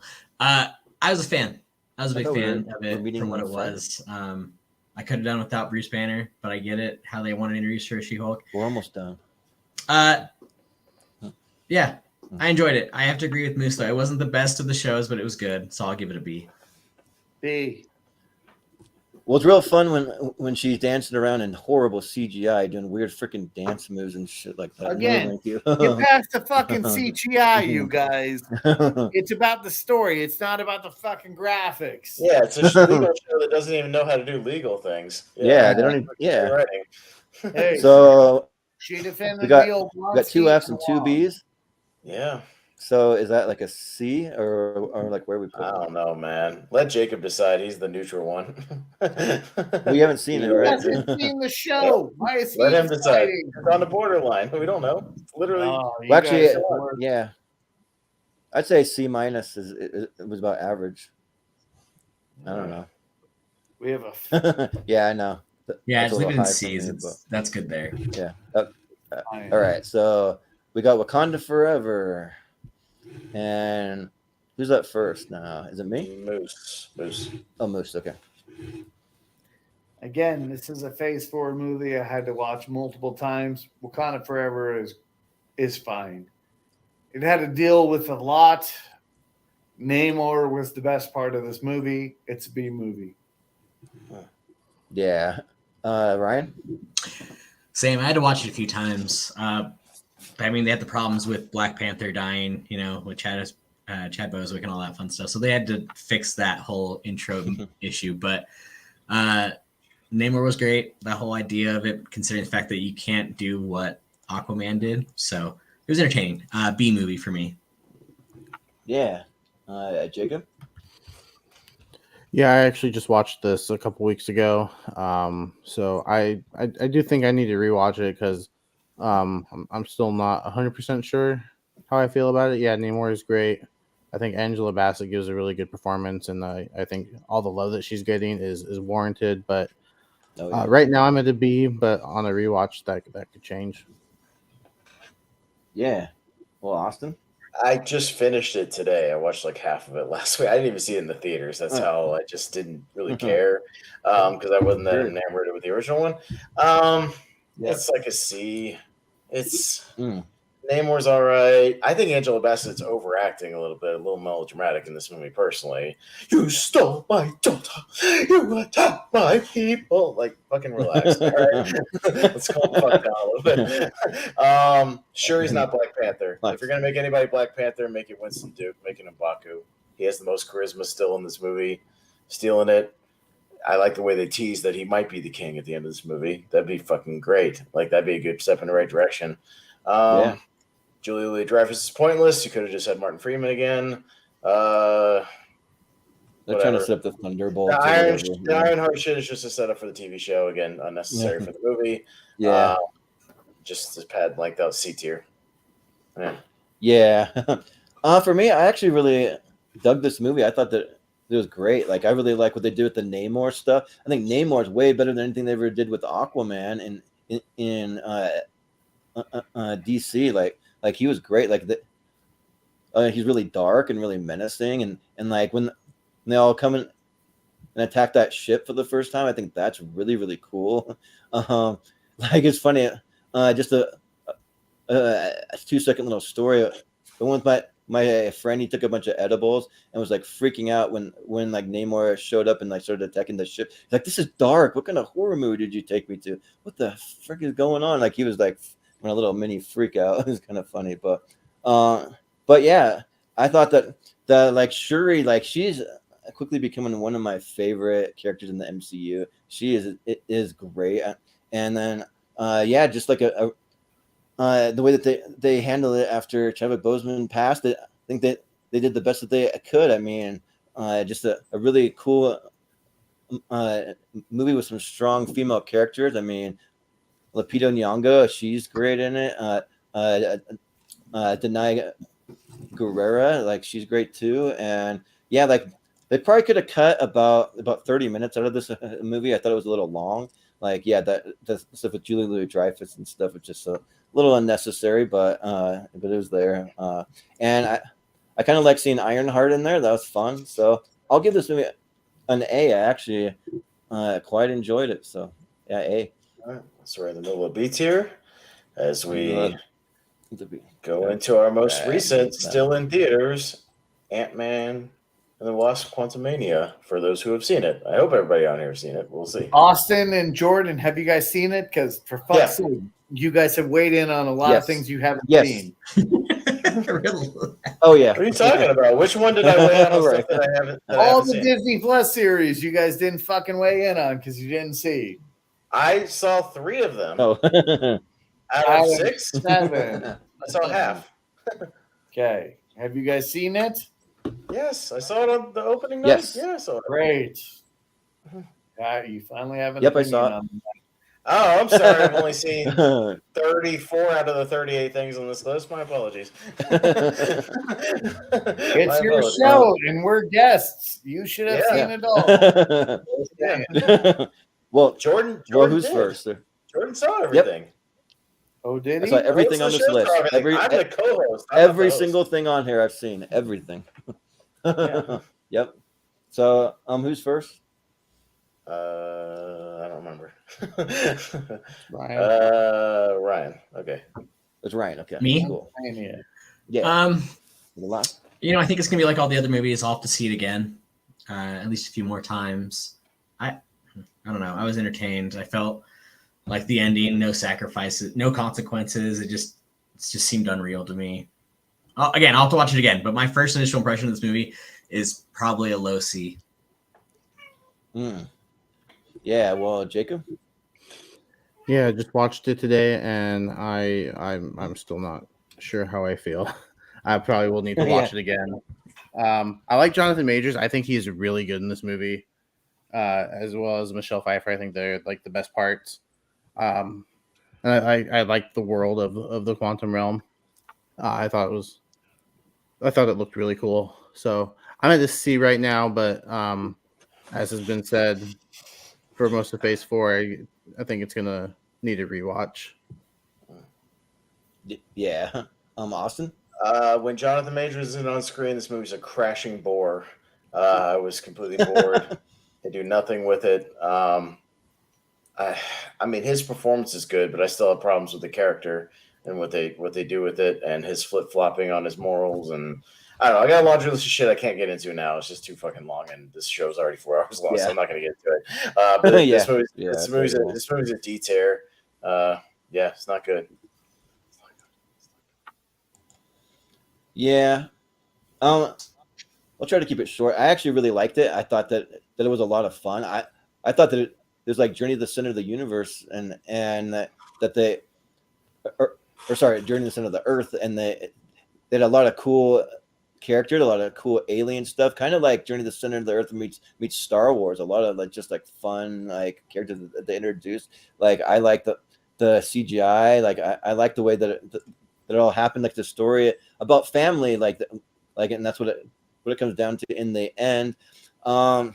And Jonathan Majors, he's great. I thought one ballsy thing that the MCU could have done, and like I would absolutely loved it, because you have Jonathan Majors. He's supposed to be this intimidating like Thanos like character, or like just like in terms of power. They should have killed off Ant-Man. Like if they would have killed off Paul Rudd near the end when he doesn't make it through the portal, and if they would have killed him off, I thought that would have given it so many stakes. I thought that would have been a really gutsy, bold move. But of course, they have to find some convoluted way for him to beat someone like Kane the Conqueror. So I was going to put it in the S tier because I actually really enjoyed it. But for that reason, and I probably need to give it a rewatch also. But for that reason, I'll give it an A. Moose. This was the best of the Ant-Man series, because this felt like the most like Star Wars type movie, especially with the cantina scene. But I won't go into it because I don't think everyone has seen it, and I don't want to divulge any spoilers. Yeah. So I'll go B. This could have been an S series. Yeah, could have been. There's a lot of potential, and I read recently that they had to refilm scenes to bring it down. And if you read what the refilm scenes were, this would have been an S tier film movie. However, it's still a great flick. Watch it if you haven't seen it. Don't let whatever phases or whatever opinions deter you from whatever Marvel properties are happening right now. This is a great movie. It's a lot of fun. And I emphasize a lot of fun because Ant-Man and the Wasp Quantumania is a lot of fun. Again, I will grade this a B+. They just could have stuck the ending better. That's my main thing. But Ryan. Right. So he went first. You were first. Okay. A, B, 2 C's, and a D is kind of like C+ territory. So B, 2 C's, yeah. Like there, yeah. Mm-hmm. So, all right. So now we just got to determine which one we bump up to S tier, I guess. Right? Yeah. So I'll try to do this as quick as I can. I got to refer back to my notes for this one. It's probably going to be between the three that are already at the top right there. Captain America: The First Avenger, which had an S and 4 A's. Black Panther, which had Black 2 Panther. S's, 2 S's, an A, and 2 B's. We might be voting in a second. Hang on. Hold your horses. And Shang-Chi, which had 3 S's but 2 C's. So I think what we'll do is we'll literally just vote out of the 3. What do you think deserves to get the bump? So Black Panther. All right, Black Panther. Got it. Ryan. Black Panther. Okay. Jacob. Black Panther. I would have said Captain America. And I also would have said Captain America. Okay, well, it'll be Black Panther then. And yeah, those other 3 did have the highest votes out of the other ones, so those will be our honorable mentions. Will be Captain America, Shang-Chi, and Incredible Hulk. Yes, nice. So yeah, all right, those will be cool. The honorable mentions of the evening because they all had roughly similar votes. So yeah, now we have the task of the S tier. That's weird. We'll keep it like that. Okay. So what we'll start with is anything that had clean sweeps, which is the Avengers. Okay. The original Avengers. The Avengers. Okay. Yep. Captain America: The Winter Soldier. Clean sweep. Which is already up there. Guardians of the Galaxy. Mm-hmm. Clean sweep. The Galaxy. Yep. Endgame. Hold on. Captain America: Civil War. Clean sweep. Yeah. Civil War. Okay. Mm-hmm. Avengers: Infinity War. Clean sweep. So it's right there already. And then that's kind of it, unless you count Miss Marvel, which only had 3 votes, which were all S tier.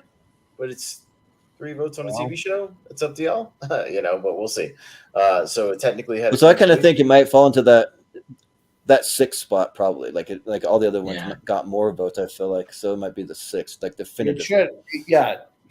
I think Miss Marvel should be S tier because I do believe. Yeah, it's in the S tier most. We're just talking about where it ranks in the S tier. Yeah, I understand. I understand. Ryan and Jordan, we agreed that this is best Disney Plus series. Yes. Yeah, we'll give it an S. Okay. So this should be number 6 probably, or number 5. Well, I think Loki's the best Disney Plus series, but I still think it's an S. I'll say that. Fuck off, because that didn't make it. Yeah. Yeah. Sixth place. The only question is, would anybody rank the show over those 5 movies? Right. That's exactly my point. This should be number 6. Over any of those. I think it should just be number 6. Yeah, movies. I wouldn't rank it above them. No. Okay, so next in line after that, we'll get to ranking the 5 in just a second. But the next after that would be Endgame with 4 S's and a B. Okay. Endgame. All right. Yeah, because it had 4 S's. And then as far as we had Iron Man was a 3 and 2, 3 S's, 2 A's. Spider-Man: No Way Home was 3 S's and 2 B's, so it's behind Iron Man. and then Black Panther obviously just scooted in, so that will be at number 10. So literally, those are exactly where they need to be. Perfect. Basically exactly where they are right there. So now our only question is to start ranking the 5. Literally, we'll just start with this. What's number 1 out of those? We're going to start with that, and then whatever gets eliminated, we'll keep going down the line. Just what's the best of the remaining. So everybody just names their number 1 to start. If we can't, I don't think we'll have any ties because, we have 5 people. So I will just, so out of Avengers, Winter Soldier, Guardians, Civil War, and Infinity War, Moose, number 1. Endgame. Out of the 5, Moose. Out of the 5, Infinity War. Yeah, out of the 5, the top 5. Infinity War. Yeah, you have to vote on the ones we're voting on. All right. Ryan? Infinity War. Infinity War. Okay. Jacob? Infinity War. I also go Infinity War. And I'll be the lone. I would have said Civil War. Okay. All right. So Infinity War, number 1. Now, out of those next 4, the Avengers, Winter Soldier, Guardians, Civil War, what's right behind it? Yeah. Moose. Or what's your top of that group, Moose? Yeah. Winter Soldier. Winter Soldier. Okay. Yeah, Winter Soldier. Right? Yep. Jacob. Civil War. War. Awesome. I will go Winter Soldier. And I would have said Civil War. Okay. So, well, hey, Civil War did get 2 votes, so putting it in the 3rd spot. No, Winter Soldier wins, but Civil War got 2 votes in that, so it probably jumps to number 3, most likely, unless anybody has a problem with that. Yeah. I don't. No, so we'll just vote for the number 4 and 5 spots. So vote for your number 4, Avengers or Guardians, which is higher for you, Moose. Guardians. Okay. Yeah. Ryan. Yeah, agreed. Guardians. Yeah. Jacob. Guardians. Yeah. I would have gone Avengers. Awesome. And I'd say Guardians. All right. Well, Guardians jumps Avengers for number 4. All right. And there you go. So I'm pretty sure that'll do it, right? That'll do it. Yeah. So it was a long show. I didn't anticipate it being this long, but thanks for hanging in there, guys. we usually only rank about 25 things. We had 38 things to rank tonight, so it just kind of is what it is. Yeah. and I didn't really think about it in those terms. Yeah. Yeah. We usually talk about 25. So yeah, I know everybody's tired, but let me just recap real quick. We'll get the plugs. Get the hell out of here. All right. So we'll let Austin do the recap. The easiest part of the night was going back over the votes and recap and ranking everything at the end of the night. So not bad. All right. So our definitive movie hero networks MCU tier ranker tonight. Number 1, Avengers Infinity War. Number 2, Captain America the Winter Soldier. Number 3, Captain America Civil War. Number 4, Guardians of the Galaxy. Number 5, The Avengers. Number 6, Miss Marvel. Number 7, Avengers Endgame. Number 8, Iron Man. Number 9, Spider-Man No Way Home. Number 10, Black Panther. And our 3 honorable mentions this evening, Captain America the First Avenger, Shang-Chi, and The Incredible Hulk. All right, cool. Nicely done, everybody. Thanks for hanging in there, everybody. I know it was that was a daunting task because literally this is the biggest franchise in cinema history right here. So it's like there's a lot to rank. So all right, everybody, who's ready to rank James Bond? Let's go right into it. All right. Yeah, right. Dr. No. All right. James Bond Brosnan wins everything in my book. Whatever. Just kidding. All about Skyfall, number 1. Yeah, Skyfall or GoldenEye, I'd say. But yeah, that was a fun time. So what we're gonna do is we're gonna have a poll with our top 10 and our 3 honorable mentions. We'll put it over into the Schmodown Friends and Family group that we run over on Facebook, and the community can vote and see if they agree with our picks. To your credit, anytime we put Endgame in a poll, it seems to win a poll. So Endgame probably win the poll overall. We'll see. Probably, yeah. And just knowing our community, so we'll see what happens. So it could end up with the fans. So, yeah.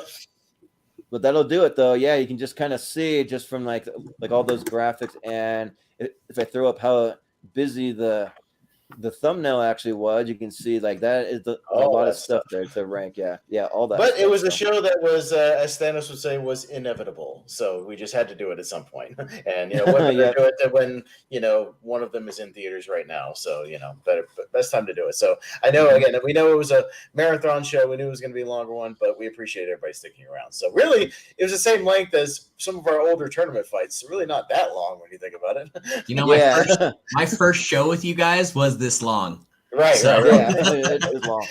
To our credit, Ryan, we've actually gotten the average back down to 3 hours instead of 4. So we've been we actually have we've been working hard to do that. Yeah, but just something to think about. Just a little suggestion that I have is that maybe after like 2 more phases, I'm going to save this exact tier ranker how we have it ranked here. If we want to add maybe some after a couple more phases, we can think about maybe doing like an addition show. I don't want to go back through it all because that's going to take way too long. But no, just see if any can get in there or mix it up. Yeah, with the other ones. We do that. Sure. Yeah, so we'll see. It would be like 2 years before we get there or something like that. Yeah. so yeah, but this was a fun time. So we'll just do some plugs real quick, and we'll do it for us. So we'll start with Moose. Where can we find you? Oh shit. Well, hello there. Jacob Barber, you are the only one who has not played on the Benny and Moose Save America show. our very good friend. I will say, Moose, he's an animated guy. So animated things, maybe some Pixar, maybe some Disney animation. He's an animated guy. So maybe you'll coax him into an animated match of some sort. Maybe. Or maybe a Johnny Depp match. You could do that. He's a Johnny Depp. We have had Austin on a couple of shows now. Soon to be 3 times. Soon to be 3 times. Soon to be 3 times. We have had Jordan on. I guess it hasn't aired yet. Yeah, hasn't aired yet once, but coming up. It's coming soon. Yeah. So Jacob, we would love to have you on Benny and Moose Save America. It is a bar room trivia format that is live in your household. And we have a great bartender who supplies the most amazing tips known to trivia. Oh, shit. He's here. That would be our own cousin Ryan. He said tips. Oh, that's a bartender tips, here. So let's not get this twisted, okay? Tips. Yeah. He shows a lot of titties, Jacob. Yeah. A lot of titties in this match. But no, I do co-host a show with Brother Lomas, aka Benny Lomas, aka Benny Hamlin, aka Benny the Snot. He's a good friend of this show as well. He's been on here. He's a good friend of cousin Ryan and I. On our show a lot.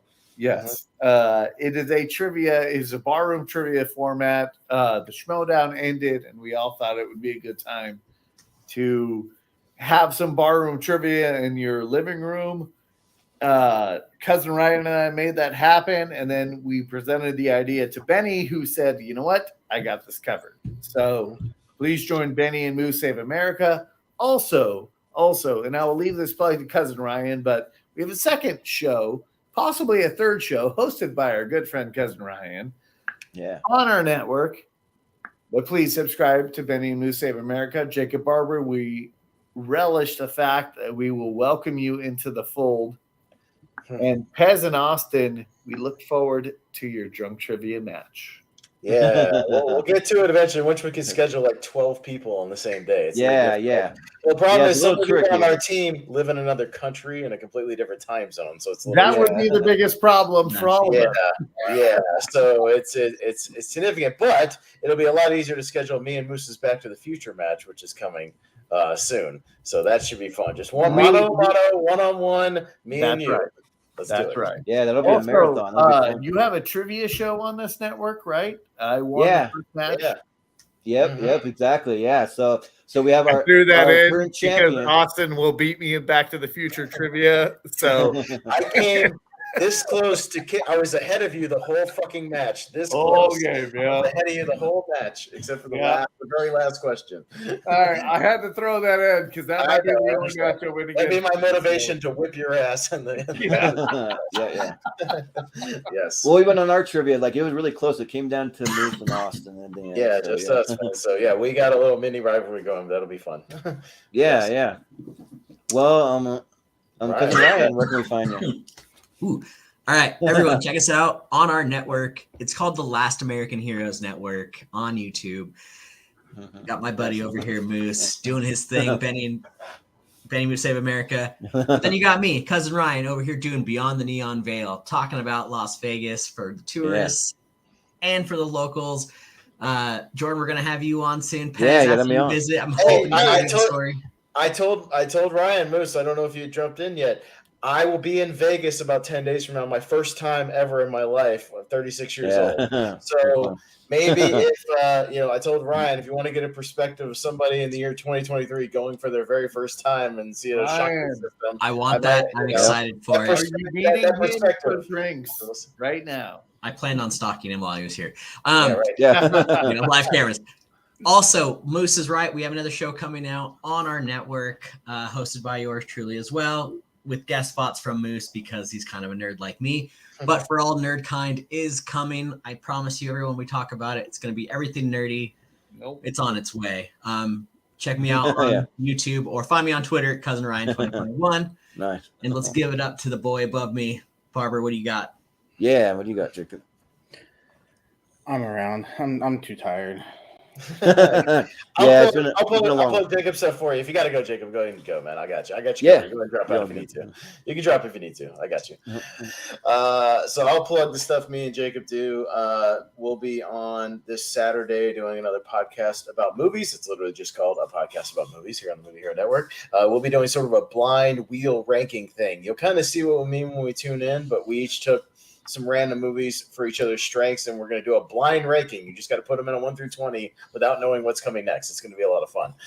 So we're going to do that, and we also have a show called The Lonely Marks, which is a wrestling podcast for anybody who's interested in wrestling. We'll be doing that Monday night, so you guys can check that out. Other than that, I'll be on Aaron Knoll's TMG Entertainment movie Battleground Hangout, talking a little more about Ant-Man. We'll be doing an Ant-Man discussion. We want to see why I ranked it in the D tier. Go check that out. Yeah. Well, I'll try to make mine quick because I got a lot of stuff to plug, but I'll not go as in depth since we're running late tonight. But we were trying to schedule an episode of Rank 'em with Malcolm Lay. We're going to do best animal attack movies in honor of a cocaine bear that came out, but we kind of had a few scheduling conflicts. It'll be coming soon. We're just trying to nail that down. We got Austin going out of town, and we got Malcolm had his power go out. So, we'll be out right during the filming of when we were going to film. So, but and then we're doing another tier ranker on Sunday. Austin and Jacob will both be a part of. We're going to be doing best animated movies from 2017 until now. We already did the first half of the 2010s, and now we're just getting to that second half because the 2010s were stacked when it came to animated movies. I don't think we'll have to really break up any other decades when it comes to animation. We are going to go decade by decade and then determine the greatest animated movies of all time. So that's the overall goal. How to train a dragon? That's easy. Sure, yeah. I believe that made the S tier on our show. So that'll be in there. Yeah, so that'll be move on to the championship. Yes. Mm-hmm. Yeah, and then I think it was number 2 actually. Something like that. Yeah, number 1. Don't let the direct fool you. Yep. And if you go to our Patreon, the first episode of the Seen and Heard trivia is live over there, so you can watch that. Yeah. So what I'm going to do, I'm almost ready for the second episode.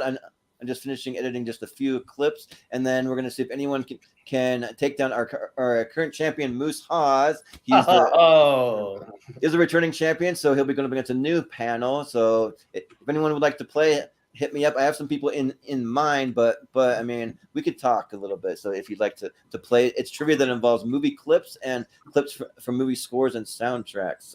So yeah. I'll be there, but not playing, just helping Jordan out behind the scenes with the scoring and the fact checking and producing, kind of like what Cousin Ryan does on that show. So I'm going to throw this out. I know we have a Back to the Future match, which I'm sure you're going to win. I would love to challenge you in just general movie trivia because I'm going to lose to you in Back to the Future. Yeah, fair. If you guys just want to do on Benny and just a general movie trivia, I'm down. Yeah, sure, absolutely. Sounds good. Totally do that. Yeah.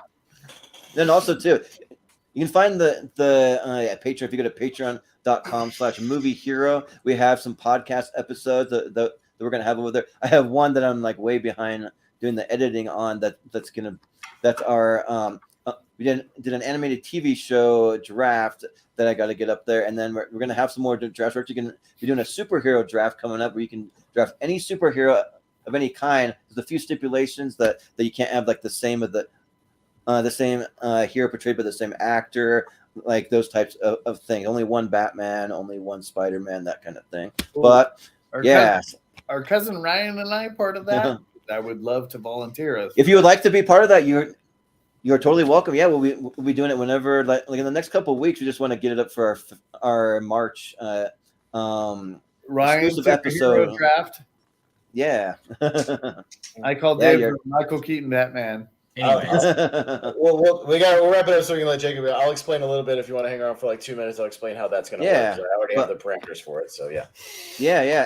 And then let's see. I do some Snack Hero food reviews. I do some video game streams. I'm doing all that stuff on here. But just to give a quick little preview of some episodes we have coming up. So we have that animated tier ranker that we talked about. Then we're also doing best movies set in the winter time, but no Christmas movies. So we got that one coming up. We have best movie duos that actually Malcolm Lay's making all the graphics. He's made some really cool graphics of like little like frame pictures of like what you'd have on your desk of like best friend hanging out at work. He sent me one of Groot and Rocket that looked pretty cool. So we got some fun things there. Then we're also going to be doing, speaking of Malcolm Lay, we're doing his top 128 movies part 2 coming up. And then we're also going to be getting into our best movies of 2014 ladder series. So we're going to be determining the best movies of 2014. And then we also have best movie teams, which that's just basically like from different movies, which team do you like the best? So let's say that, like, for example, do you like the group of kids from The Sandlot or the group of kids from The Goonies better? Do you like the team from Ocean's 11 better, or do you like the team from like Snatch or like whatever it may be? And yeah, because originally we wanted to do best movies with ensemble cast. We figured that might be a way to kind of narrow it down just a little bit by the actual team. So yeah, that's kind of what you can look forward to on the channel. So that's gonna do it for us tonight, though. This was a longer episode for a tier ranker, but we made it through our official MCU rankings. So you can go vote over in the Shoutout Friends and Family group in the next day or two. The poll should be popping up over there. So yeah, but in honor of this being a little Marvel show, I got a little Marvel outro. So for Moose, for cousin Ryan, for Jacob Barber, for Austin, I've been Jordan, the movie hero Anderson. We will see you next time.